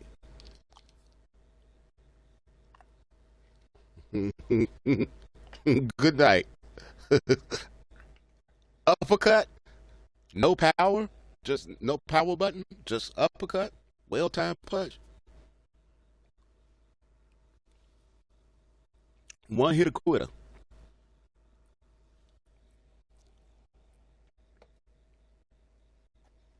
Just wiggling the stick.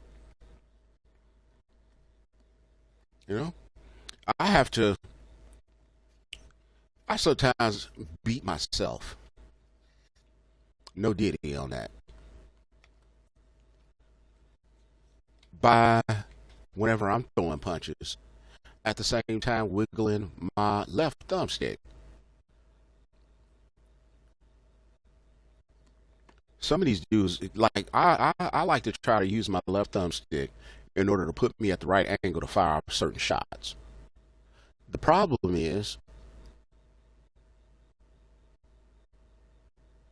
it's a video game where the shots that I'm seeing, I shouldn't even be using the left thumbstick. Just move my right thumbstick to fire the shot. Because I'm playing again that's got computer-aided blocking, and all that other stuff, and I have more success.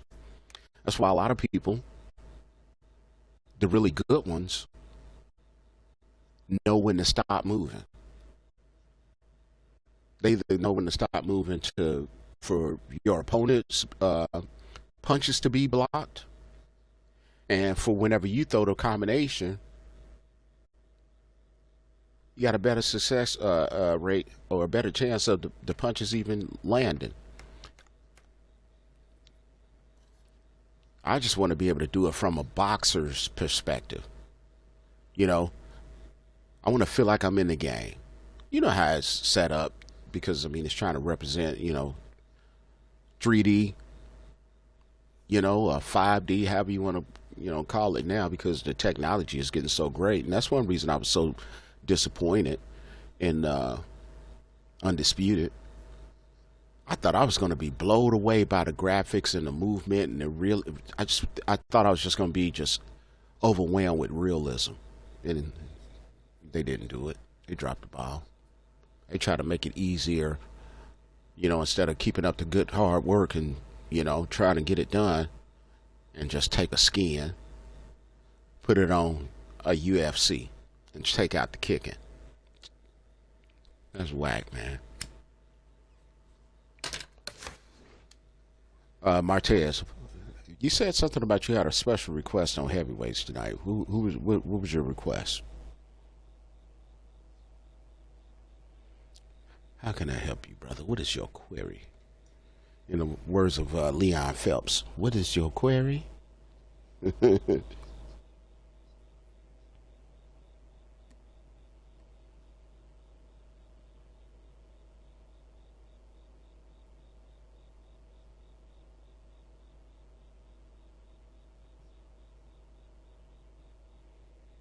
See, it was an accident or something. Let me see what they talking about.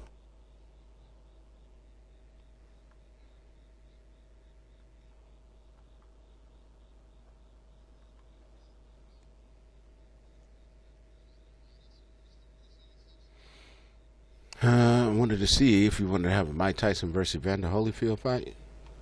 I mean, we can do it. Who's gonna be Mike Tyson?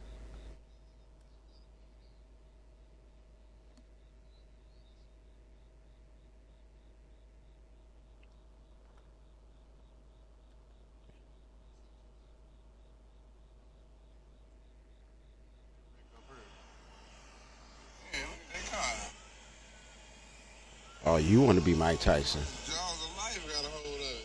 Hmm. Man, I swear, this is the worst intersection ever, bro. Yeah, we could do it. They wreck up here. Man, look at that car. Jaws of life got a hold of it. Look at that, man. I swear, this is the worst intersection ever, bro. At least 2-3 times a month they wreck up here. Man, look at that car.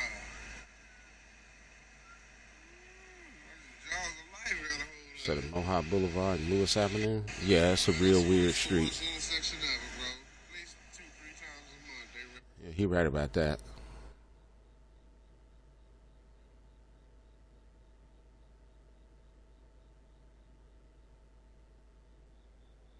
Yeah, whenever you're ready, just let me know. Yeah, we can run it.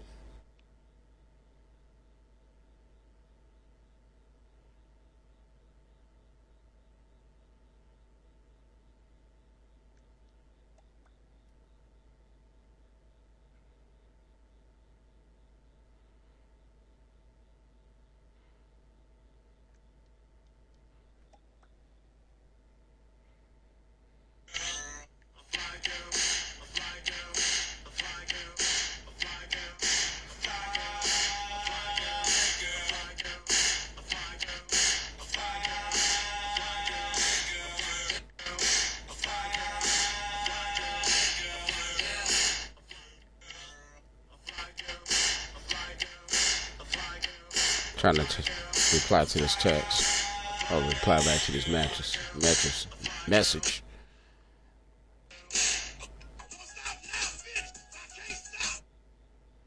All right. Okay, let me go to lobbies. I know YouTube said to pick me up on that one just for even streaming through these fucking videos that these people be sending me. And if I'm streaming, their music gonna get detected. I might get a copyright strike. I need to stop even. But I got homies in that be sending me shit all day long. Freaking videos, messages of different videos.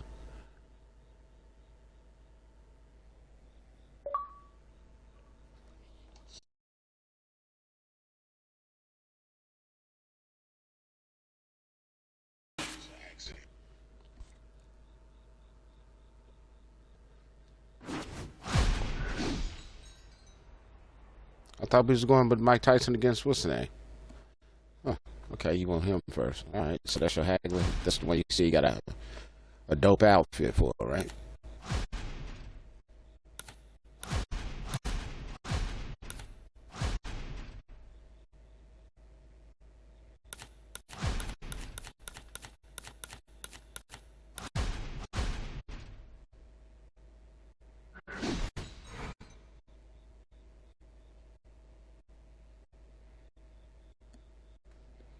I didn't realize Hagler's arms was that long, but now that I think about it, yeah. Good evening, I'm Joe Tessitore alongside Teddy Atlas, and we welcome you to London, England. We're at the Royal London Theatre for our main event of the evening. 10 rounds of middleweight action between marvelous Marvin Hagler and Sugar Ray Robinson.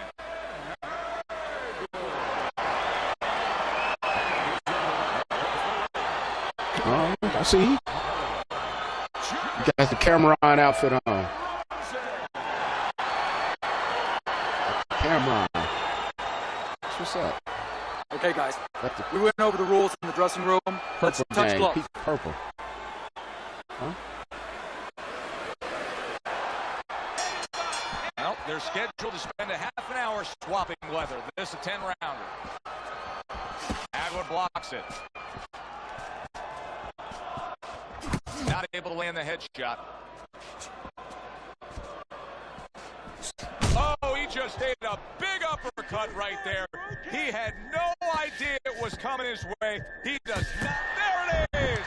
Hagler's down by an uppercut. He's like a poker player with that cold face. He never showed anything, and then he snuck it right in there.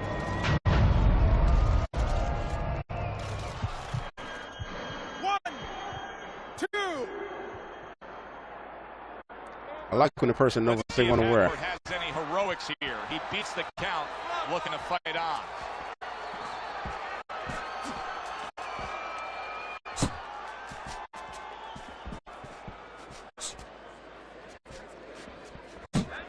That's it. Marvin Hagler's edge is speed. He can get in and out. He can get you offensively. He can get away from you defensively. Yeah, he has radial tires, and you got to take some air out of those tires. No better place or way to do that than go downstairs. Nice two-punch combo by Marvin Hagler. Marvin Hagler's feeling the impact of a big counter punch.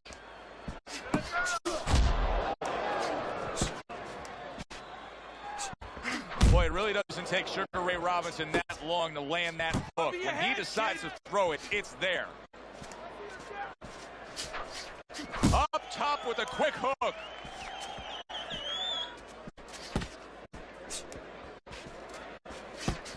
Robinson scoring with that right hand.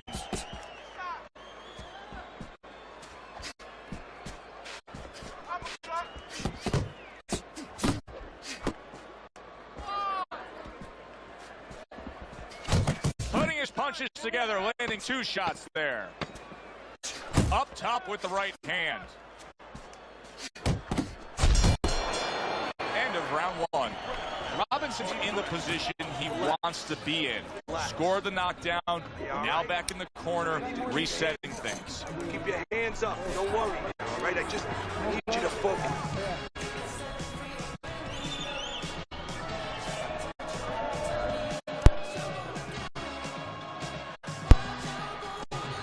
Okay, keep boxing. You're doing great. You're making it hard for him to hit you.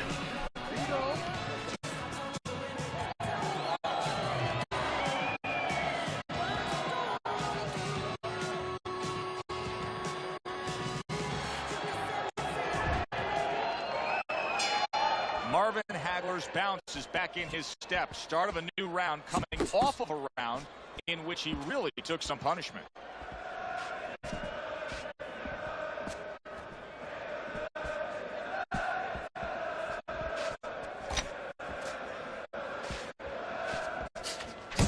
Robinson's showing you what it takes to be the best in this business. Good, crisp combos. A headshot blocked. Sugar Ray turned pro at age 19 and ran his record at one point, Teddy, up to 128-1-2. What an incredible run. The type of run that just could never be done nowadays. No, the first fighter to beat him was Jake LaMotta, and that was a very close fight. And just the incredible amateur background he had. He was undefeated. He was 85-0 as an amateur. So obviously he already understood several things. Technically he was solid. He had great talent, but he understood how to win.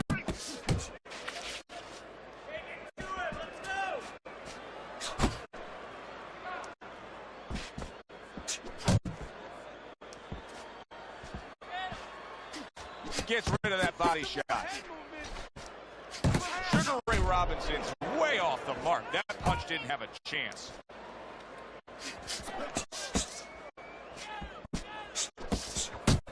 Blocks the headshot.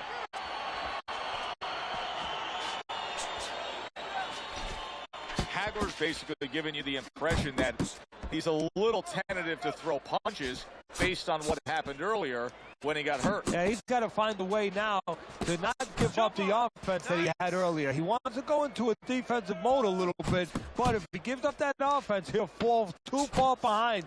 He'll get to that no man's land where he'll need a knockout to win, and he doesn't have that kind of power. You need to move your head more, okay? Side to side. Lean to the side, then boom! Counter punch. Nice. Nice. You're in control, all right? Got that? Throw that away.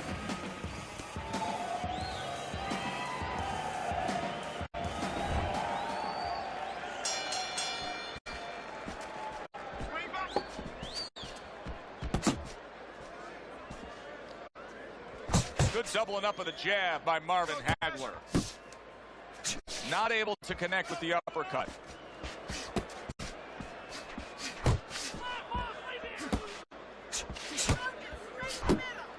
Good clean shot, returning fire. Well done by Sugar Ray Robinson. You can see he's trying to score up top, but off the mark there.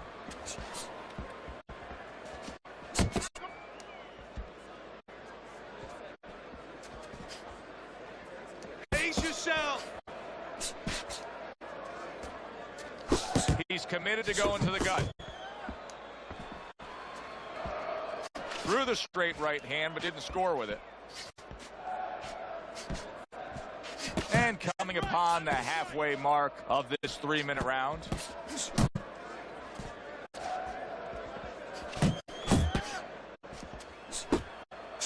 Oh, that's good stuff. Fire it right back with one of his own. Good work by marvelous Marvin Hagler. Oh, he just misses with that headshot.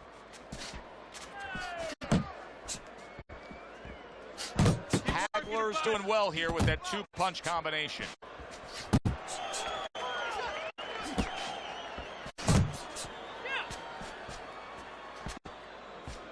Takes one, but gives one. Good work by Sugar Ray Robinson. Able to block that away. It was targeted for his head. Get your back off the rope. Hits him in the mug with the right. Marvin Hagler's got a way of just getting away from that punch. Good scoring shot. It was a straight right. We count down the final moments of this round.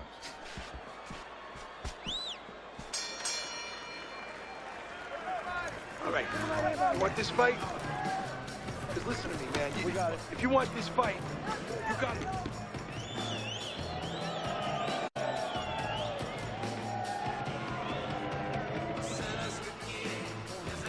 Listen, I'm not going to stand here and watch you take those shots. You understand me? Let's see more defense and more punches. Keep your...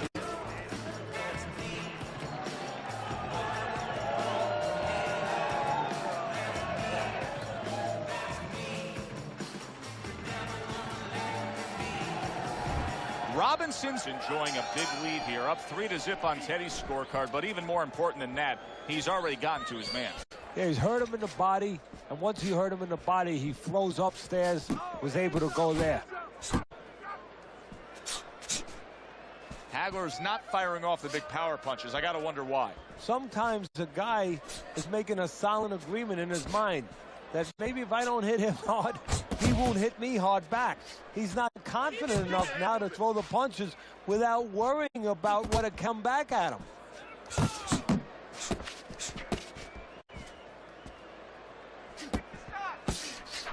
Good combination with a flush left hook to the body and then that right hand.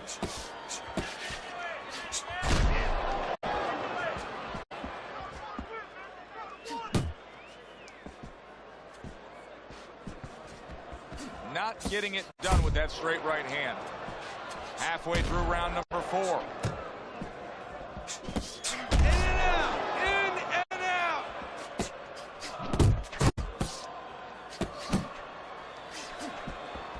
Nice strike after catching one by Sugar Ray Robinson.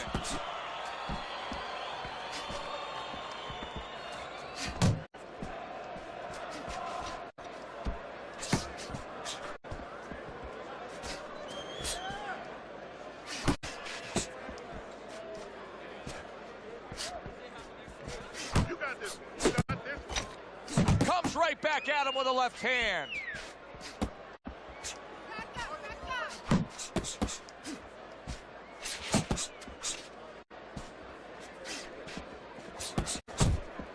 Sugar Ray Robinson's doing exactly what you should to be a strong defensive fighter. You got to block those punches away.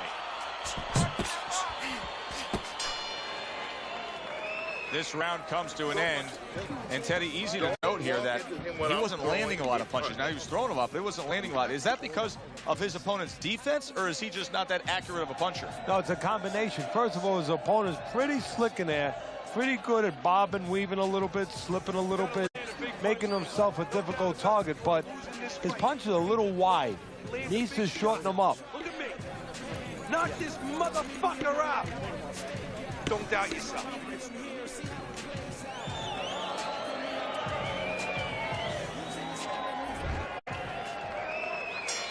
The action starts up again, but it's only favored one man. Hard to see this fight going the distance based on what we've witnessed so far. Doubles up the jab. He just missed that shot up top. Good defense upstairs to stay away from that offensive assault. Well timed by Marvin Hagler. He took a step back, landed the counter punch. Exactly what he wanted to do. Parries that punch intended for the head. He took a shot, but he gives one of his own. A left hand scores. There he is, working the body.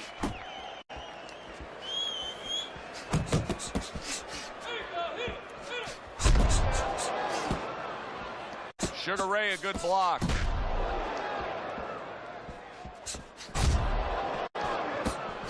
He returns the favor with a right hand of his own. Halfway into round number 5 here. Hagler's combination punching is just perfect there. 3 punches landing. Robinson's giving his opponent fits right here. His head movement is making for such an elusive target. Yes, it is. Now the opponent has to make an adjustment. He has to realize that he's finding air more than he's finding any surface up top. So go downstairs to the place that's not moving, down to the body. That is starting to take away some of that head movement.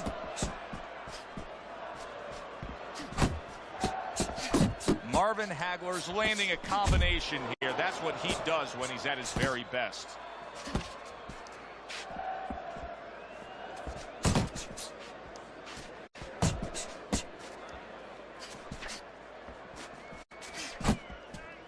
How about a return to sender with the left hand?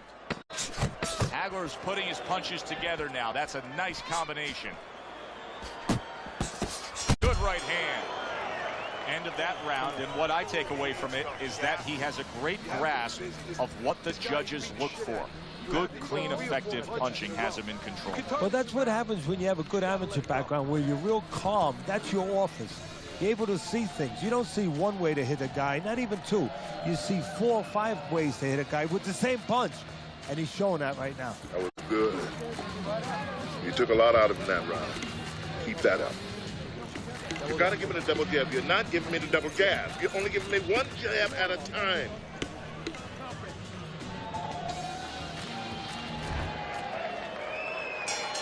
The start of the 6th round. Sugar Ray Robinson's out there for another round in a fight that he's been in complete control of so far. Good way to protect the midsection. A little head hunting with the right.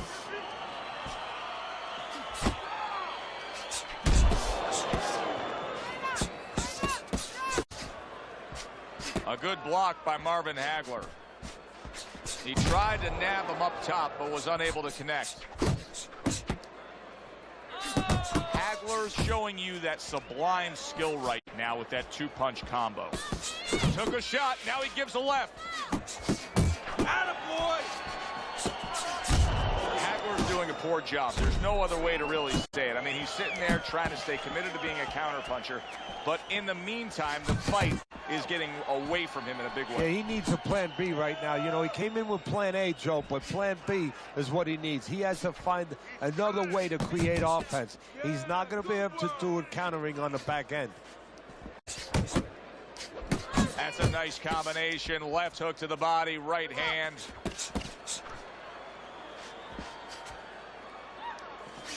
Come on, kid, focus.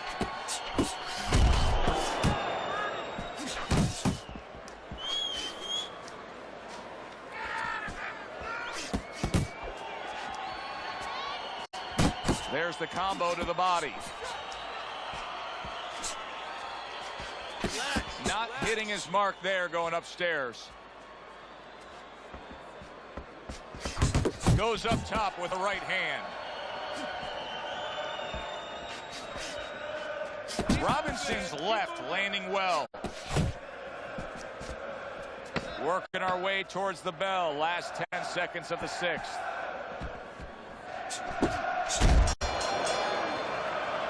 Round 6 comes to an end. Robinson's in a position now where he should be able to bring home a win. If things stay the way they are, he's clearly headed towards a win. Yeah, I have my head on my scorecard, but he has to make sure he doesn't, like in football, go into that defense. If he starts just moving, just staying away a little bit, now the things that were keeping his opponent from coming in that front door, well, guess what? They're not there no more. His opponent could get back into this fight.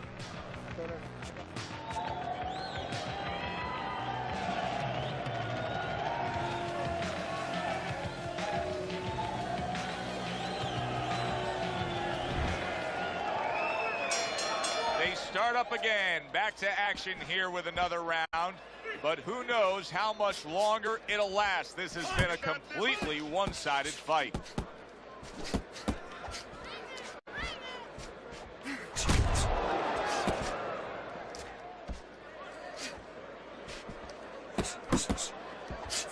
Hagler's able to avoid that punch.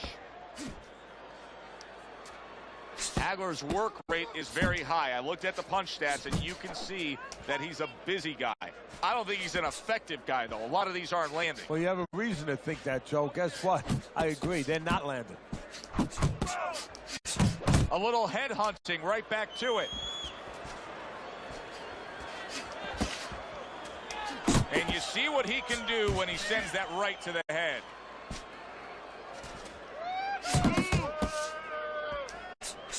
At the halfway point of round 7. Work the body, kid. Thought he had his target, but way off to the side with the uppercut. And now he's acting like a fighter. Coming back with the right hand after getting scored upon. Watch that. Good solid shots with the combo downstairs.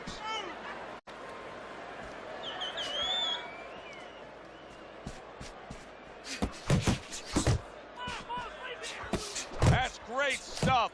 He fires one right back after taking one. Gotta love the work by marvelous Marvin Hagler. Needs to improve that accuracy. Missed with the headshot. Takes one, gives one. The right hand scores well. 10 seconds to go in the 7th. Robinson's combination punching is working well here. And that's the end of round 7. This fight. I need you to take some chances now. You have to take a chance with this guy, all right? Here you go.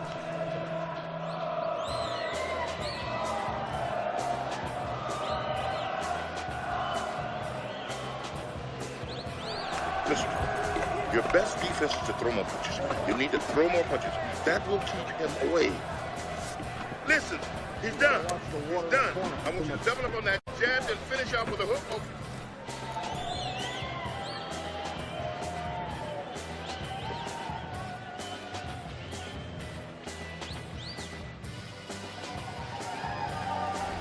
I wonder if there's an answer to change this, Teddy. Here we are in round number 8, and it has become a one-sided fight as he has strung round after round together. You know, that's the right question, Joe, but you got to ask it to the right guy, not to the guy who's winning. He's going to keep doing it. Why would he change it? The opponent needs to be asked that question. Do you want to change this? Up and down, side to side. Uppercut. Come on, side to side.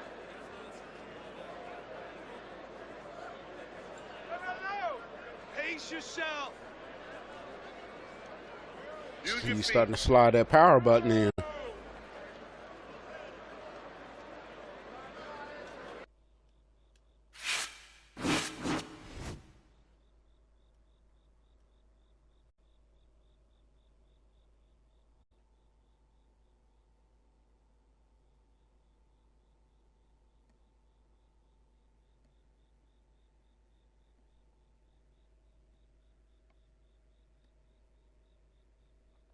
People sliding that power button in on me.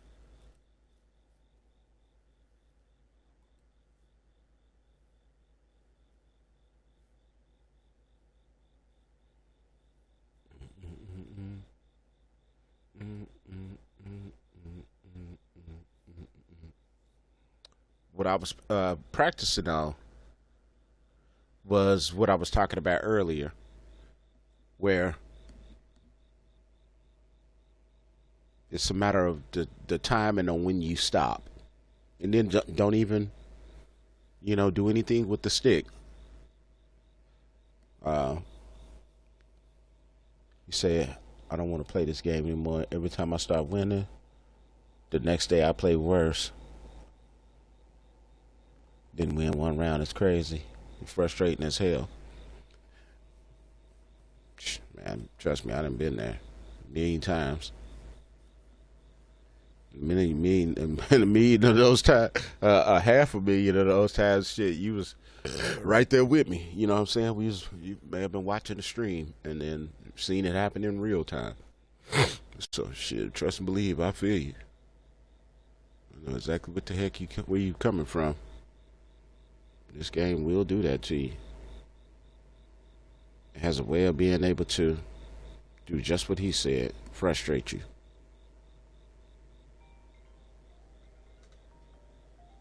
Oh, 1 second, that's my queen.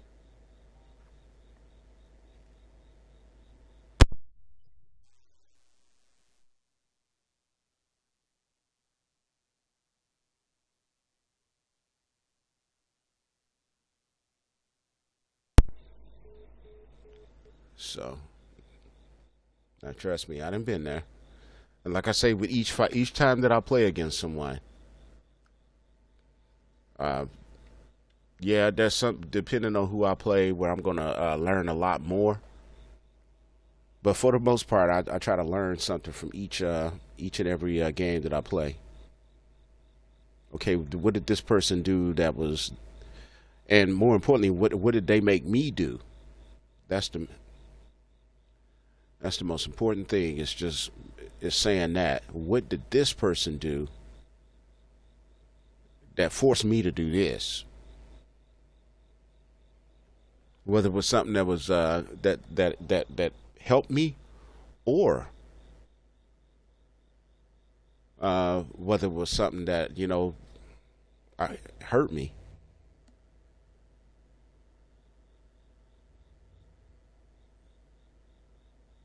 know, that's how I try to approach each one of these games. Bear with me, y'all. I'm looking at my surveillance camera. My queen out there doing something, so trying to. Man, trust me, I didn't been there. I know what you mean by it shit seem unfair. Telling you, I didn't been there where. Whew.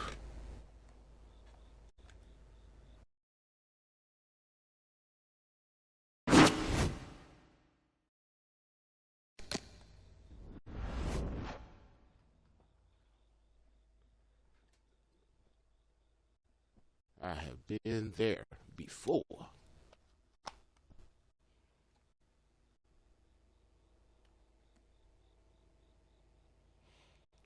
Come on, woman.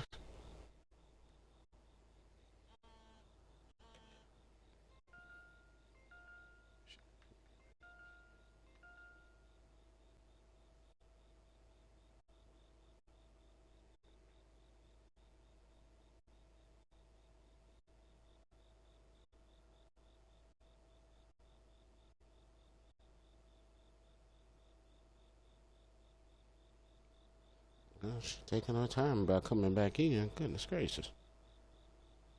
Can't you see I'm in here streaming?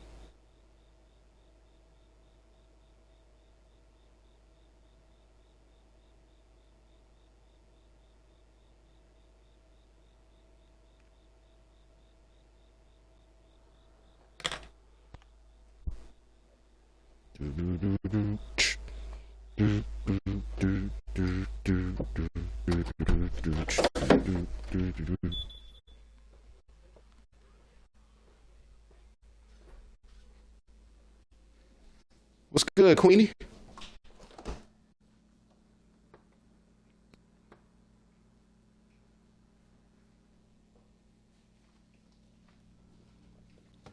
What you eating? Some chicken and rice, you want it? Which one? Mexican chicken and rice. Mexican chicken and rice. From where? El Casa, that was where I always get it from. Did you not want I already had some of that. Is this the rest of it? Yeah. Okay. You don't want any more of it? You sure that's it? What's that? No, leave kid. I don't think that's it. I think that's on the Rebus. I need to make this. I need to make me something to eat anyway. This? Yeah. Yeah. Mm-hmm. Where's the rice? Right on top of my microwave. Yeah, I'm back to streaming. You hear what I say? Said I'm back to streaming. So what'd you think about it? Did it taste better with the lemon on it? Yeah, I tasted the lemon. I was gonna do it with the yogurt, but I didn't get a chance to. I'm about to eat the rest of that. So I'm about to eat the rest of this. Shit. I was like, I left it in there for you. I was like, yo. Okay. I'm hungry than a hostage. I done been back there streaming for a few hours. Didn't even eat. All right. Bear with me, y'all. I'm making my way back to the back.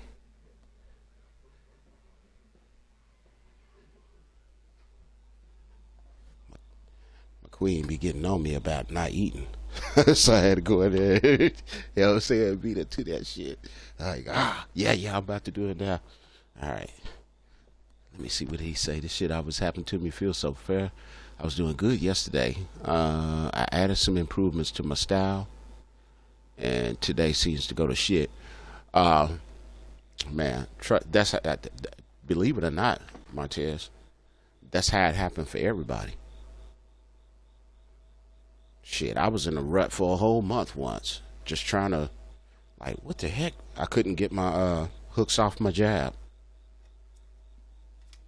I say, man, I used to be beautiful with Kobe.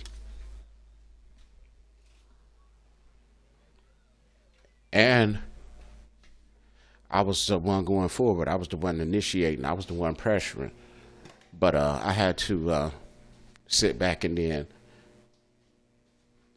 You know, after being so frustrated, I was like, wait a minute.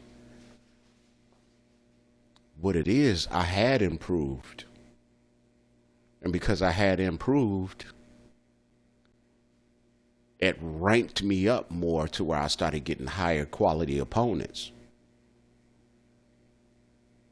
Then I was like, oh, okay, so shit, that's what it is? All right, then bet. So that's all it is, bro. So whenever you get getting frustrated, just believe as much as you playing, the other person's playing too. You know, but every now and then you're going to run across ones where they just ain't going to get it.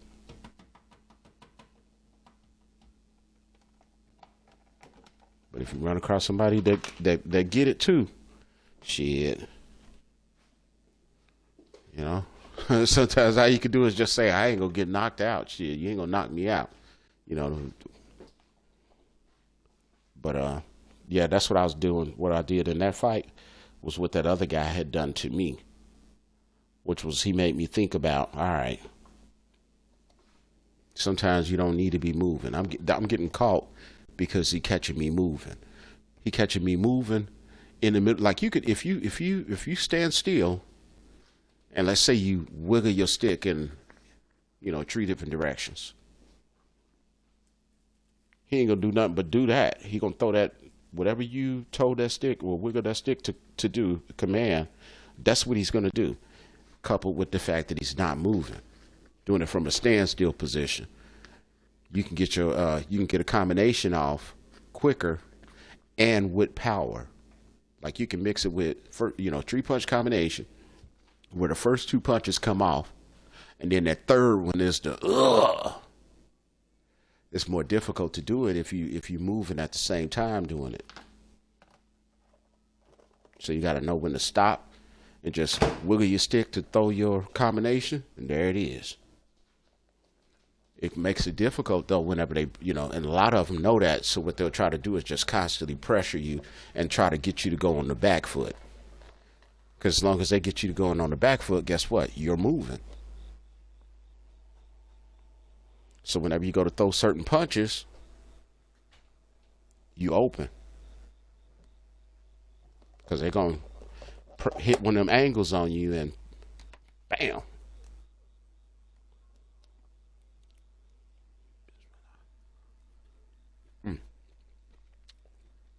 That's all. So I picked that up off of him in that one game, and it reminded me, all right, check this out. I'm not going to get caught up in doing it and, you know, and be so obvious that the other person make the adjustment to it.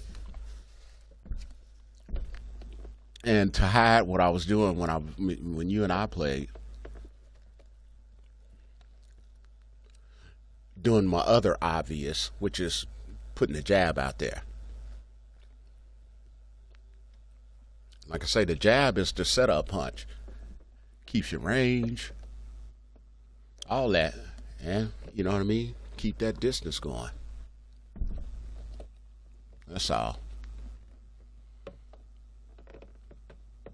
But I got to get better because I struggle with that strategy in the upper weight classes. When I'm playing in the upper weight classes, in that heavyweight division especially, man, everything they hit you with in heavyweights is, you know, got that potential. Putting you up out of there, making it a short night. Man.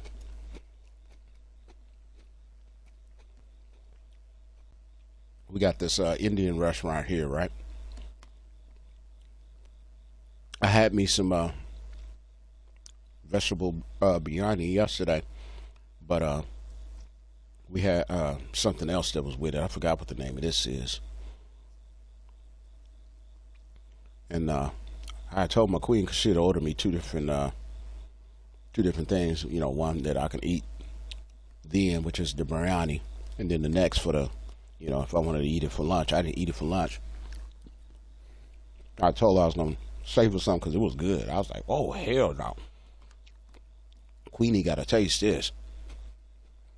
Say she ate some. I'm eating the rest right now. I ain't sharing shit. I'm like, hey, this is good. I got some munchies too. Especially with lemon on it. I don't even know what the name of it is. Because I tell y'all. That may not taste the same wherever you go to get it. But damn. This is a nice dish. So I don't mean to chew in y'all's ear, but at the same time, damn, this is good. You say, y'all, I was using a jab. It wasn't working.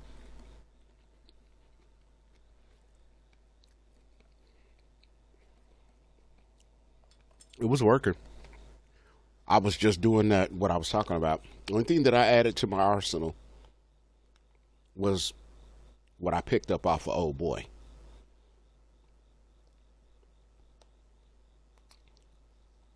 Trying not to be, when we get close and we, exchanging, not wiggling my left stick, not touching my left stick at all.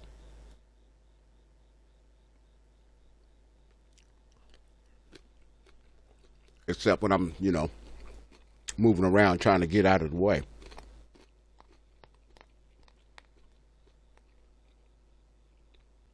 Oh my goodness, man, this is delicious. Oh man. If there wasn't such a long walk, I would ask my queen within it. Matter of fact, I'm gonna call her. Back in the old days, we had what they call intercoms. Y'all ever have an intercom in your house? Where you can call the other room? Queen A, what's the name of this dish that I'm eating? You don't remember?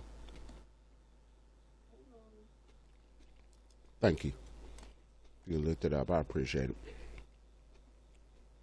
I'm up here telling them about this. Like I told them, it may not taste the same wherever you live.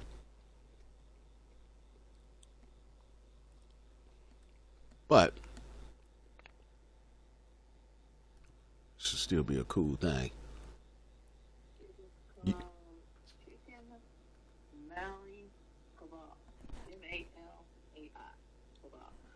Okay. Chicken Malay kebab. Alrighty. Thank you, Queenie. Alright. Yeah. Chicken Malay kebab. So they're not on kebabs, but it's the way that, damn, I bet it would taste good on one. So I got this rice with it. And it got these vegetables and, oh man. So, and it's got lemon. So it's got this, and like, actual sliceless lemons. Man. There's a party in my mouth right now. And I ain't gonna say no Diddy, because if you're a person that like good food, you know what the hell I mean.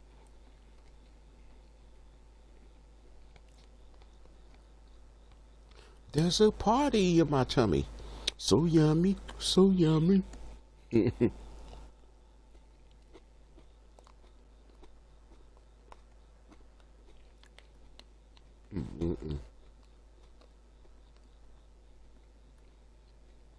mean, this is so good, I'm not even chewing the proper amount of time. Based off of what the doctors recommend. How many times they say you should chew your food? Oh, I remember, hey man. Growing up, we were taught a whole bunch of stupid shit. Can you believe that? You should chew your food a X amount of time. Fuck that, I ain't trying to say I'm turning into alligator Ron. Well, I'm just biting off big chunks, but shit, this is good.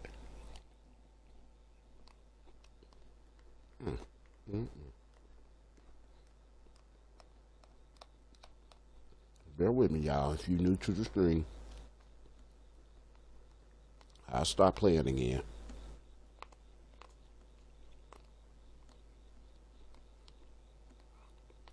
But I'm the type of person where I don't scratch where I don't itch. And I don't dance for nobody. So I gotta pay at my pace. Right now it's time to eat. Ooh.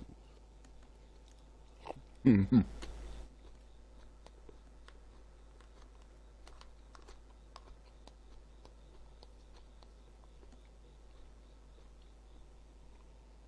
It did say Mob Type was on earlier. I even got an alert when he logged in, but I didn't get paired up with him. Whenever I do, whenever I see him online again, I'm gonna let him know what Malik said.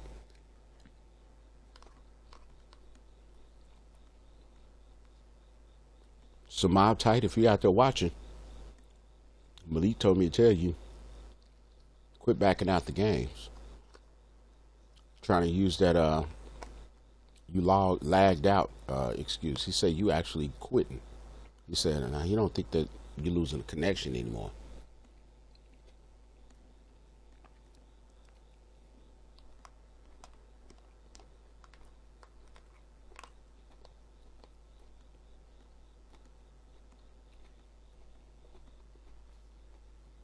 So I said it. I delivered the message. I spoke on it. So if you do just so happen, whenever we see each other, I'm going to say it to you so I know you got it and that you heard it. I told him I would deliver the message.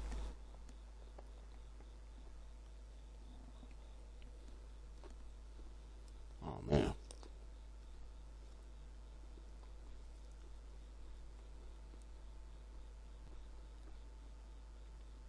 I'll tell you what.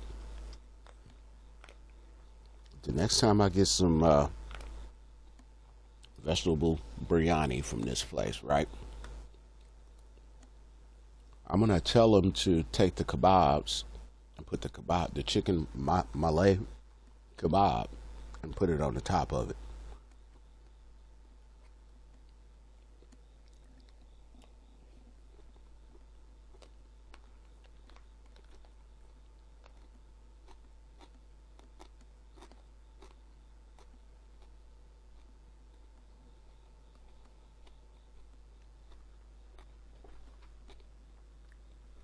Because this is fantastic.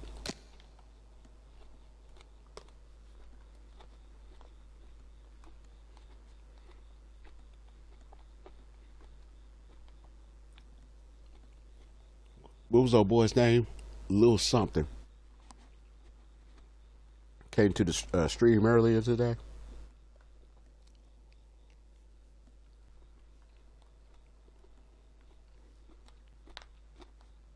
You try to do some copycat and style stealing.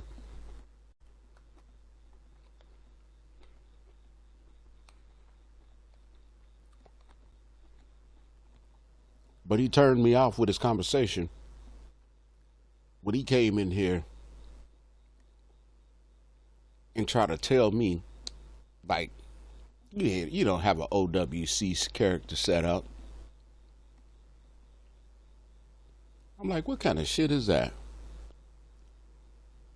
Like, I would have to lie about me having a character set up for OWC.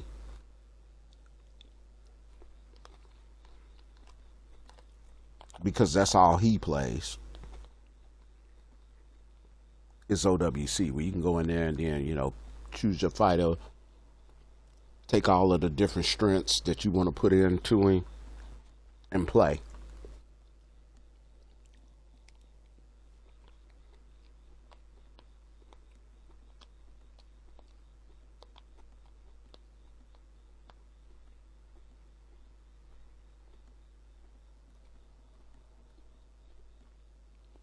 Your created fighter against his created fighter.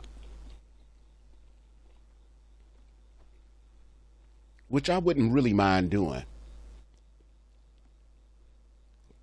Only thing is, the game doesn't. If it was, when going into the settings, if it was to start with, okay, here's 100%. And at 100%, almost like Call of Duty used to be, where you got like, okay, you can either get this perk and then add this additional lethals, amount of lethals. Excuse me, replenish your lethals, but it's not gonna give you the ability to be able to use Ghost or some other type of so and so with it to where, you know, kind of even it out. I would play OWC.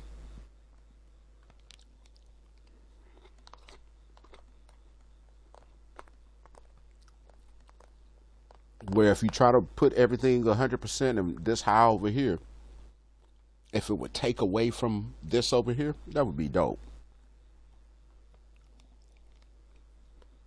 But it doesn't.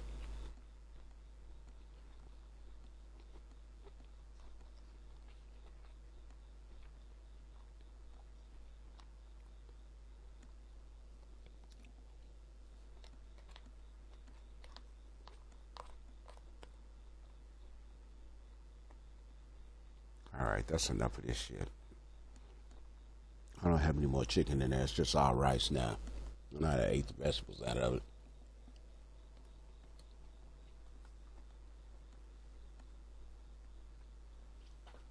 But it's so flavorful. Oh my gosh. Let me force my way away from that. Matter of fact, let me sit this bowl out of reach range, so I won't keep going back to it.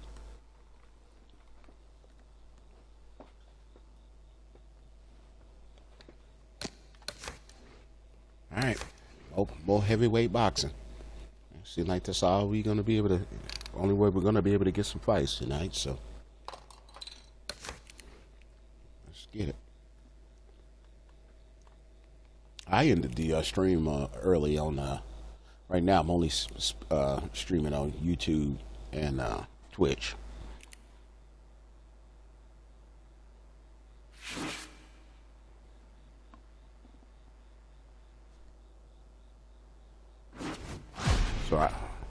So I ended them earlier because that's all we've been able to do is get heavyweights.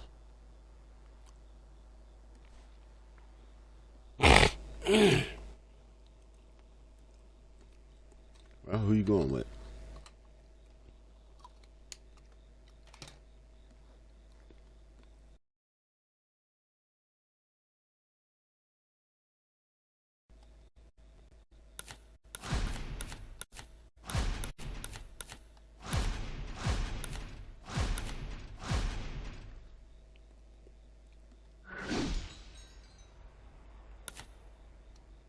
No? Wow. I guess he remembered me. I forgot who we played. I know we both had the same character. Can't remember if it was Mike Tyson against Mike Tyson or if it was Isaac Frost against Isaac Frost. It may have even been Klitschko against Isaac Frost. But I remember him because I remember he only had a 2% do not finish.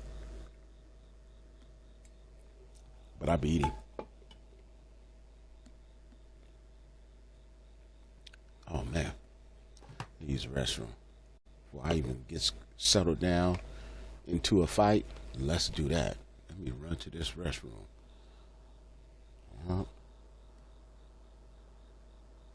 Cue up some music too.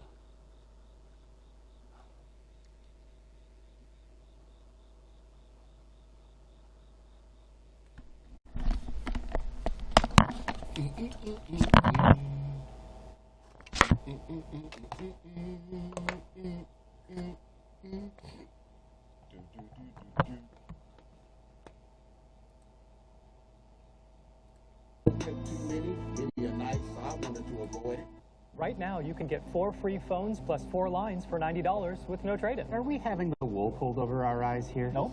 And you get the latest phones. Get 4 phones plus 4 lines for $90, and we'll pay off your current contract when you switch. U.S. Cellular, built for us.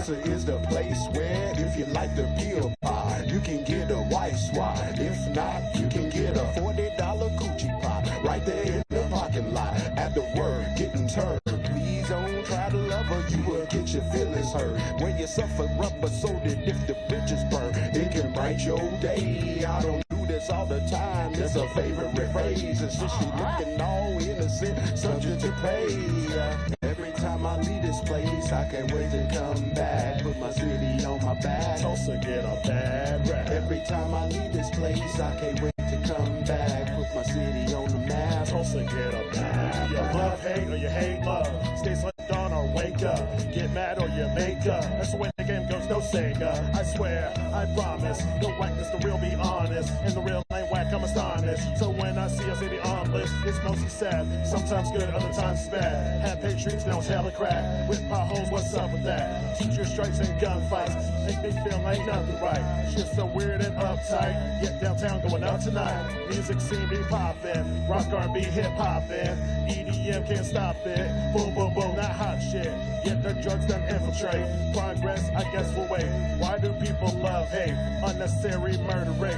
Why do people hate Every love? Time I leave this place, I can't wait to come back. Put my city on my back. Tulsa get a bad rap. Every time I leave this place, I can't wait to come back. Put my city on the map. Tulsa get a bad rap.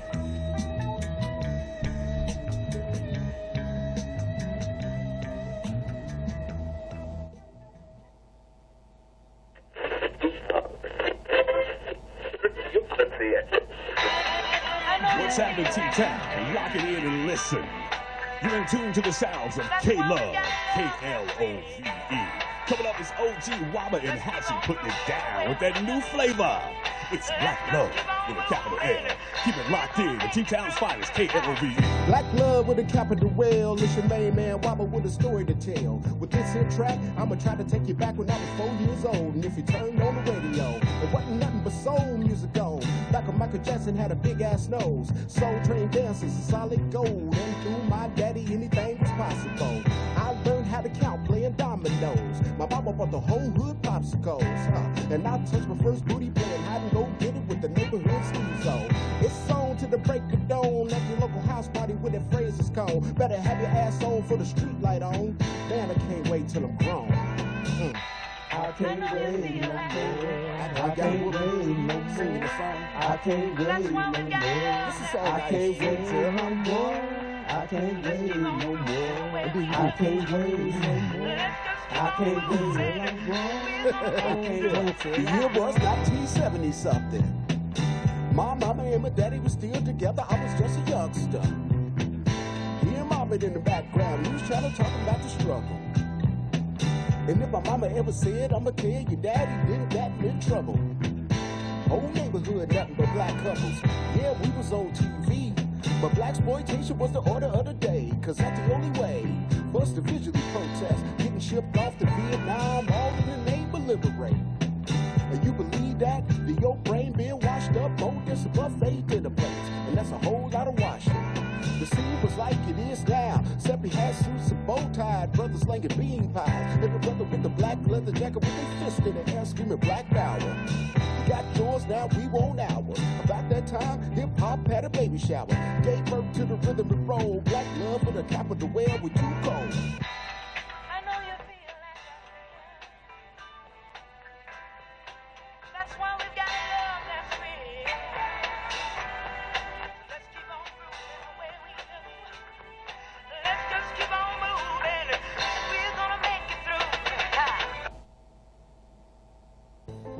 At Cox, we're always a step ahead.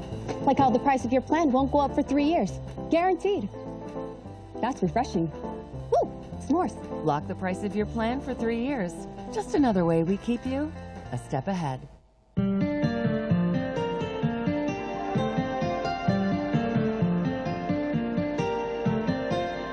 Cowboy boots and fur, saddle lace can go.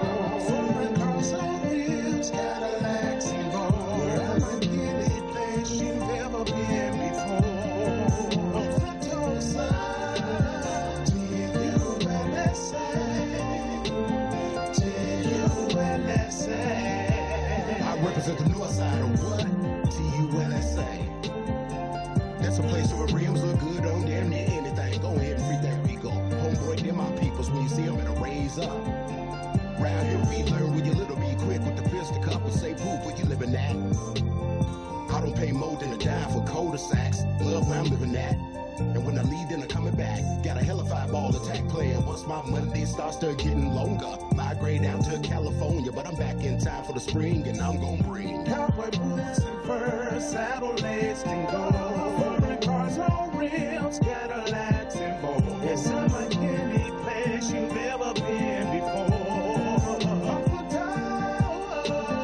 WabaHacha is the movement now, and we ain't trying to get bogged down. Round here we go fishing and hunting. Y'all gonna have to excuse these youngers. They was on the internet making their videos, false promoting this stunting. Old folks is the ones with the money. Rich as hell, they be looking bummy. Alligator boots and watch your BBWs, cause they pimp on the snow bunny, no mercy. Y'all ain't heard me. Love the smoke and the controversy. Overalls with the Stacey Adams. Granny got a pistol up on the mattress. Hood rats be supporting actress. Papa see the TV, the one to capture it. Cowboy boots and fur, saddle laced and gold, foreign cars on rims, Cadillacs and bold. It's unlike any place you've ever been before. Grab a park and bright lights. Welcome to the T-Town nightlife. Who don't know about being grown and at some point in your life?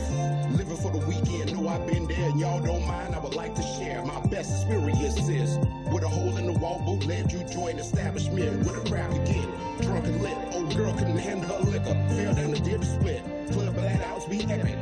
Panties showing, horns blowing. Take her to the bathroom and fix her face. I'm just laughing, it's a crazy place. Welcome to Tulsa, baby. Cowboy boots and fur, saddle laced and gold, foreign cars on rims, Cadillacs and gold. Unlike any place you've ever been before. I'm from Tulsa, T-U-L-S-A, T-U-L-S-A.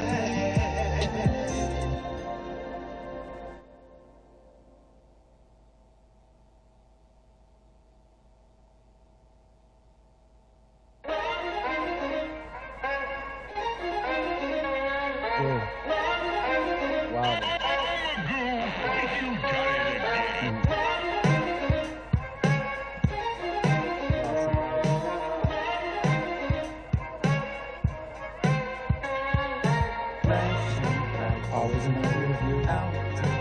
Staying eyes on out. Just 'cause I'm low key. 'Cause you can't catch your flash. Always in my rearview out. Staying eyes on out. Just 'cause I'm low key. Baby, I rubbed on your mama's baby. So if I died in the middle of the night, you could still be connected to me. 'Cause you was daddy's first offspring. I thought you'd be a boy when the first planted seed. Your mama said you'd be a girl, said that she could tell by the pace of the heartbeat. Our expectations in the world is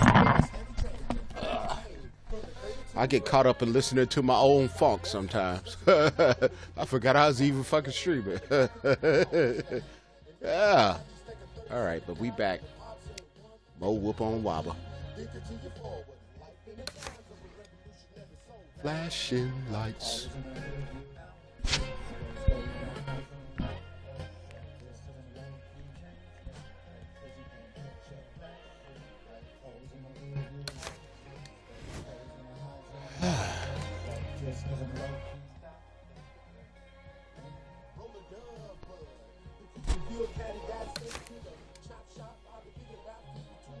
Drop top. Complete the elevation. I'm about to enter the world of the rich and famous.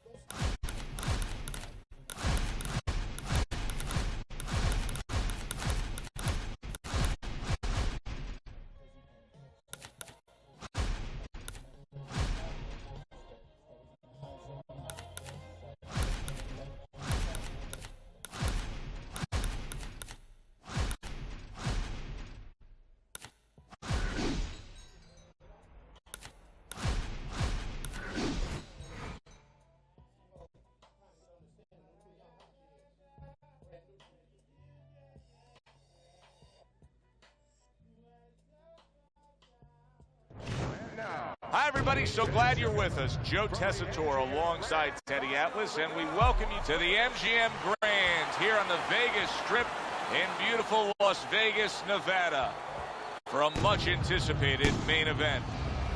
10 rounds of heavyweights, and now the time has come. All the talk, now comes the walk. Isaac Frost making his way to the ring now, and he looks very focused for this fight.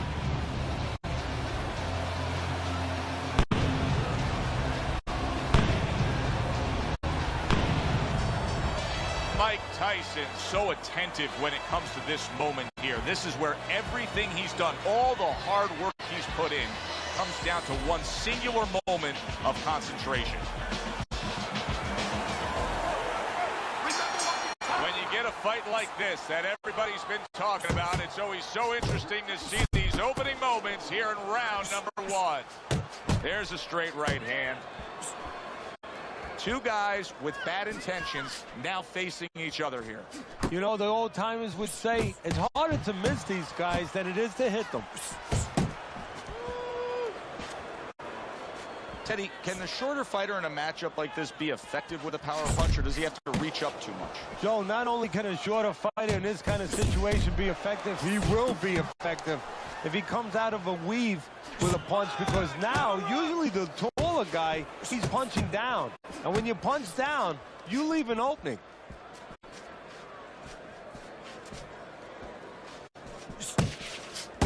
Very nice work to the head. The right hand landed. Halfway through this round.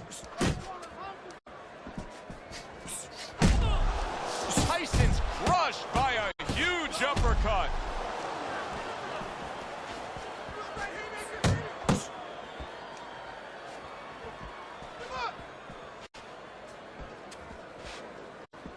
Good block there by Mike Tyson. And now he's having his way with the jab.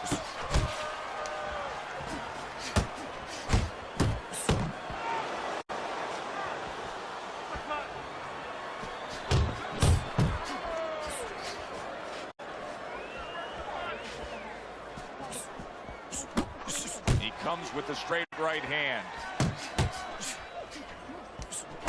The big, burly, dangerous Isaac Frost with a strong combination. Frost's combination punching working out well there. He landed 3 solid shots. Good step back counter punch there. What a big shot, that hook right on the gut. And that's the end of round 1. Mike Tyson's last round, to me, Teddy, completely ineffective. His accuracy way off the mark, throwing punches, but lost the round. Joe, talking about being off the mark, if you're traveling outside, you're lost. You need a map to find your way. He needs a map right now to find his way. He needs some direction. You need to throw more punches out there. You got me? He's out working. You're stronger than him. There you go.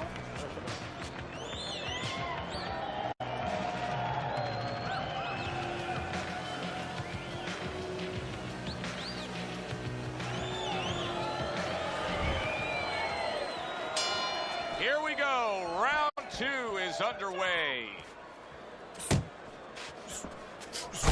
Gets rid of that. It was intended for his head. Tyson's putting forth that hard work he did in training camp there, landing a crisp combination. Move! Frost's right hand did a nice job that time. That worked well for him. Chopping a little wood with that hook. Turns over that hook and he does damage upstairs.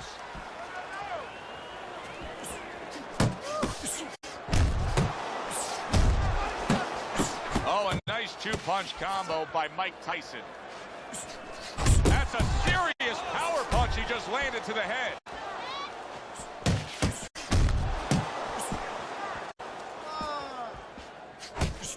That is a big right hand after eating one himself. Tyson's combination punching here is showing you what good boxing is all about. 3 punches thrown, 3 punches landed. Nothing there on the punch by Mike Tyson. Keep your hands up.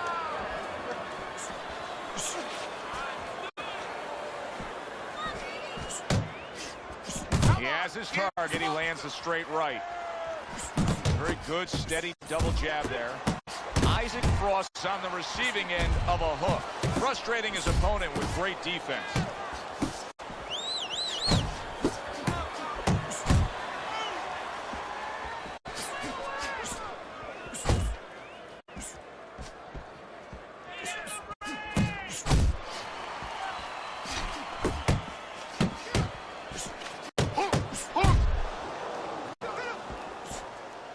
Blocks away that headshot. Just 10 seconds to go here in the second round. Tyson starting to score at ease against his opponent there. Anytime you can land a three-punch combination, you're really hitting your groove. You look at those punch stat numbers, and they heavily favor Mike Tyson. But Teddy, as we well know, it could say one thrown, one landed, and the fight can be over in favor of Tyson. Because that's the kind of power. But not just power that he brings, that's the intention he brings. He brings the intention on every punch that punch is going to end the night. What an excellent two-punch combo by Mike Tyson. When a big man can throw a sharp right hand, watch out. Isaac Frost just did that. Iron Mike lands the left. Good. Frost's punch didn't come close. Right hand downstairs. Good combination to the head.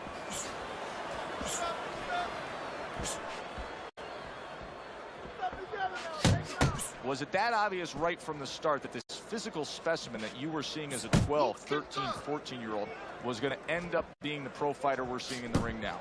Well, Costamano, the first day we had in the gym, said to me, you're going to have a chance maybe to train your first heavyweight champ if this guy stays interested, if he gives us a chance to develop him.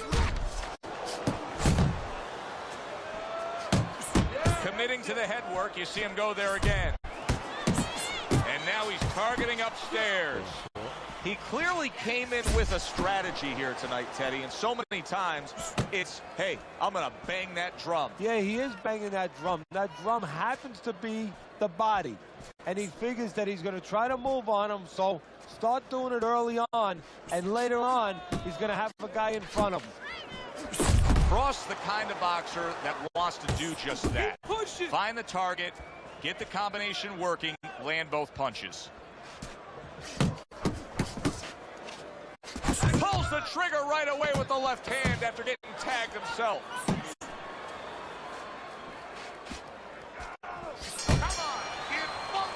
And that's the end of round 3. Straight up. Move that body. You need to move that body. I need you to box. Wait for him. Move.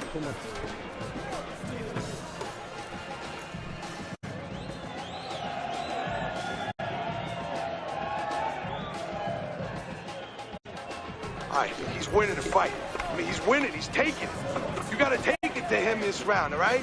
You got to...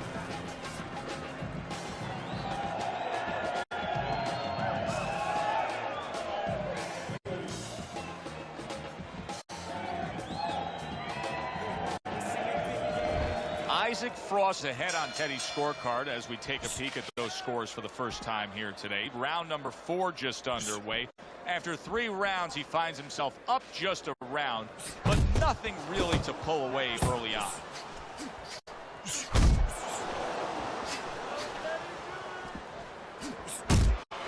Do you see any way in which he can take his opponent's aggression and turn it against him? Yeah, the perfect way. I mean, boxing 101, counterpunching. You got a guy coming at you, no better way than to change his mind. Make him miss, make him pay.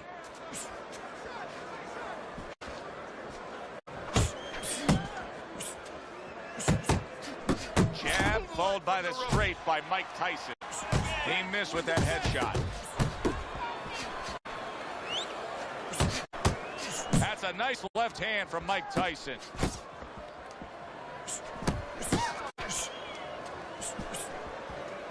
"90 seconds to go here in this round. Mike Tyson's got to be feeling the impact of that uppercut.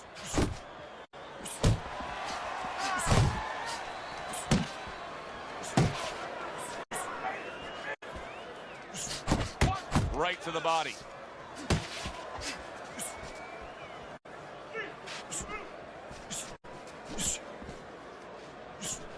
Left and right, left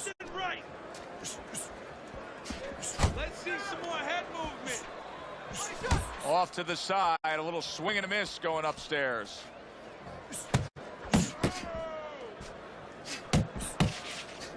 Frost getting himself into the mix now, landing that left hand.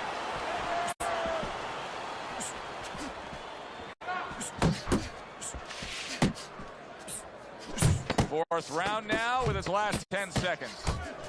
Keeping his hands up, getting way of his opponent's effort. And round 4 comes to an end. Come on. Tyson's cut man is going to earn his pay for sure. That is a bad gash.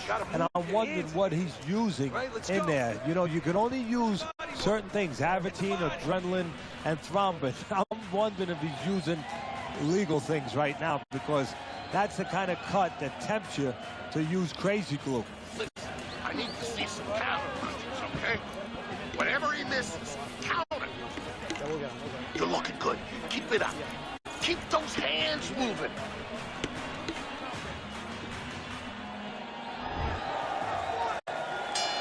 Back to action here at the start of this round, which is just part of what has been a very evenly fought fight. One of those fights that's going to be very hard to score.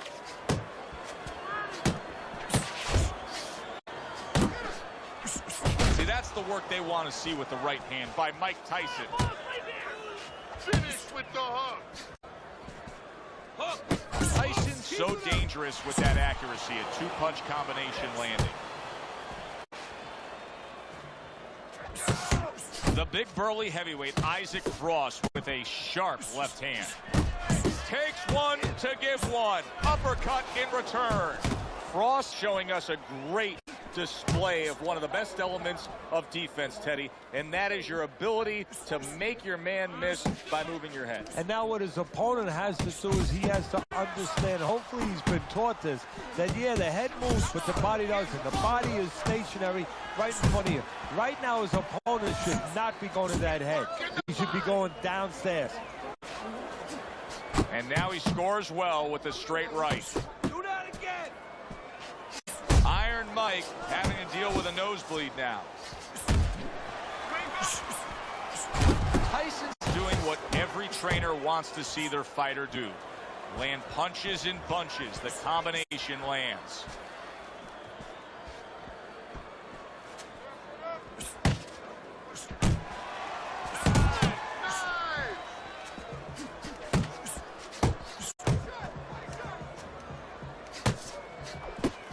And now targeting his opponent with the overhand right.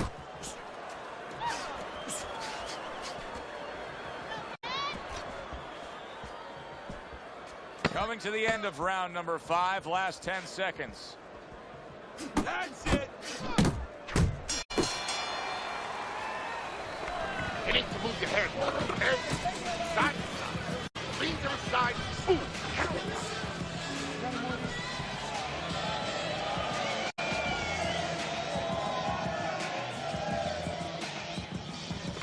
I need you to cut this guy off. Start moving your hands. 1, 2, 3s. 1, 2, 3s. All right?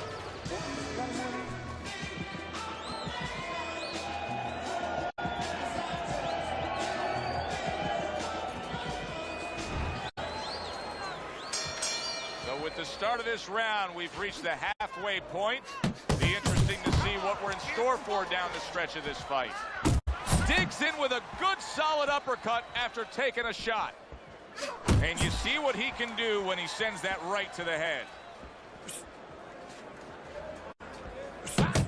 Oh, that's a big hook right there.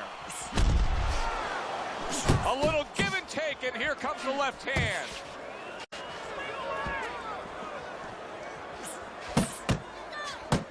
Able to land with the right. Mike Tyson's just punching air that time. His opponent was able to get out of the way.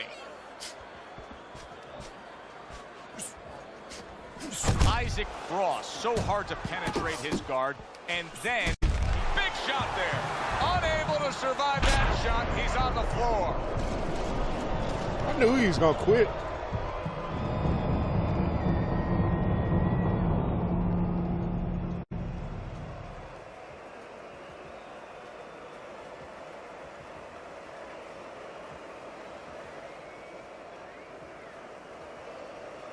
I'm just getting started, bitches.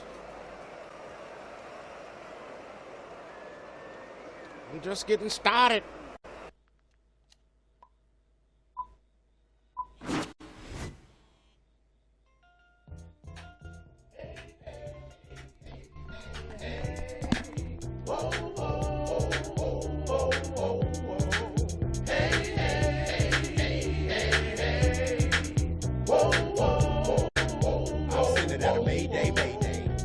Like they say, thank God it's Friday, on top of that payday. But don't get happy just yet, cause this the day where all around the globe, everybody knows this the day when you get to be broke by the time that the sun go down. But at least I got a place to stay, a place to lay, a place to bathe, a place to pray, a place I can warm my Roman noodles up with and a hot plate. For the time being, I'm content. $64 a week rent really ain't much for me to come up with. I learn to be thankful for everything that I get. I take cigarette butts straight down, then roll back up with, cause it's getting too expensive. And I ain't reached that point in my life where I'm ready to quit and go cold turkey. My baby mama up and moved to Albuquerque, cause she knew I couldn't stand the heat. And I'd have stopped up for taking myself for the two if it wasn't for the phone police. But that's another story. I'll learn to take the bitter with the sweet and the pain with the glory. WabaHacha might look broke, but got a studio that look like Dexter's Laboratory. Alright, one more time. Let me get it from this angle.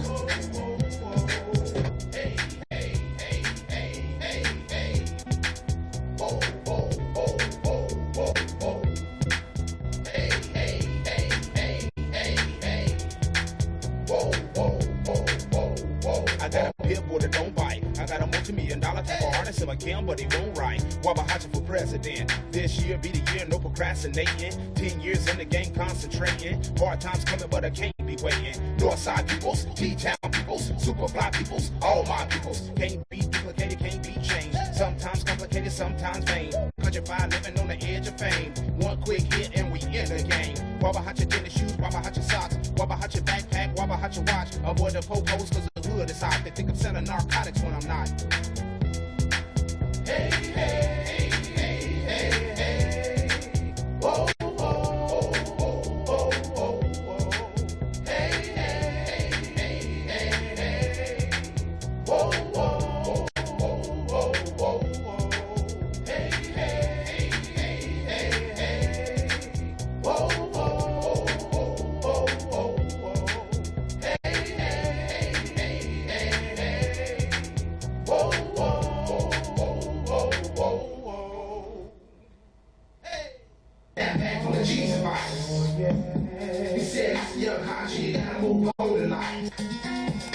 Ladies and gentlemen, that's baby oil.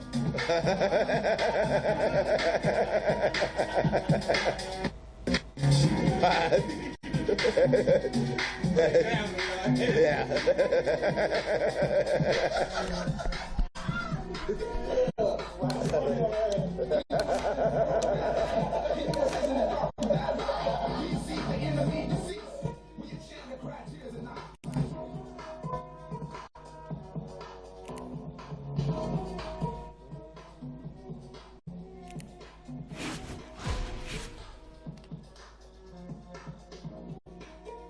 That's what they're gonna be doing.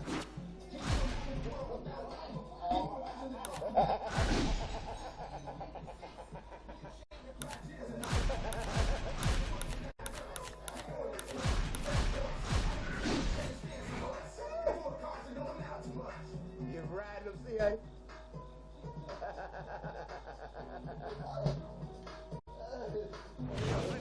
Hi, everybody. I'm Joe Tessitore alongside Teddy Atlas. Good evening and welcome to a sold-out Boardwalk Hall in Atlantic City, New Jersey for tonight's main event. 10 rounds among heavyweights. Boy, and we expect this to be a big night of action. We spoke with both fighters yesterday. Fireworks anticipated here tonight. Let's see. Mike Tyson really keyed in for this one. You can see it as he makes his walk to the ring.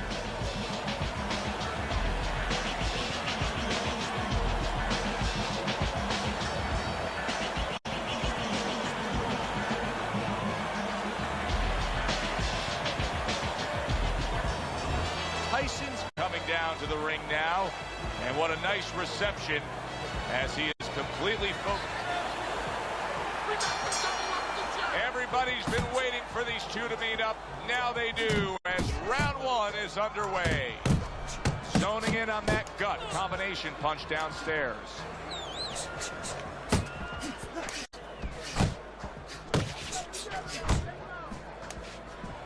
Oh, and he returns fire with a left hand.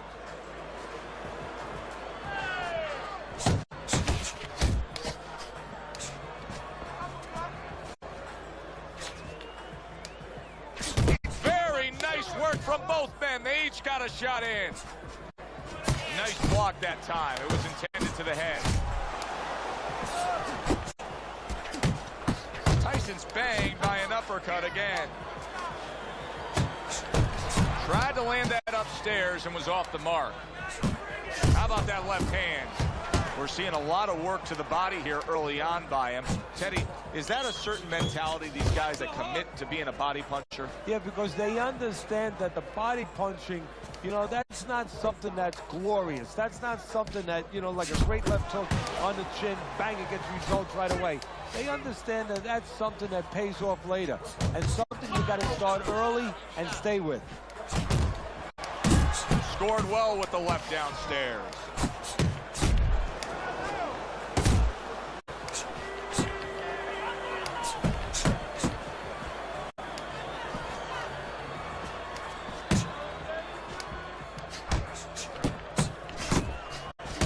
Good flush shot by Mike Tyson. Rock'em, sock'em robots right from the start here, Teddy. No defense, just pure offense.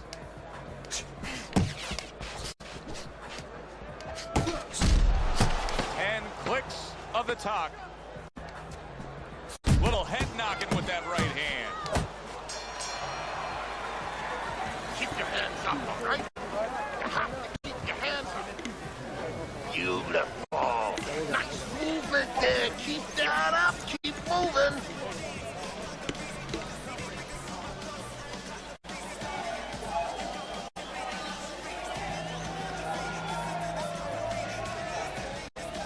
Let's go. What are you waiting? You want this fight? Then let's get moving out there.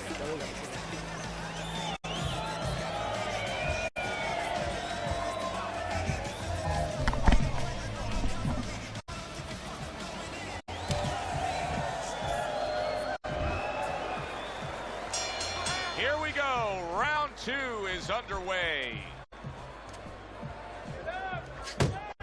Boy, sharp two-punch combination by Mike Tyson. Big, big shot to the head. He left a hole, it was closed. And now he brings the left hand upstairs. Well, you could see what he wanted to do there, but unable to land that body shot. Covers up nicely, gets rid of his opponent's body shot. He's showing what a skilled fighter he is with the counterpunching. Well, the old timers used to say, when you're calm in there, when you're controlling there, you can make him do what you want. He made him tie his shoelaces right there. Blocks that belt line well. And that had some bite to it, that right hand by Mike Tyson. Teddy, the Mike Tyson reputation has steamrolled through the early part of his career, and specifically many point to his fight back in 1986 against Jesse Ferguson when he knocked him out in the 6th round. And then in the post-fight interview, he simply said, my goal was to break his nose and send it up into his brain. Yeah, he didn't simply say that. It sounded barbaric, animalistic, but he understood that he was sending a message, not to Ferguson, but to other potential opponents, that this is the kind of person I am. He wasn't that kind of person, but he wanted people to think he was.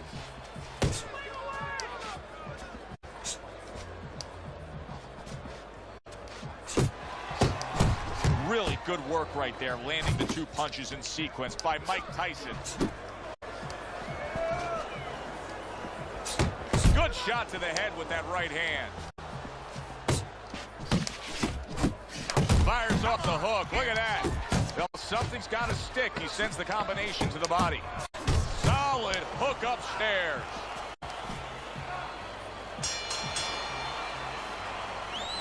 That's it. That's it. Hey, relax.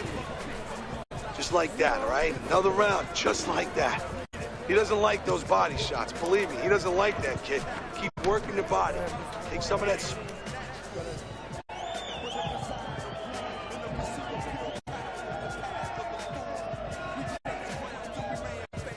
Keep circling. Don't stand in front of him. Left, right. You need to double up your punches all night.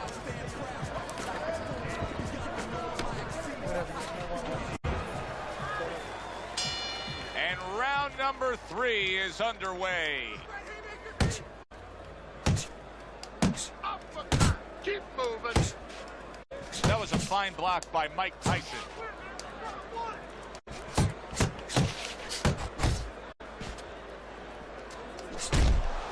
That's a big uppercut that just crashed home. Tyson's doing well here with that 2-punch combination.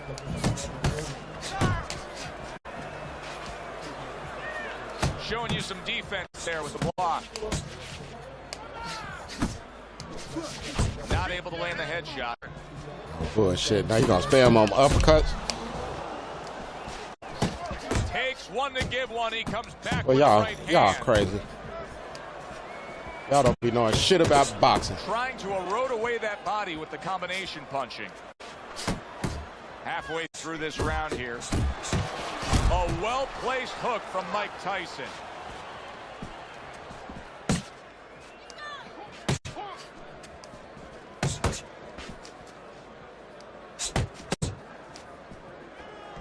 Scored well up top.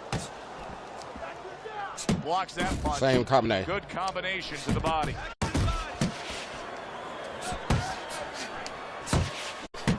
Crashes home with the uppercut. Come on, Spammy Tammy. Relax.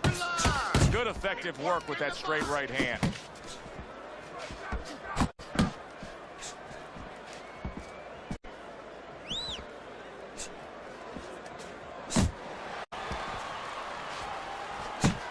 Iron Mike lands the left good. Tyson's landing a combination here. That's what he does when he's at his very best. And the round comes to an end. I want you to pick this jab. Throws the jab, parry it away, and you'll catch it. Hey, you got that? It's gonna happen. You're gonna catch him. I know me don't even play with Mike Tyson. I just figured I'd challenge myself. Which is the only reason you lasted this long. You're looking good. Looking good. He's I tired. like the Look way at him. Mike He's Tyson so moves. fucking tired. He's got nothing left.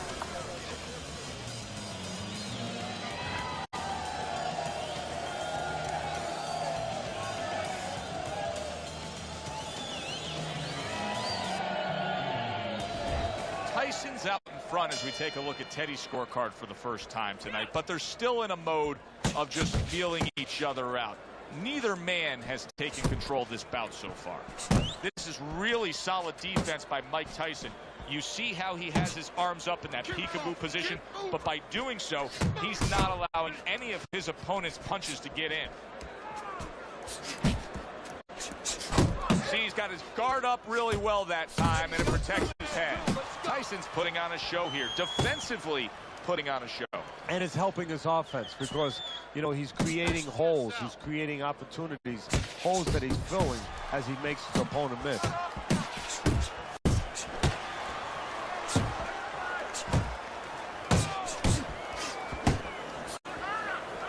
Tyson scores with a jab. Solid left hand to the head. Back and forth exchange. Move your head.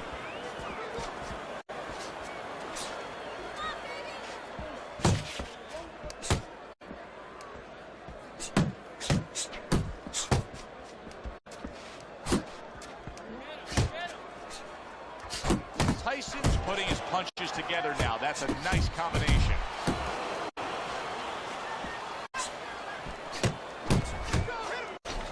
Good looking right hand after he got hit.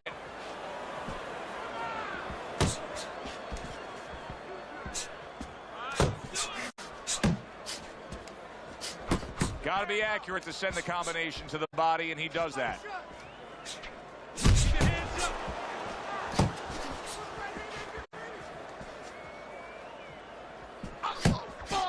seconds to go in the fourth. Hand movement, hand movement. Tyson has to prove that he's a deep stretch runner here right now. I think he's slightly trailing as this fight comes to the later stages, but you can see his corner imploring him to go out and win it.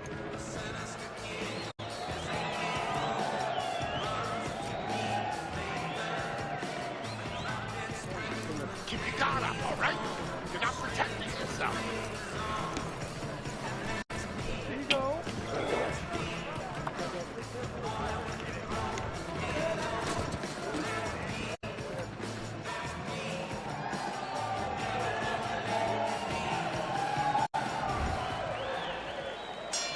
Good action here tonight.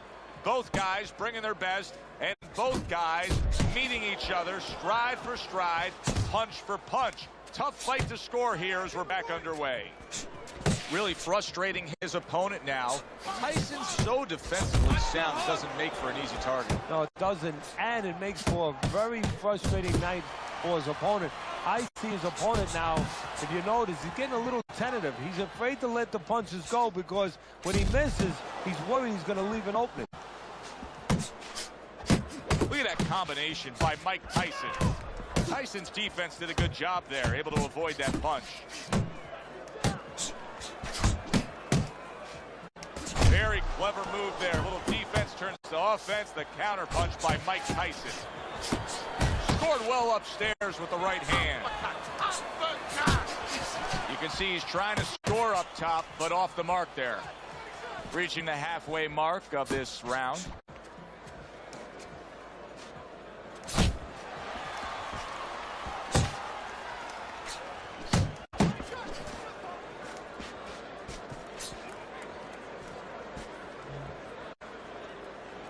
Now Les Phil's resort to the arcade, huh? Goes up top again. So I'm trying to subvert your stamina now. Strong uppercut there. And now we got a fight. He fires back a right hand of his own. Come on, man. You don't know shit about boxing. You're not and now he's targeting upstairs. You're looking for the step to the side uppercut. Protecting his head well with his guard. Last 10 seconds. Go, go! That's a forceful jab by Mike Tyson. You gotta fight. You gotta throw more. You all arcade. Little boy that hide behind Mike Tyson.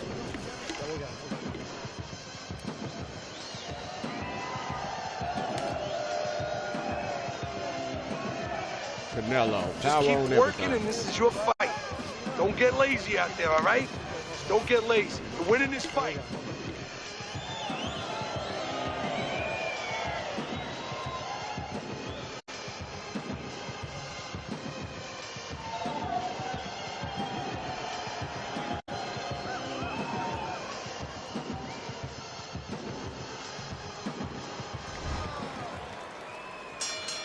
So we've reached the halfway I never owned a pair of Jordans in my life. Main event. Staying away from those headshots with his defense up top. Mike Tyson's once again can't get out of the way of that uppercut. Great movement to get away from those punches. Really wanted that uppercut, but just couldn't get it. Get out of the way from those punches. Big left hand from Iron Mike. Well, his opponent is opening up and coming forward, so I would think there's some opportunities that exist. Yeah, I think some counter-punching opportunities. Opportunities not on the front end, but on the back end.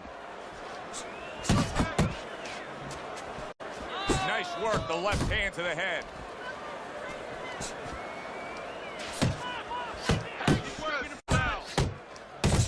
That is exactly what the corner wanted to see. A good combination punch by Mike Tyson. Halfway through round 6. He took a shot, but he came back with a right hand of his own.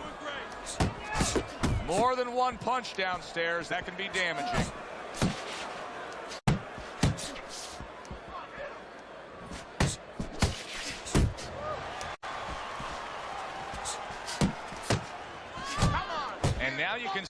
utilizing the jab. You know, a lot of times you see a guy on the outside bouncing around, staying away. You understand the use of a jab. But when you're coming forward, you have to come forward with a cover. And that jab, that's the cover. That's a big, big shot he just scored with. And why did he score? Because he created range, created distance, created a hole, and he filled that hole. Got your head.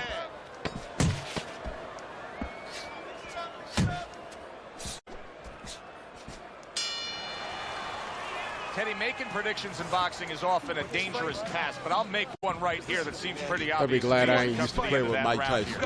This fight, I'd have got you out of there a long time ago. As long as it lasts. It's kind of like going and watching that home run contest. Nobody's trying to hit singles or doubles. You know they're all going for the fences. Listen, you need to move your head more, side to side, okay? I want to see that head move more. Relax, relax. You're doing great. Keep the pressure on. Keep.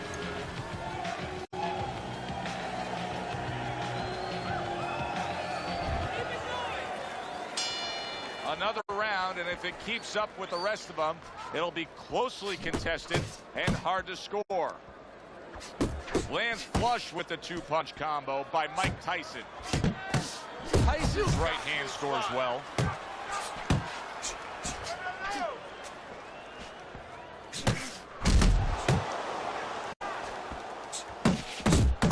Targeting that midsection now with the combo. Watch the hook.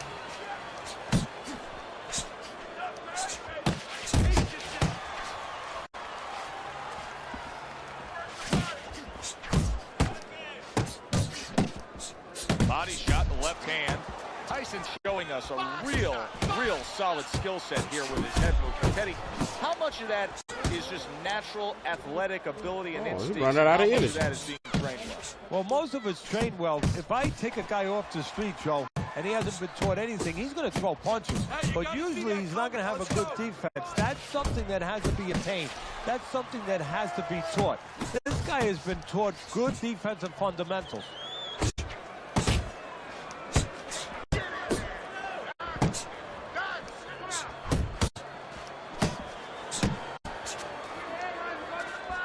Not precise at all by Mike Tyson.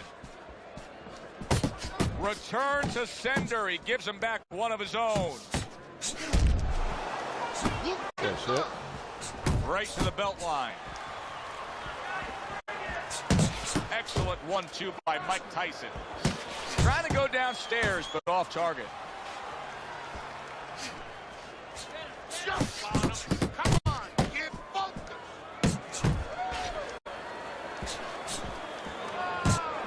Just 10 seconds to go in this round. Good job on the two-punch combo by Mike Tyson. And this round comes to an end. He's got nothing left, okay? Just go for the head. Knock him out. It's done. All right, breathe in. Take a deep breath.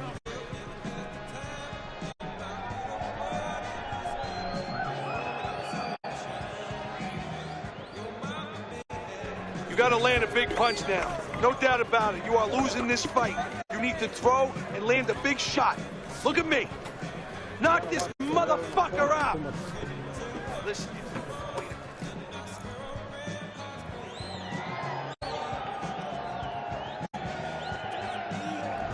Tyson's starting to grab control of this fight now. Look at Teddy's scorecard as we start round number 8. Was a close fight, but just slowly creeping away from his opponent as he extends this lead. Well, this is where you start to see the personality. You know, where you start to have an x-ray, a portal into the soul of a guy. What he's made of, what his temperament is, the decisions he makes. He wants to be special. He's separating himself. Keep your hands up.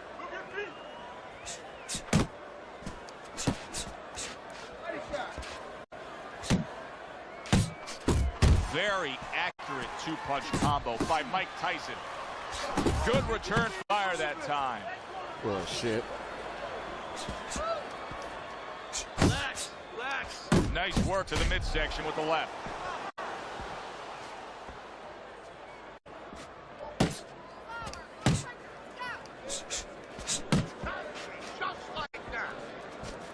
90 seconds to go, halfway through round 8.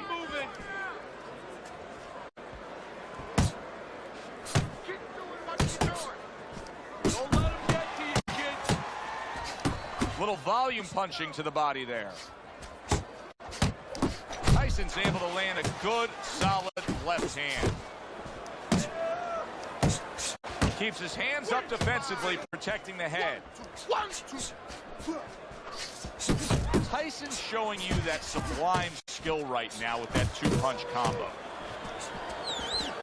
A knifing left hand by Mike Tyson. Mike Tyson blocking that punch. Tyson's right hand scores well that time.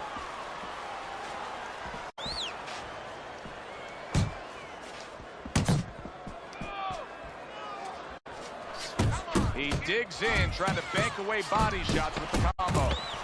Gets rid of that effort. Mike Tyson's impressing the judges and himself with that right hand. End of the round of what has been a very close and highly competitive fight. Teddy, how do you see this right now? I see it almost dead even, and I see whoever finishes the rounds, because in these kind of tight rounds, if you finish up good, the judges remember that. Keep your hands, all right? You have to keep your hands up. Breathe in. Take a deep breath. Great job that round. You're doing well.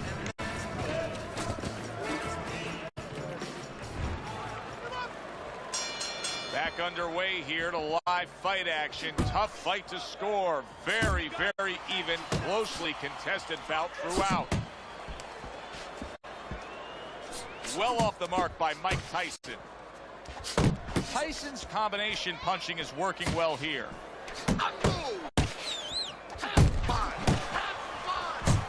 Oh, shit. Nice solid left hand scored by Mike Tyson.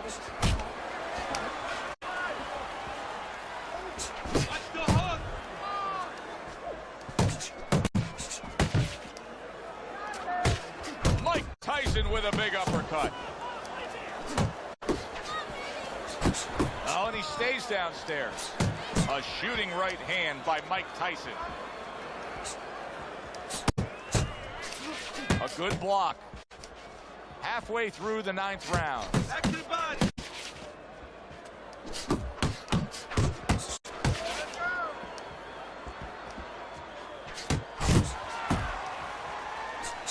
Oh, and he's got something for him himself, and it's a left hand.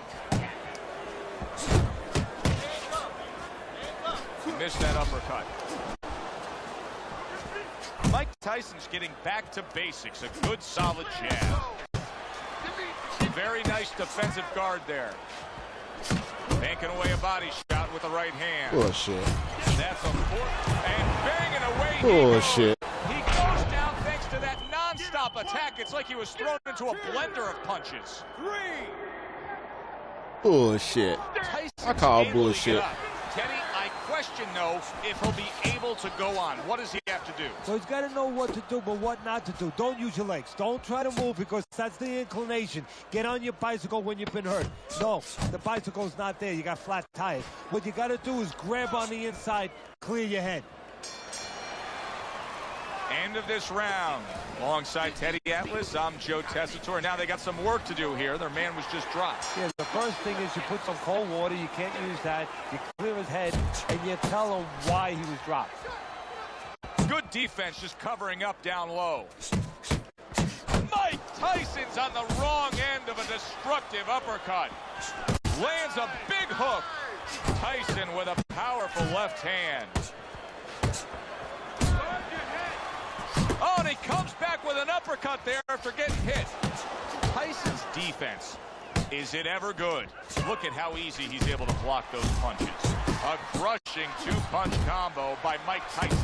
Shake it off. That's a nice left hand from Mike Tyson. That's just not good defense.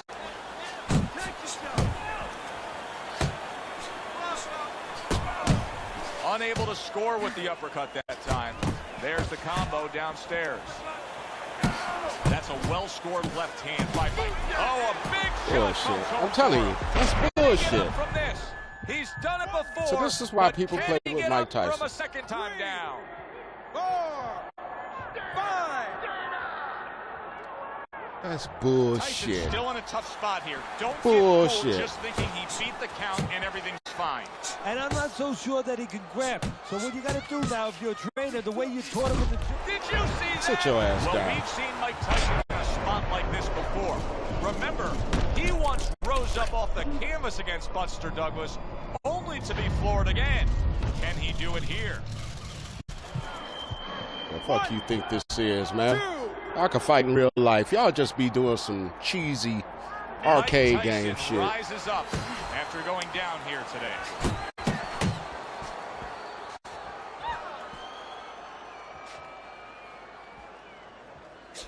He had his eyes set on the uppercut, but was unable to land it. And what a clever combination by Mike Tyson. Downstairs with a right hand.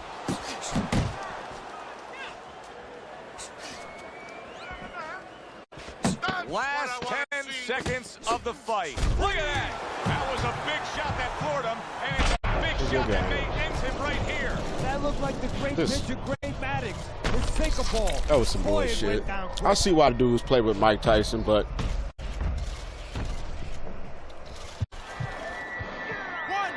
I should have used somebody else. 3, 4, 5, 6. The judges have put down their scores as we come to the end but that's of whack. a very exciting back and forth fight. Let's send it up to the ring announcer to hear which way He it goes. spammed uppercuts.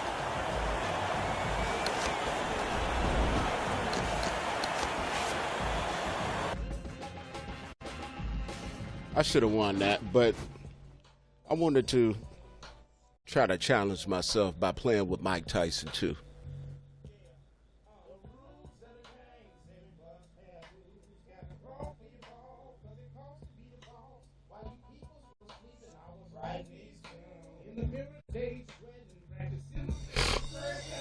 Oh man. Taking these streets, struggle bubble from basements to concert stages. Number 2 in the underground next to Bone Funk. But y'all black-fisted now. Is it system twisted, admitted, and just out to make a million? 7 years of eating and sleeping and living. This rap business has me WabaHacha. I'm student, committed. Who's the messiah? Who runs these empires? Who's pimping? Realize to leave my chief, fulfill the dreams in a minute. Don't say too much in a sentence, but I'm felt. Hustle CDs from the trunk. I'm shameless. I did shows and dirty dumps, but they paid us. Neutralize and change the game from floss to simple and plain. Introduce the streets to my pain when I sign on the line. Sell 1 million albums and so when this world becomes mine. Watch me shine from city to city and bounce who I'm pretty. The cork and pass it around. Just sip to your drum. Celebrate this album's the title, but a promise is fun. Hacha is the man. Don't hate, please understand. Keep your eyes to the front. Don't stop moving. The rules of the game say we must pay our dues. Gotta crawl for your ball, cause it costs to be the boss. While you peoples was sleeping, I was writing these tunes. In the mirror, daily sweating, practicing my face expressions. Now I'm taking these streets, the struggle bubble from basements to concert stages. Number 2 in the underground next to Bone Funk. But we all black-fisted now. Blessed be those to get shows, to get exposed out of a million other rap foes. Paparazzi outside taking photos. Screaming WabaHacha, look this way. Oh, let me take care of this cat real quick. Trying to million dollar pose before going into an award show. I don't mean to sound racist, but I get paranoid around a bunch of white folks. Good thing WabaHacha really know what's going on. Came to me like a dream, how to shoot the perfect scene. So hear ye, coming singles and groups. Keyboards and bass chords speak the soul of my youth. 4 walls in the soundproof booth.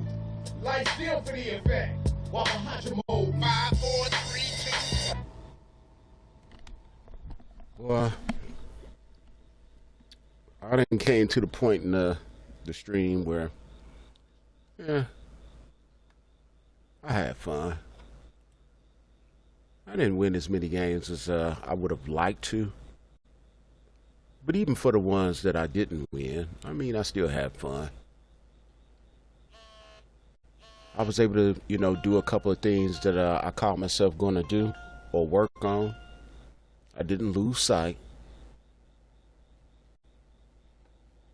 And, yeah, it was fun. I still think it's a lot of cheesy people on here. But, I mean, there's still some good ones too, though. So I can't just dismiss them all off, because the people that did beat me tonight, they were actually pretty good. Yeah, they were actually pretty good. I think I'm going to let it run for another roast, say 6 minutes. That way I can end the stream at exactly 6 hours.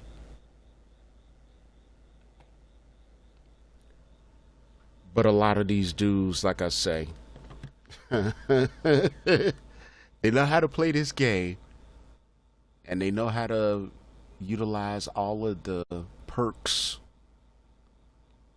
of it being an arcade game. But they don't know shit about boxing. And the ones that really don't know shit about boxing are the ones that play with Mike Tyson. All they do is walk forward, and then, because of the angles in which Mike Tyson throws his punches, it's just the perfect character to use because of the way that the developers developed this game. They did not have to make this game so goddamn cheesy. I think they got a really good motor in this thing. As far as the speed in which you could do stuff and the angles, they didn't have to put all this cheese in there. That man threw, I'll say respectfully, uppercuts. He threw over 300 uppercuts, 150 plus a piece, left and right.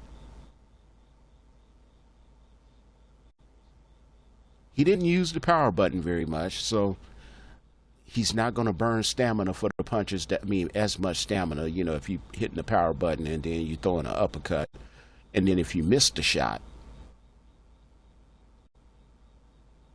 I was doing what I needed to do. I was counting, I was hitting him with nice proper counters. It's just that this game allows you to be able to step to the right and throw the uppercut, step to the right, throw a hook, step to the right, and or throw a straight. And because of it being a split screen, that's the punch to throw. And they just spam it over and over and over. And it's not realistic, which is why I don't do it as often. Because my mind is not wired to play the game in an arcade game way.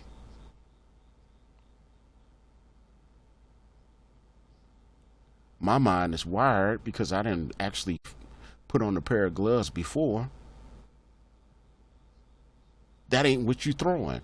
You don't think to throw it because it's not open and because you're going to make yourself open to a counter. But these guys, they're exploiting it because they know that that's the punch to throw because it's an arcade game. And they do it over and over and over and over and over and over. And then meanwhile, you could burn a lot of time trying to avoid it because you know they're going to throw it. Well, normally, whenever I play against someone, instead of me circling to my right, I circle to their left. It's just that Mike Tyson, man, that damn Mike Tyson.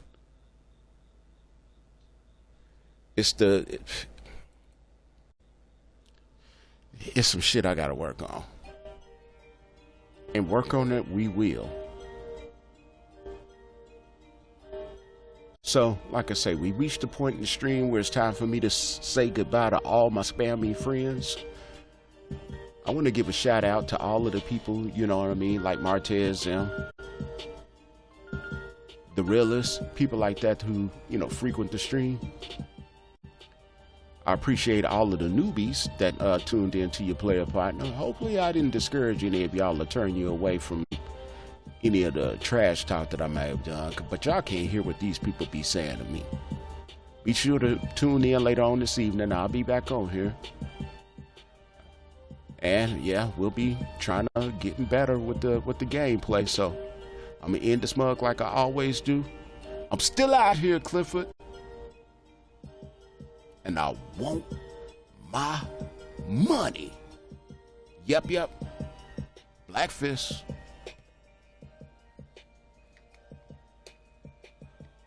Now,